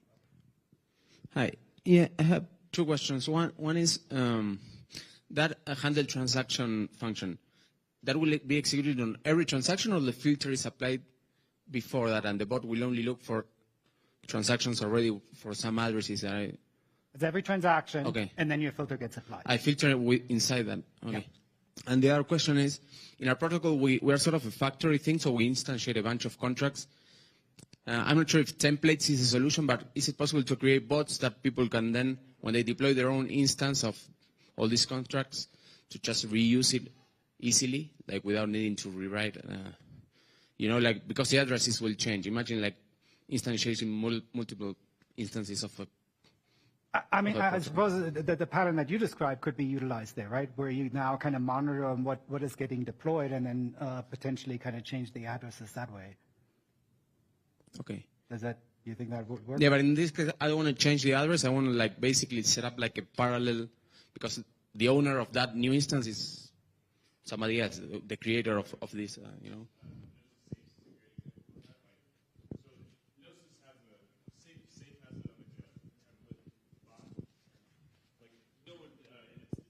Used by people that are creating safes, right? And so, but you'll have to configure it for your multi-sig, right? But the template exists. So if you have a similar product or protocol where your users are just taking like a template contract, sorry. Yeah. Yep. What project are you working with, by the way? Okay. All right. I'll connect with you. Hi. Thank you for the workshop. Just a quick question. Are you planning to expand beyond EVM to like some other L2s or different chains altogether? I don't know whether we have any specific plans at this point in time, but I mean, we've been adding chain support, and so if there's a particular chain that you're interested in, talk to us, and we'll see whether we can. Actually, there is a small hack that you can apply. You can go to the Forte examples and find the bot that is actually monitoring Solana. It is done like in a pretty strange way, but you can do it. So right now, Forte does not support anything except for the EVM chains. But in the Forte examples, you might find the interesting example on how to monitor the, let's say, Solana chain or any other chain with the RPC available. When I create a new bot, I need the nodes, some of the nodes to pick it up and start executing it, right? Or they pick up it automatically and they kind of, because you're saying that nodes can select which bots they're executing. So if I create a new one, it's automatic. So basically, what happens is when you deploy your bot, you create the Docker container, uploads to IPFS, and then you register your bot with the Forte network. And then the scan nodes automatically pick that up. But can I, if I run the node, can I refuse? I can say, no, I don't want to run this bot. I don't think so. Okay, so all nodes run all the bots. Not all the bots. Like, think of bots get deployed on 6 or 7 scan nodes at the same time, and then that is satisfied, right? So these 7 scan nodes run these sort of bots, and these 7 scan nodes run different types of bots.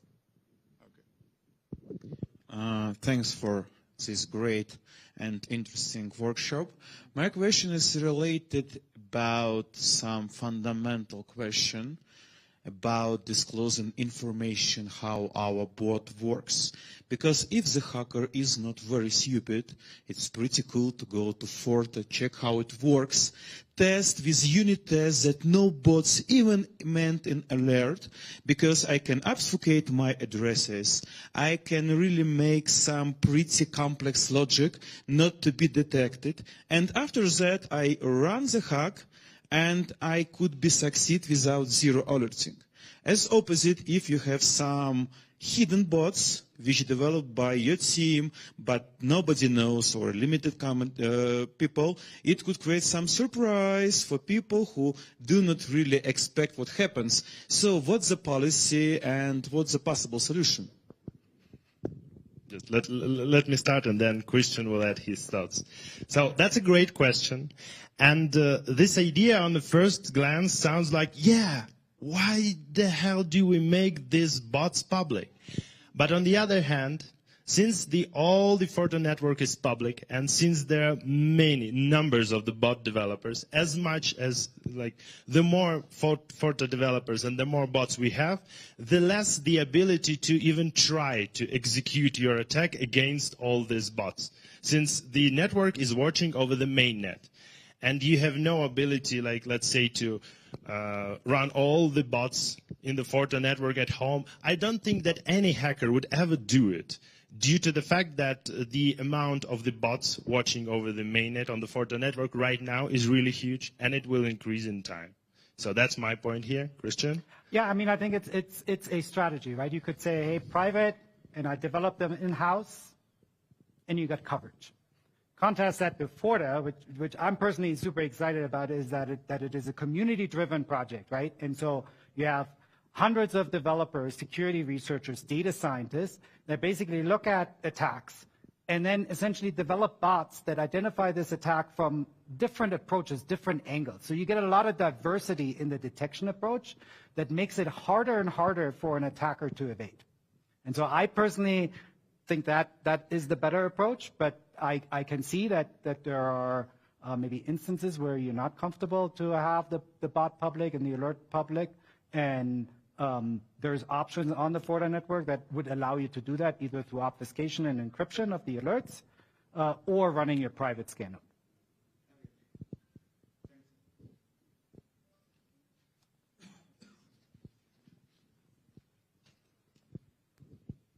I want to get back to what Christian was discussing as an alert that aggregates some other alerts. How exactly that can be done? Are you talking about the hierarchical nature of the alerts? Like we have some basic alerts, and then we have like more like a kind of on top an umbrella alert. That's right. So today the logic there is fairly simple. It is basically saying if you have a bot firing in each of these stages, then emit an alert. And we're grouping together alerts together based on a common EOA or a common EOA cluster. But that is very rudimentary. I think the next step is really to use anomaly detection to combine alerts together, where you're basically looking at each of the stage and say, how anomalous is this particular alert? And then you combine essentially anomaly scores together to create one overarching anomaly score that you can then rank and emit an alert. Yeah, and probably I will ask you a question. From the technical point of view, there is the GraphQL API, a wonderful API, so that the combiner bot is actually not watching over the chain. It is fetching the GraphQL API and consumes the alerts from other bots, and after that creates a decision. So as we speak about the Solana example, so on the Forta bots, you cannot only watch over the things happening on chain, but you should do some other stuff, so like fetching external APIs or fetching the Forta API itself. And as far as I remember, there's even an example of the combiner bot, so that you can do it pretty easy. So let's say you have developed several bots and then you want to have a combiner on top. On the Forta examples, you can find the example of how to do it really simple. Yeah, and currently... Is it answers your question? Let me add one more comment there. So currently the two main interfaces on a bot is handle transaction and handle a block. There is going to be a new handle alert that allows you to build hierarchical alerts. Currently, the way it's implemented in the bot, it basically triggers on handle block and then queries all the past alerts and then kind of aggregates them and combines them. But handle alert would be a cleaner way to do it. So we're moving into that direction. Are you aware of any potentially big hacks that have been prevented by using the Forta alerts? No, I mean, there was a question earlier. I don't know whether you came in afterwards. So there are certainly alerts that the Forta network emitted for many of the attacks that happened over the last few months. But in order to prevent it, you need to have kind of these alerts hooked up to then take action. And we have not seen any sort of automated actions being hooked up to Forta alerts yet. I think there needs to be kind of two things that happen. The precision of the alerts need to be increased such that, this mitigation mechanism doesn't fire on false positives. And then also the mitigative actions, currently it's pause, a big hammer. There needs to be more nuanced actions that mitigate the attack while not negatively impacting the users of the protocol. I'm sorry? Big protocols pause? No, because, not through kind of Forta and automated actions, but there certainly have been attacks where, and Jonathan was saying this earlier, where not just the protocol got paused, but the entire chain got paused, right? That's last week. Right. So if you want your protocol to be protected and not to get in the situation when it was hacked and then you go to the Forta and see, here was the alert. So what you should do right now is go to the Forta app and subscribe to the threat detection kits. And then you will have time to take actions. Okay, folks, any other questions?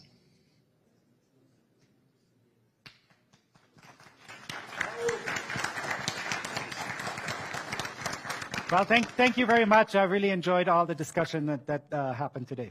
Thank you.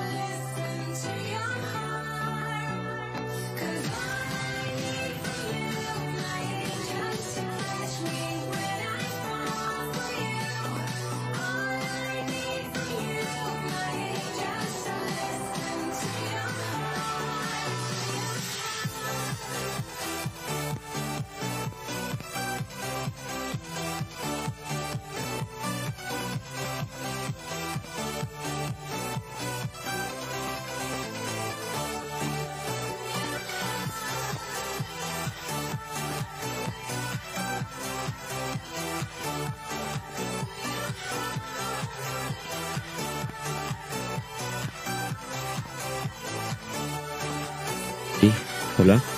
Hola, hola, hola, hola. Hey, hola, hola, hola.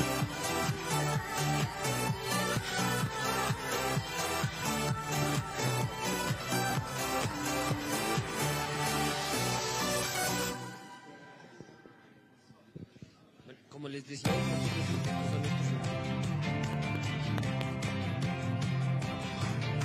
sí, no.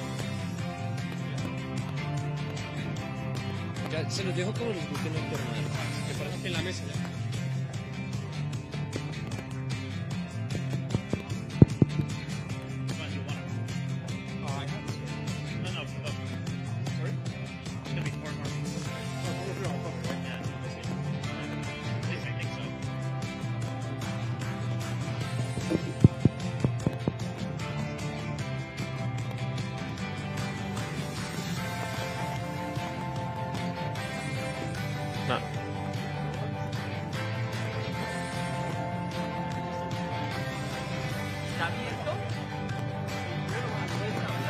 Hola.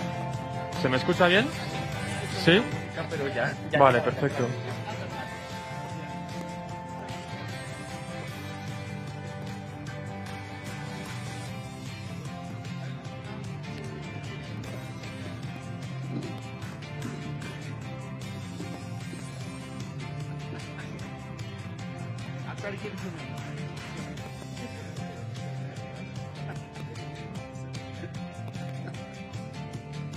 So who's Bryant? Bryant was speaking. And then we have Grant. So Grant. Yoshi, Yoshimoto. That's Yoshi? Yeah, that's Yoshi sitting here. Okay, he's gonna sit there, right? Yeah, Yoshi. Okay. Because then when we have the quiz. Yoshi, right? Yoshi. Yoshi. I see. So you're also with Faye. So Grant. Yeah, because then with the top quiz, then like each team is going to be having some sort of question, right? So it's not going to be individual, but you're moving on to one team. Okay. So if you're close to them, it's going to be easier. I told you it's not too late. I told you it's not too late. And then yours is no, your email, right? Certainly not much to do. And Camille, sorry, and Daniel? Oh, I don't have your description. The bio. Alex, I need the bio description. Daniel. Let's look here. Okay. Who's Hansgar? Hansgar? Hansgar? Nice to meet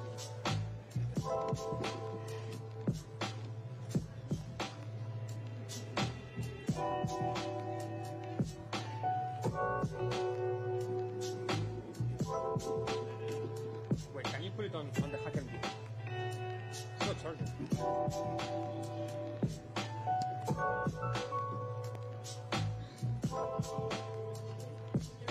Wait, Wi-Fi is just loading again. Oh my god.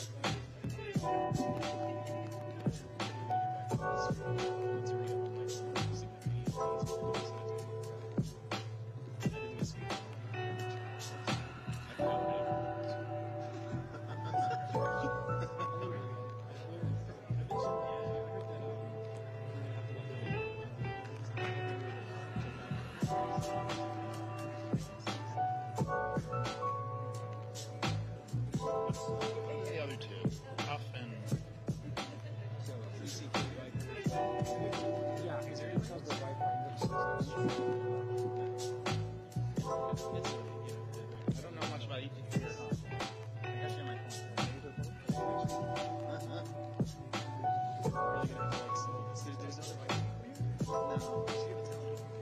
That's what we said. That would be a thing. But he's fucking talking right now.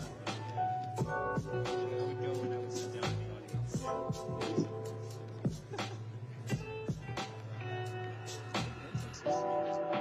Maybe. Who knows?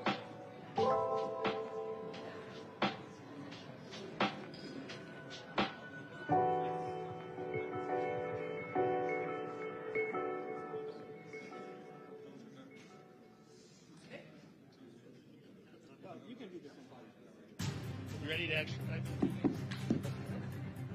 No, just like when I get the wink, you gotta get out. Okay? developer.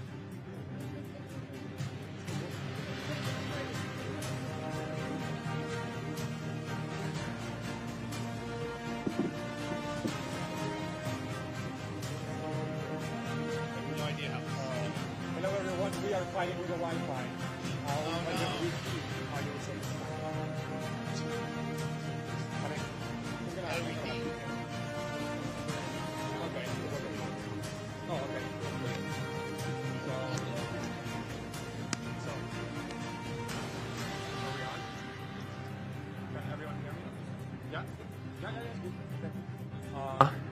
Hello, hola, hola. Okay, so para la lección de hoy, capítulo 5. Oh wait, so this is not the Spanish language showdown. My bad, I'm sorry. Okay, so excuse me. So welcome everyone. Thank you for being here. We have a lot of wonderful people in this panel, and I'm gonna start by introducing the organizers, in case you didn't know them already. Those three wonderful folks over there are the organizers of this event. And we have the formal verification lead and compiler engineer, the Ethereum Foundation, with over 2,000 Twitter followers and over 1,000 GitHub contributions in the last year, Leonardo, aka Leo Alt. Big round of applause. Next one, we have Team Epsilon lead and Solidity Language X co-lead at the Ethereum Foundation, Coffee Addict and EVM nerd, Alex, aka Axic, in that side over here. And last but not least, it's lag. And last but not least, Harry, aka Harry.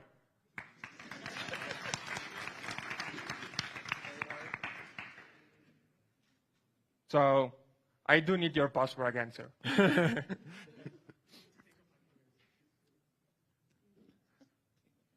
Alrighty, and now that we have introduced the organizers, let's introduce our wonderful participants. So, from Faye, we have Mr. Grant. Grant is a developer at the EF focused on design and implementation of Lang. Before Faye, he mostly contributed to consensus clients. Thank you for your service. Yoshimoto is a developer at the Ethereum Foundation working on Lang and Sonatina compiler backend.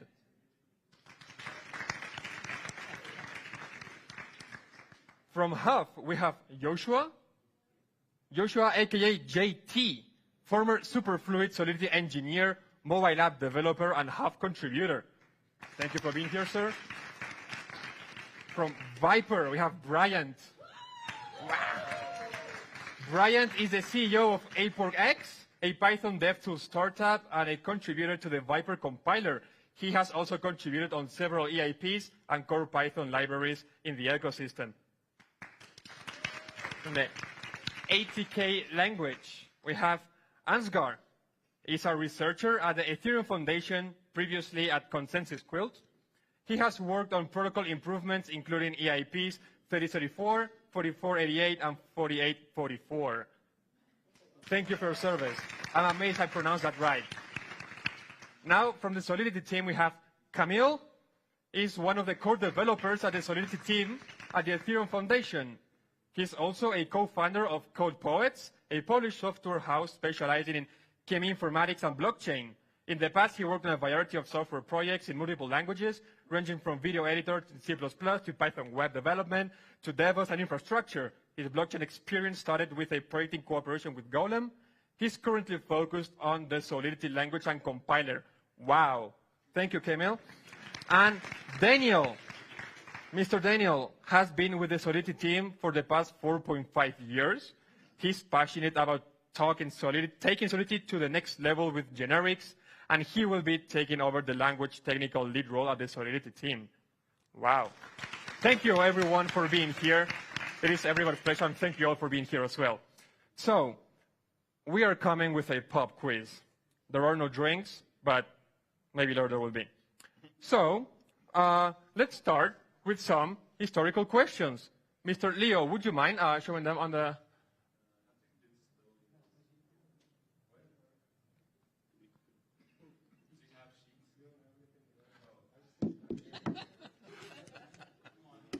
You can see that all this is improvised. One for you. So, just-in-time development, you know how this works.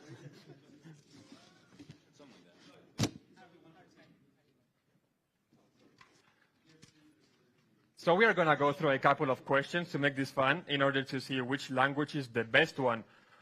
Please do not kill each other. Like, we really appreciate your work, and a bloodbath here is not, wouldn't be actually quite fun. So, and don't cheat, absolutely not. We will verify. We have a formal verification lead here, and Harry is going to be taking over that role today. He will be standing up and checking that your answers are actually correct. And if they are correct, then you will score a point. And there may be or may not be a prize at the end. I cannot confirm nor deny. So let's go with history language. Okay, are you ready? Listen to me. So who was the original creator of each language? So for Viper, Huff, Fey, Solidity, and ETK. And you have 30 seconds.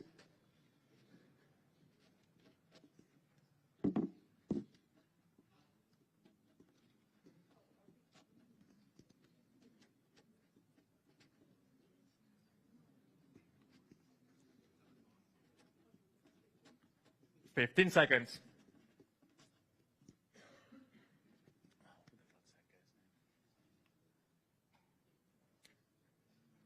5, 4. Pens up, pens up, pens up, pens up. Pens down, or pens up. Thank you. Okay, so should I say their answers? Okay, so for... Okay, say that out loud.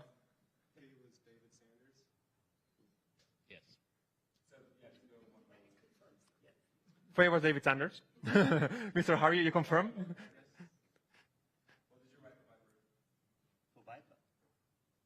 Oh, you're asking me. I just put grand, you know, just optimistically. Okay, what about you? Faye? No idea. Did you write it down? I put David, but I forgot his last name. Shall we give it like half a point, maybe? I'm just trying to... I put David, but I forgot his last name. Then he left.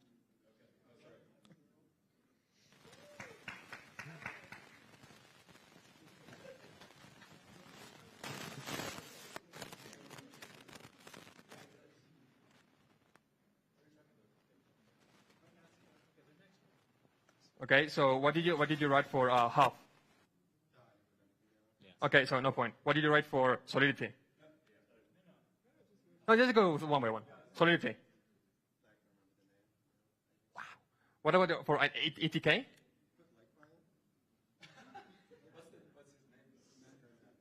Doxed. Okay. Okay, so he gets the point as well, right? Okay, what did you write for Viper? Vitalik? Okay, Heathford. Yeah, Vitalik. Point.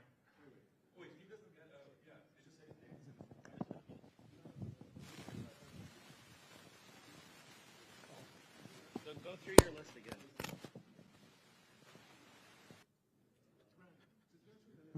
Just go through the list again. Well, I only put 2 down, so he did some ETK and that. Okay, next one. All right. On the list. Solidity, no idea. Viper, Vitalik, Huff, Zach Williamson, ETK, no idea. Fee, no idea. You, sir. Viper is Vitalik, Solidity is Gap and Wood, I believe, and Faye is David. But I only wrote David. Give me the mic. Give me the mic. Okay. Let's go down the list. Oh.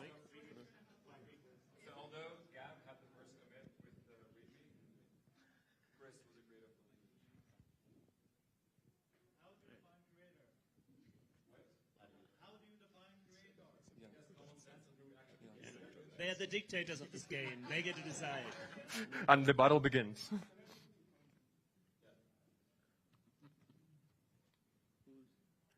Okay, next one.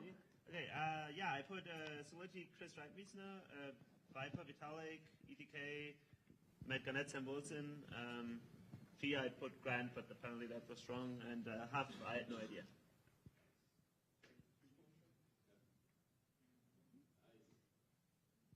And Solidity? Okay, so for Solidity we put Gavin and Chris. For Faye, Grant, and we run out of time for others.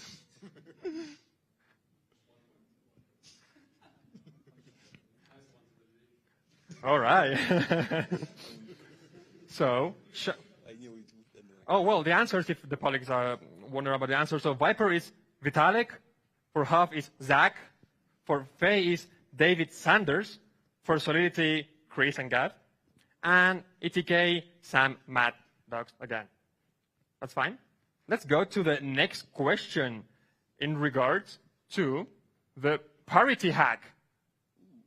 Okay, so that's a great question. So there's going to be 5. Okay, so let's give you 1 minute for you, this one.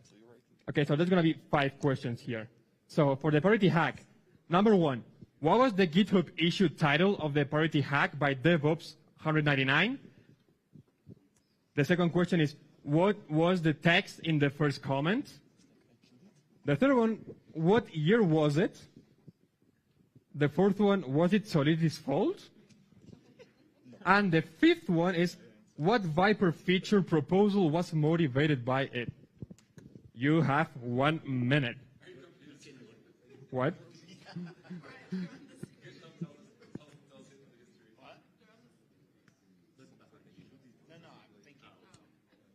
It's processing.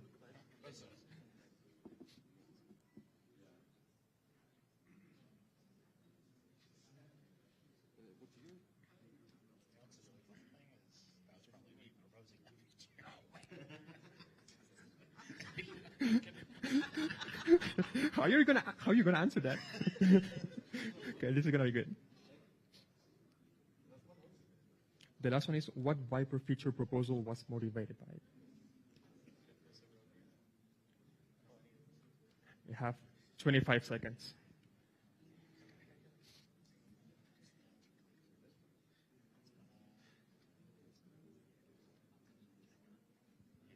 You have 15 seconds to open your Google browser and find the answers online.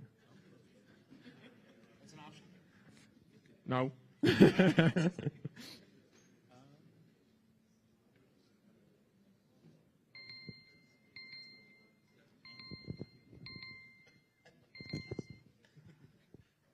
Okay, so let's go one by one. And let's start from the other side this time. Okay, so what was the GitHub issue title of the parity hack by DevOps? No idea. Okay. What was the text in the first comment? Camille said, I killed it, is probably what it was. Something like that? No. I accidentally killed it. Yeah? Okay. What year was it? 2017. Was it Solidity's fault? Of course not. Okay. What Viper feature proposal was motivated by it? No idea. Okay. So, sir, let's go with you. Yeah. Okay, so I couldn't remember the title either. I had something like anyone can, I don't know, something. Anyone can, yeah, but I forgot the rest. I don't know. Can give me half a point if you want to. And then I put down, I think I killed it, but apparently it was I accidentally killed it. I don't know. 2017, I guessed as well. Of course, not Solidity's fault. I mean, you know, given the judges here, what else can you say? And no idea about the Viper feature. Let's go with you, sir. Well, I forgot the title of the issue. I accidentally killed it. 2017. And was it Solidity's fault? I have to think about that. Nah, I guess not. Not this time. And I forgot the feature proposal I probably made.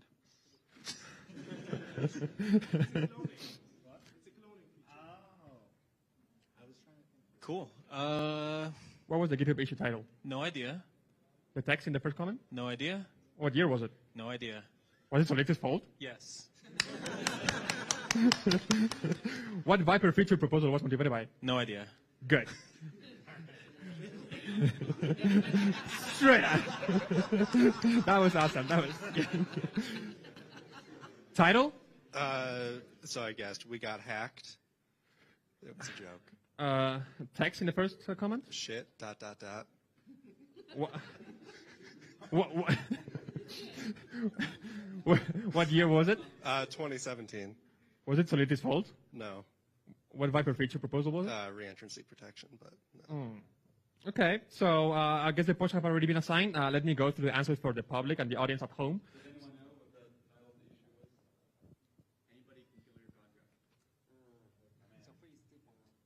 Come here, play with us, sir. Okay, so that's the first answer to the question. What was the text in the first comment? Does anyone know? Yes, sir. What year was it? Who knows that? That was easy. Was it Solid's fault?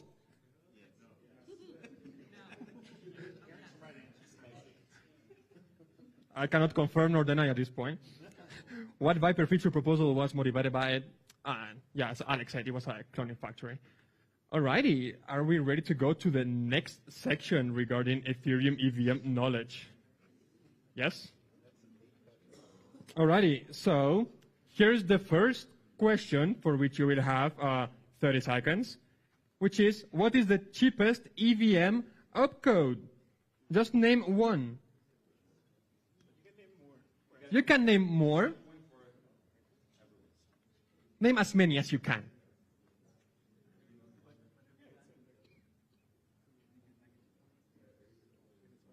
What is the cheapest EVM opcode?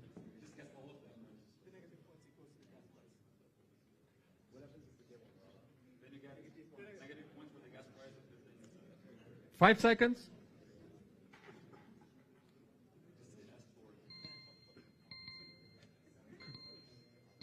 Oh, this one is awful. Okay, so let's start with you.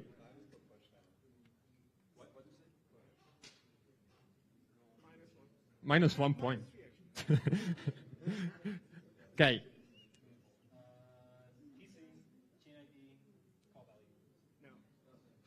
0 points. This is a dictatorship, sorry. Sir. I put Duke 1. No. Damn.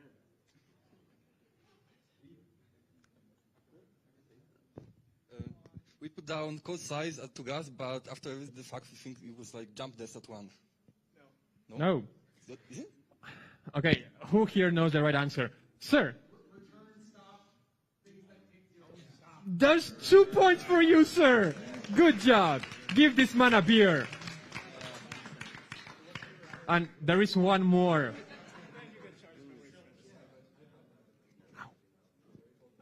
There is one more.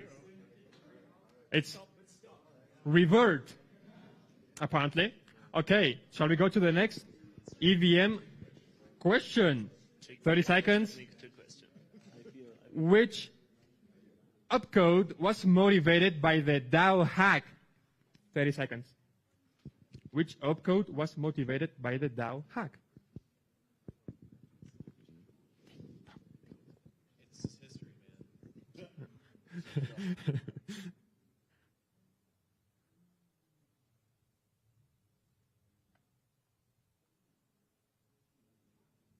You got 7 seconds. Go for it. 3, 2, 1. Okay, so let's start from here. Which opcode was motivated by the DAO hack?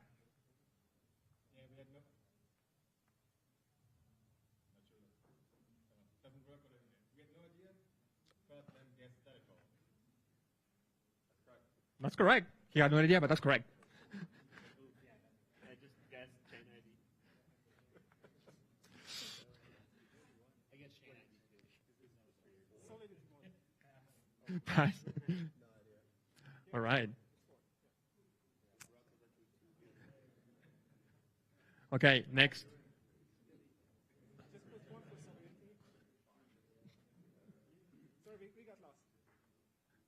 It's okay. People get lost usually.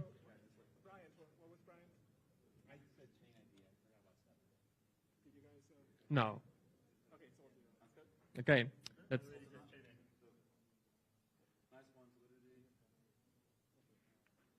okay. Next question. Are you ready? Can you emit logs in a static call?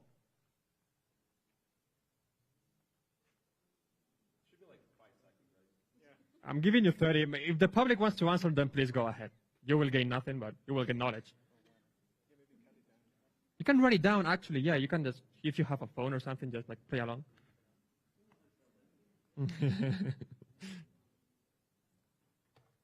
Well, this is just too easy. I'm not even going to bother stopping us all. Okay, so shall we start asking?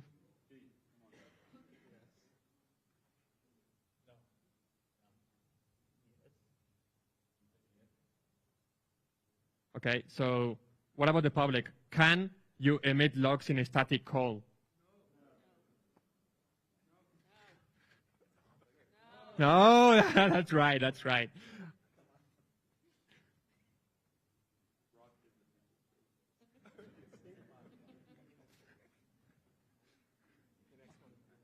Okay, next one. All right, so which opcode returns two stack items? Which opcode returns two stack items?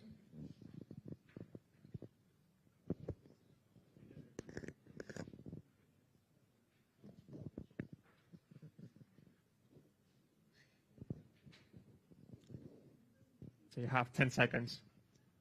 The audience also, if you know it, then like write it down. So yes, that's the spirit.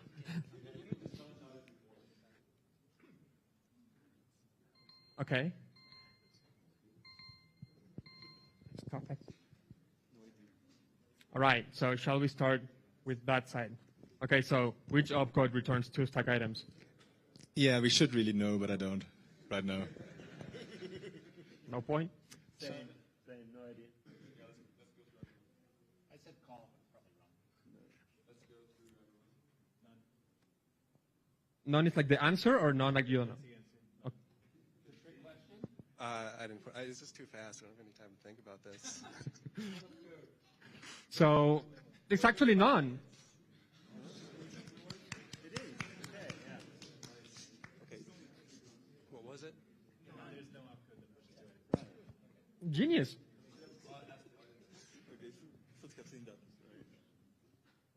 Next one. Okay, so which opcode reverts on out-of-bounds access? Let's do 30 seconds. And I'm asking you too this time.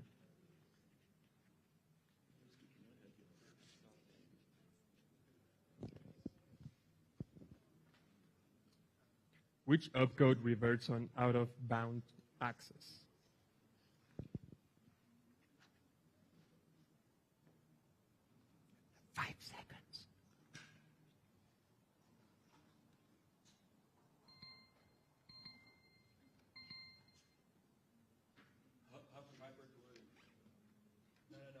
I'm telling him he's wrong.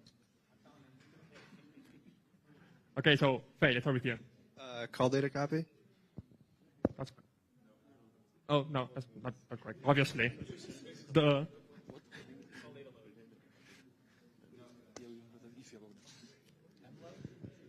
no. I remembered but too late. It's returned a copy, I think. But I'm not sure. But that's true though. We had returned it a copy. We actually got something in the optimizer wrong about that once. Well, I cannot ask you anymore because I already know the answer, so it wouldn't make sense.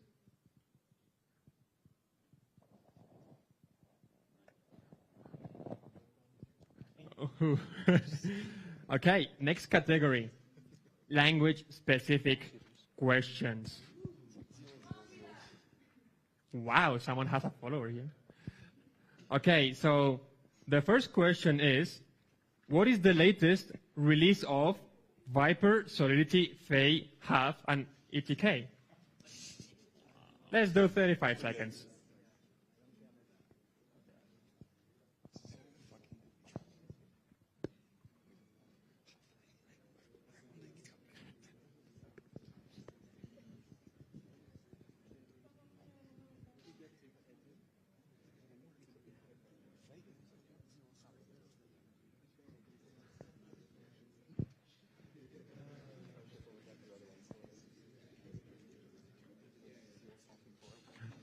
5 seconds.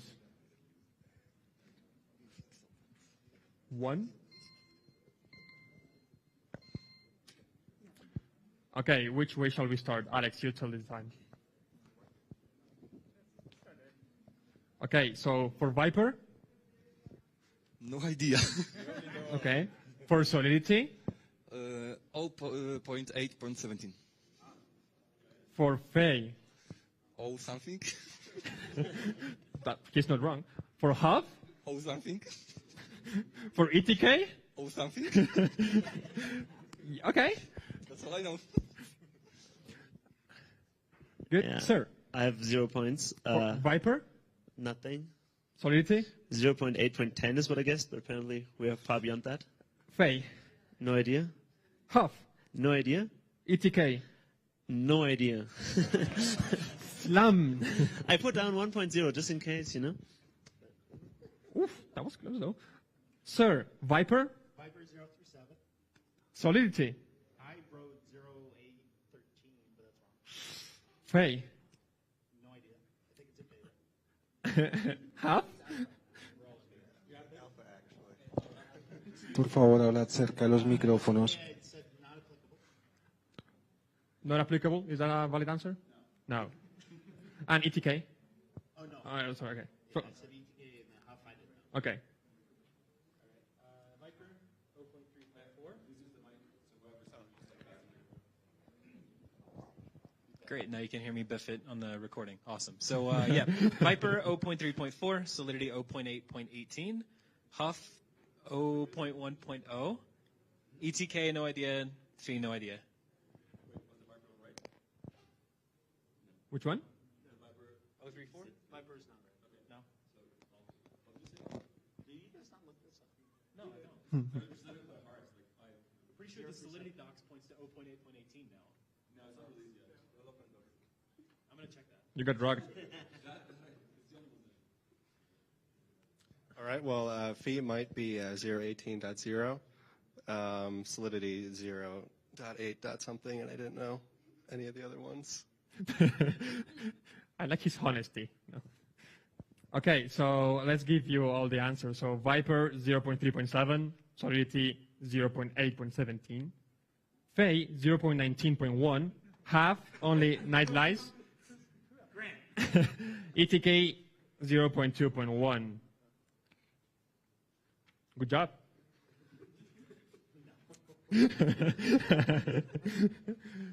Okay, so next question.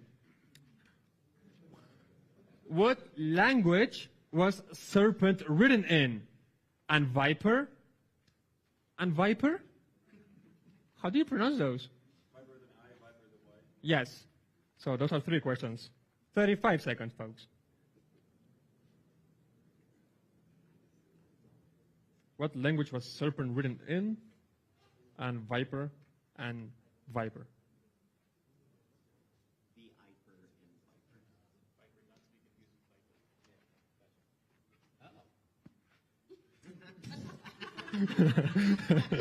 Thank you. I might be the only person to understand why there's been there twice. Can you tell me? Can you tell me? Oh.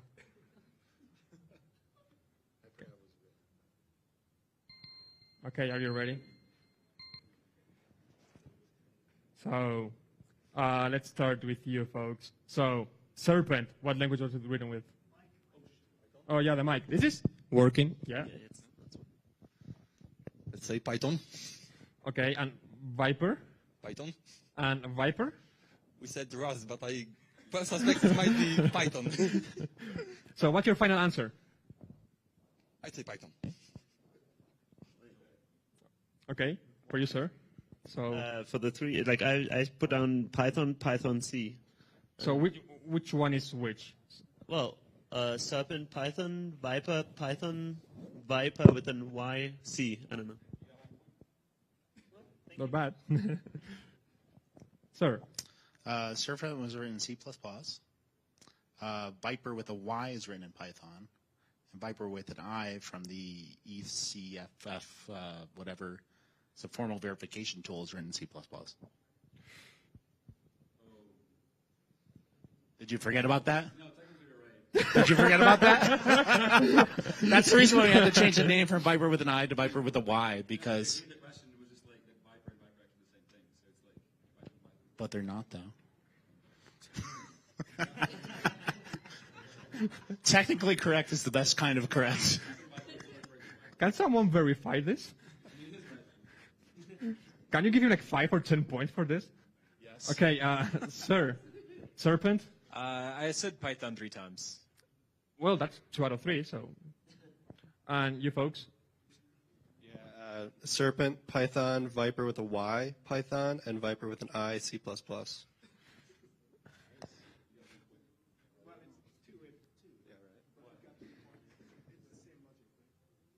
same logic. Even 2.01 points. Wow. That was pretty curious, actually. Hell. Okay, so are you ready for the next question? So, what language is half written in? 35 seconds. What? Yeah, there's like multiple answers and you get many points.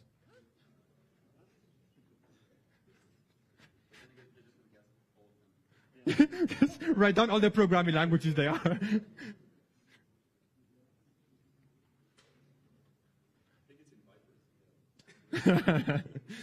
Okay, you have 5 seconds. You know that half was written in half?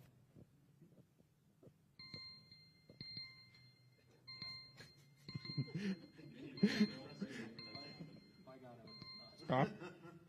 Okay, so let's start with you folks. Rust. Okay, so that's the only answer you have? Well, yeah, there was another language. I think it was it originally implemented in C++? I don't know. But now it's implemented in Rust, so. Rust is correct. Currently Alrighty. maintained. Would you pass the mic?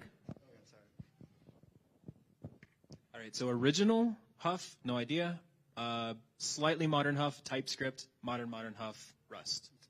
That's 2 points for you, sir. Yeah, you can thank JetJada for that one. TypeScript. I wrote Haskell, which is definitely wrong. Is Charles Hopkinson in this room? You don't get to talk about TypeScript, okay? That's it? That's a solid answer, okay? Yeah, my main guess was Rust, and then I was just throwing in C++, but apparently that's wrong, so Rust. That's 1 point. Better than none. So we wrote Rust. All right, so, well, the correct answer was also, does anyone know, actually? There is 3 answers. So Rust is 1, TypeScript is another, there's a 3rd one. Hands up.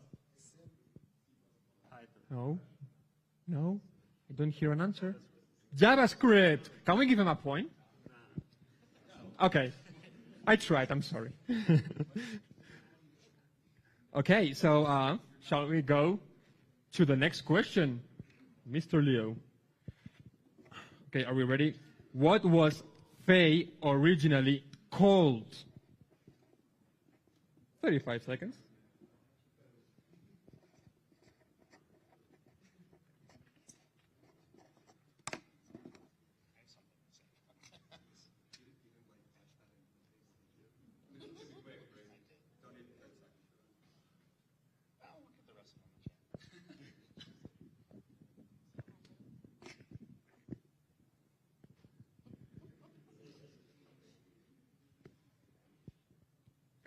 Five more seconds.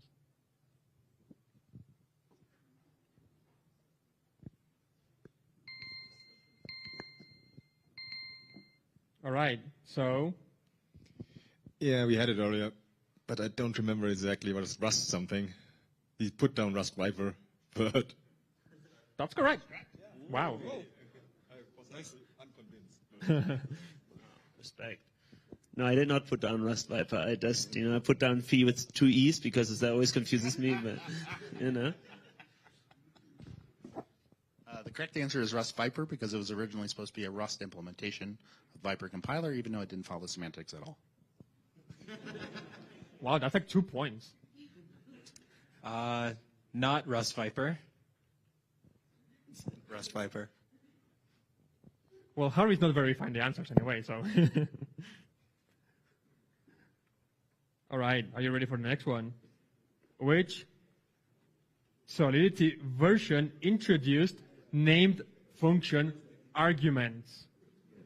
You have 1 hour to answer this question.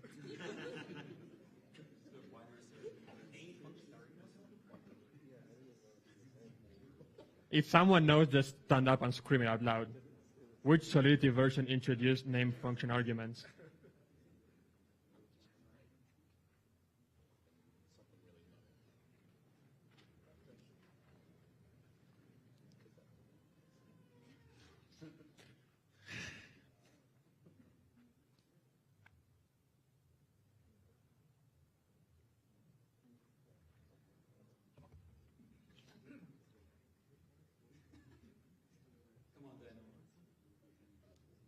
It's obvious.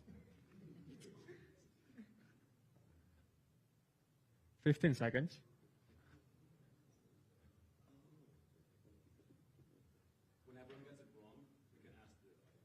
Yeah, let's do that. One. Okay, we got 2, 1, and time's up. Okay, let's start from that side. 140. Okay, the audience, any answer? Okay. I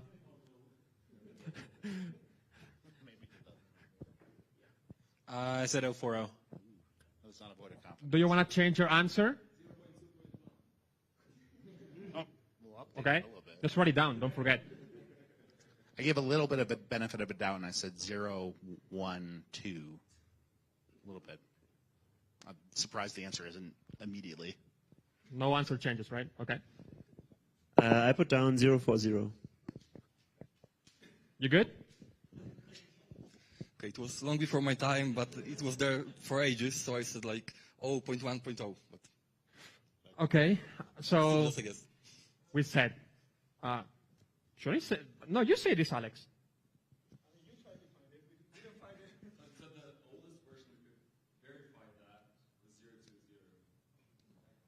So it could have been in 01. So I get a half a point, right? I guess something before that time.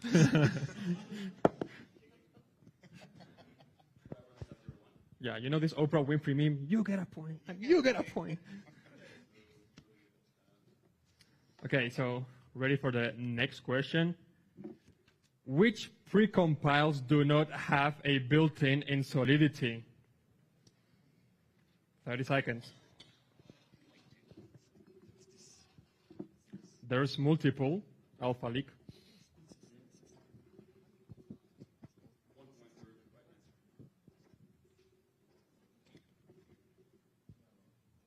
Which precompiles do not have a built-in in Solidity? Multiple answers are allowed.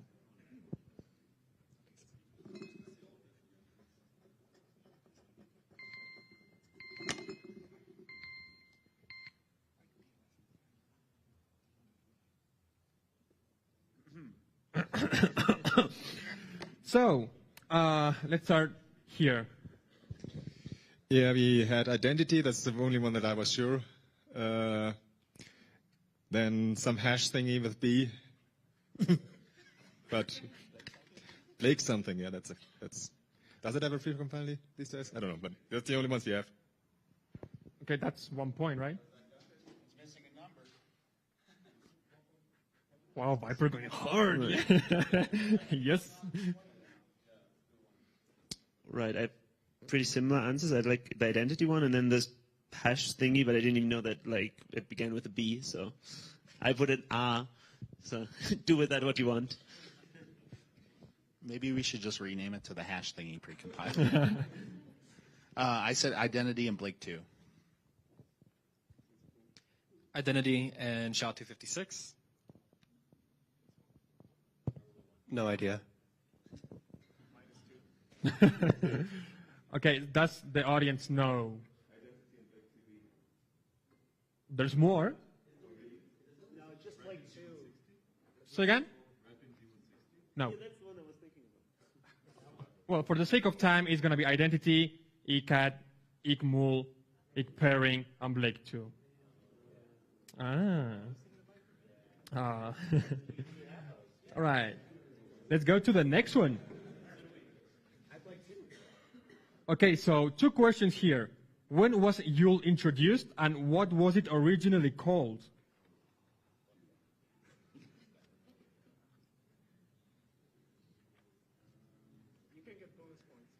And you can get bonus points because Alex says so.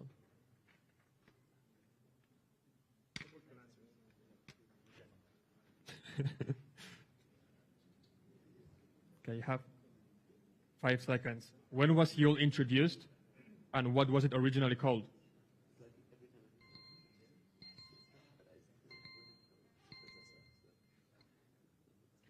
Okay, shall we start with you, sir? 2018, and something that started with a J. It's a year. Okay, pass the mic. No points. I'm sorry. No idea when, but it was originally called Julia. I wrote 0426, which was released in 2018, so that's kind of right.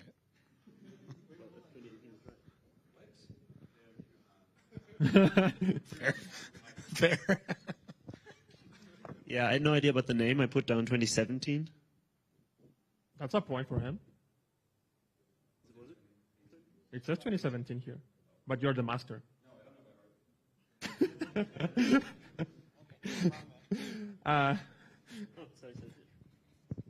So yeah, Julia we also had.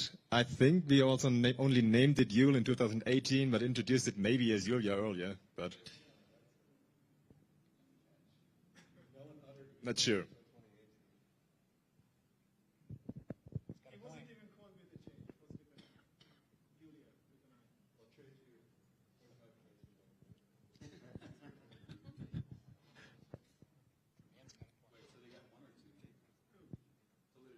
You got, yeah, let's do 2. Why not? 0.5 for him.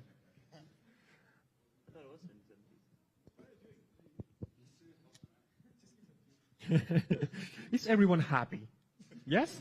Let's continue then. Next question. What version introduced metadata support, or metadata, depending how you pronounce it, for Solidity and also Viper? So what version introduced metadata support in Solidity and in Viper?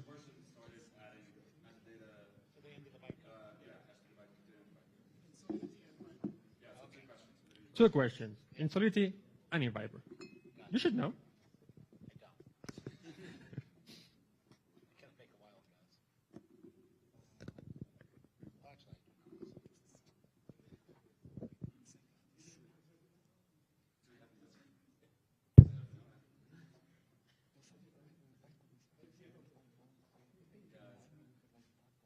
Two seconds. No.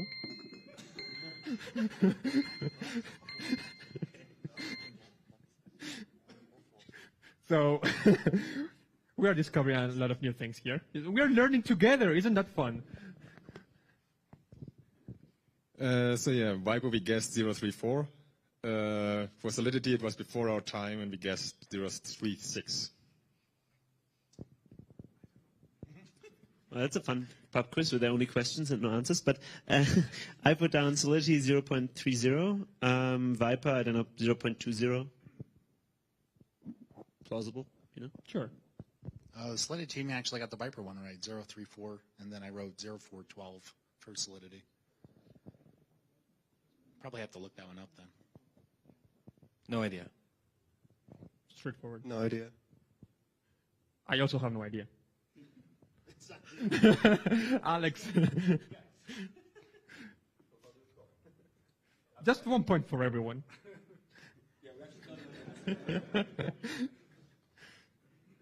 Okay, we're almost done. Next question. What version allows disabling the metadata in Solidity and in Viper?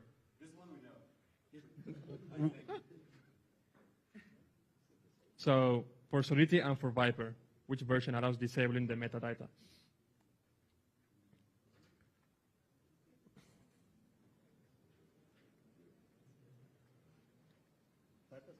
Sure.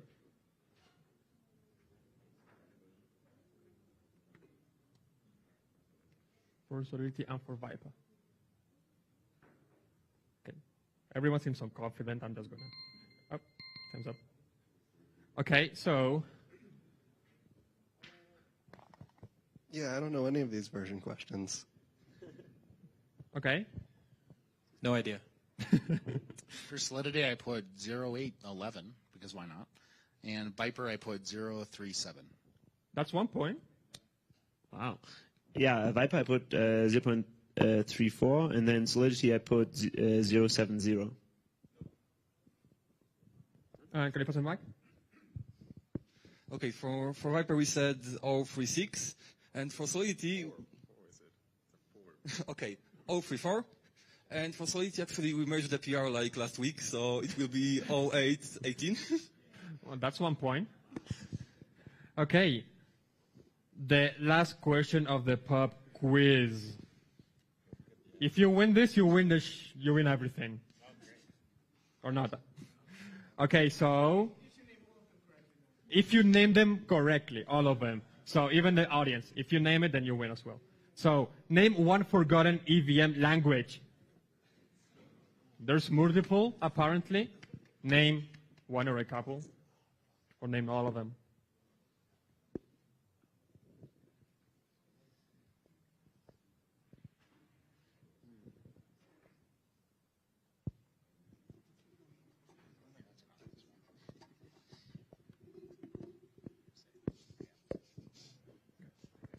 Five seconds. Time flies.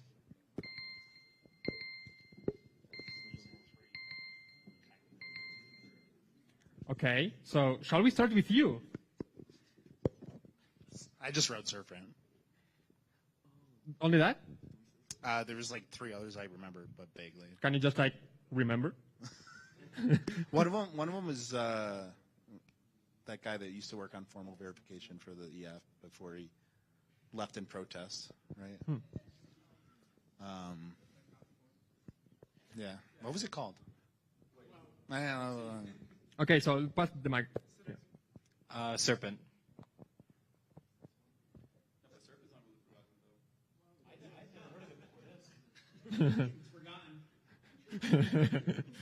We put Serpent and Solang. Solang's pretty actively developed. Guys, what is Solang? Okay, sir.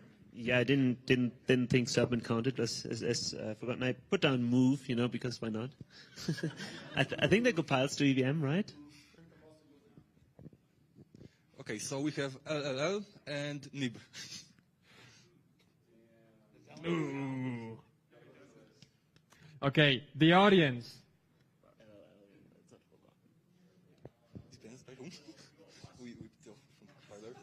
What's your oh, wow.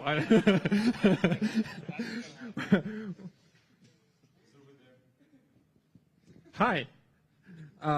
Well, the answers apparently are like Mutan, LLL, and Bamboo. Have you heard of those? Okay, well, congratulations, everyone, for this amazing display of knowledge that we got here. Now we have a, should I introduce the question audience, right? But, okay, so let's introduce the question for the audience. Okay, this is for you, and you will have to scream and shout and jump, or not, I don't know. Okay, so what is the best Solidity version? Why? Argument your, what's your thesis?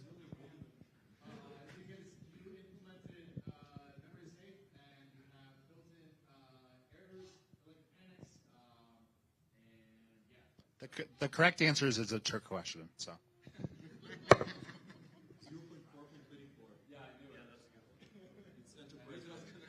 Someone would have said it. 010 downhill from there.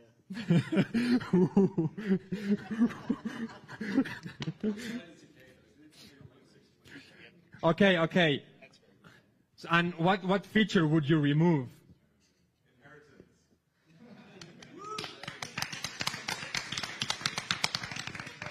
We too.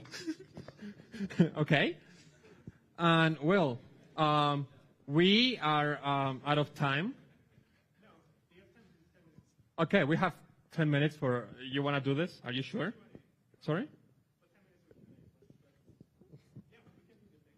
Okay, so you are going to be. You have not only seen a massive display of brain power, but you will also see a display of strength. Okay, so Harry, would you mind? Would you do the honors?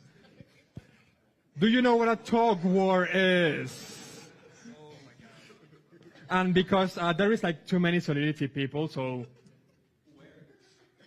I don't know. You're one of them.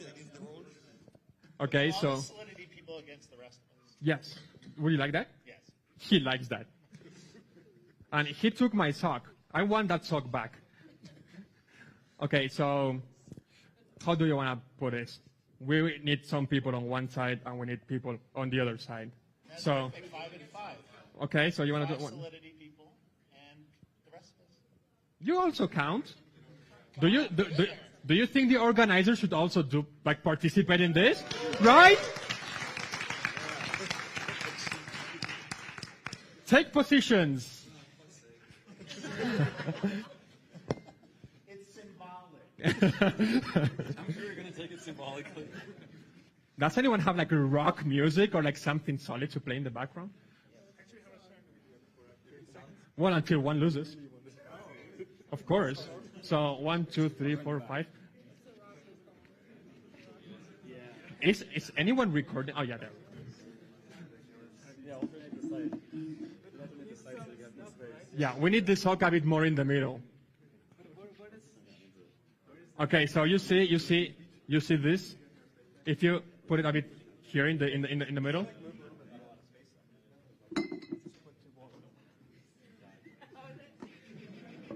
That's it.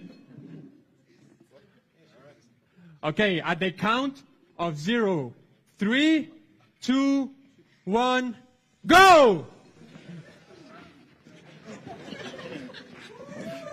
The Solidity team is becoming strong.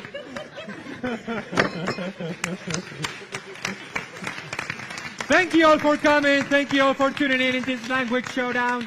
Thank you all for your time. Does anyone else want to play? I guess Solidity still wins the day. You're doing great, though. You're doing great. Yeah. Wow. It's because I'm an old bastard.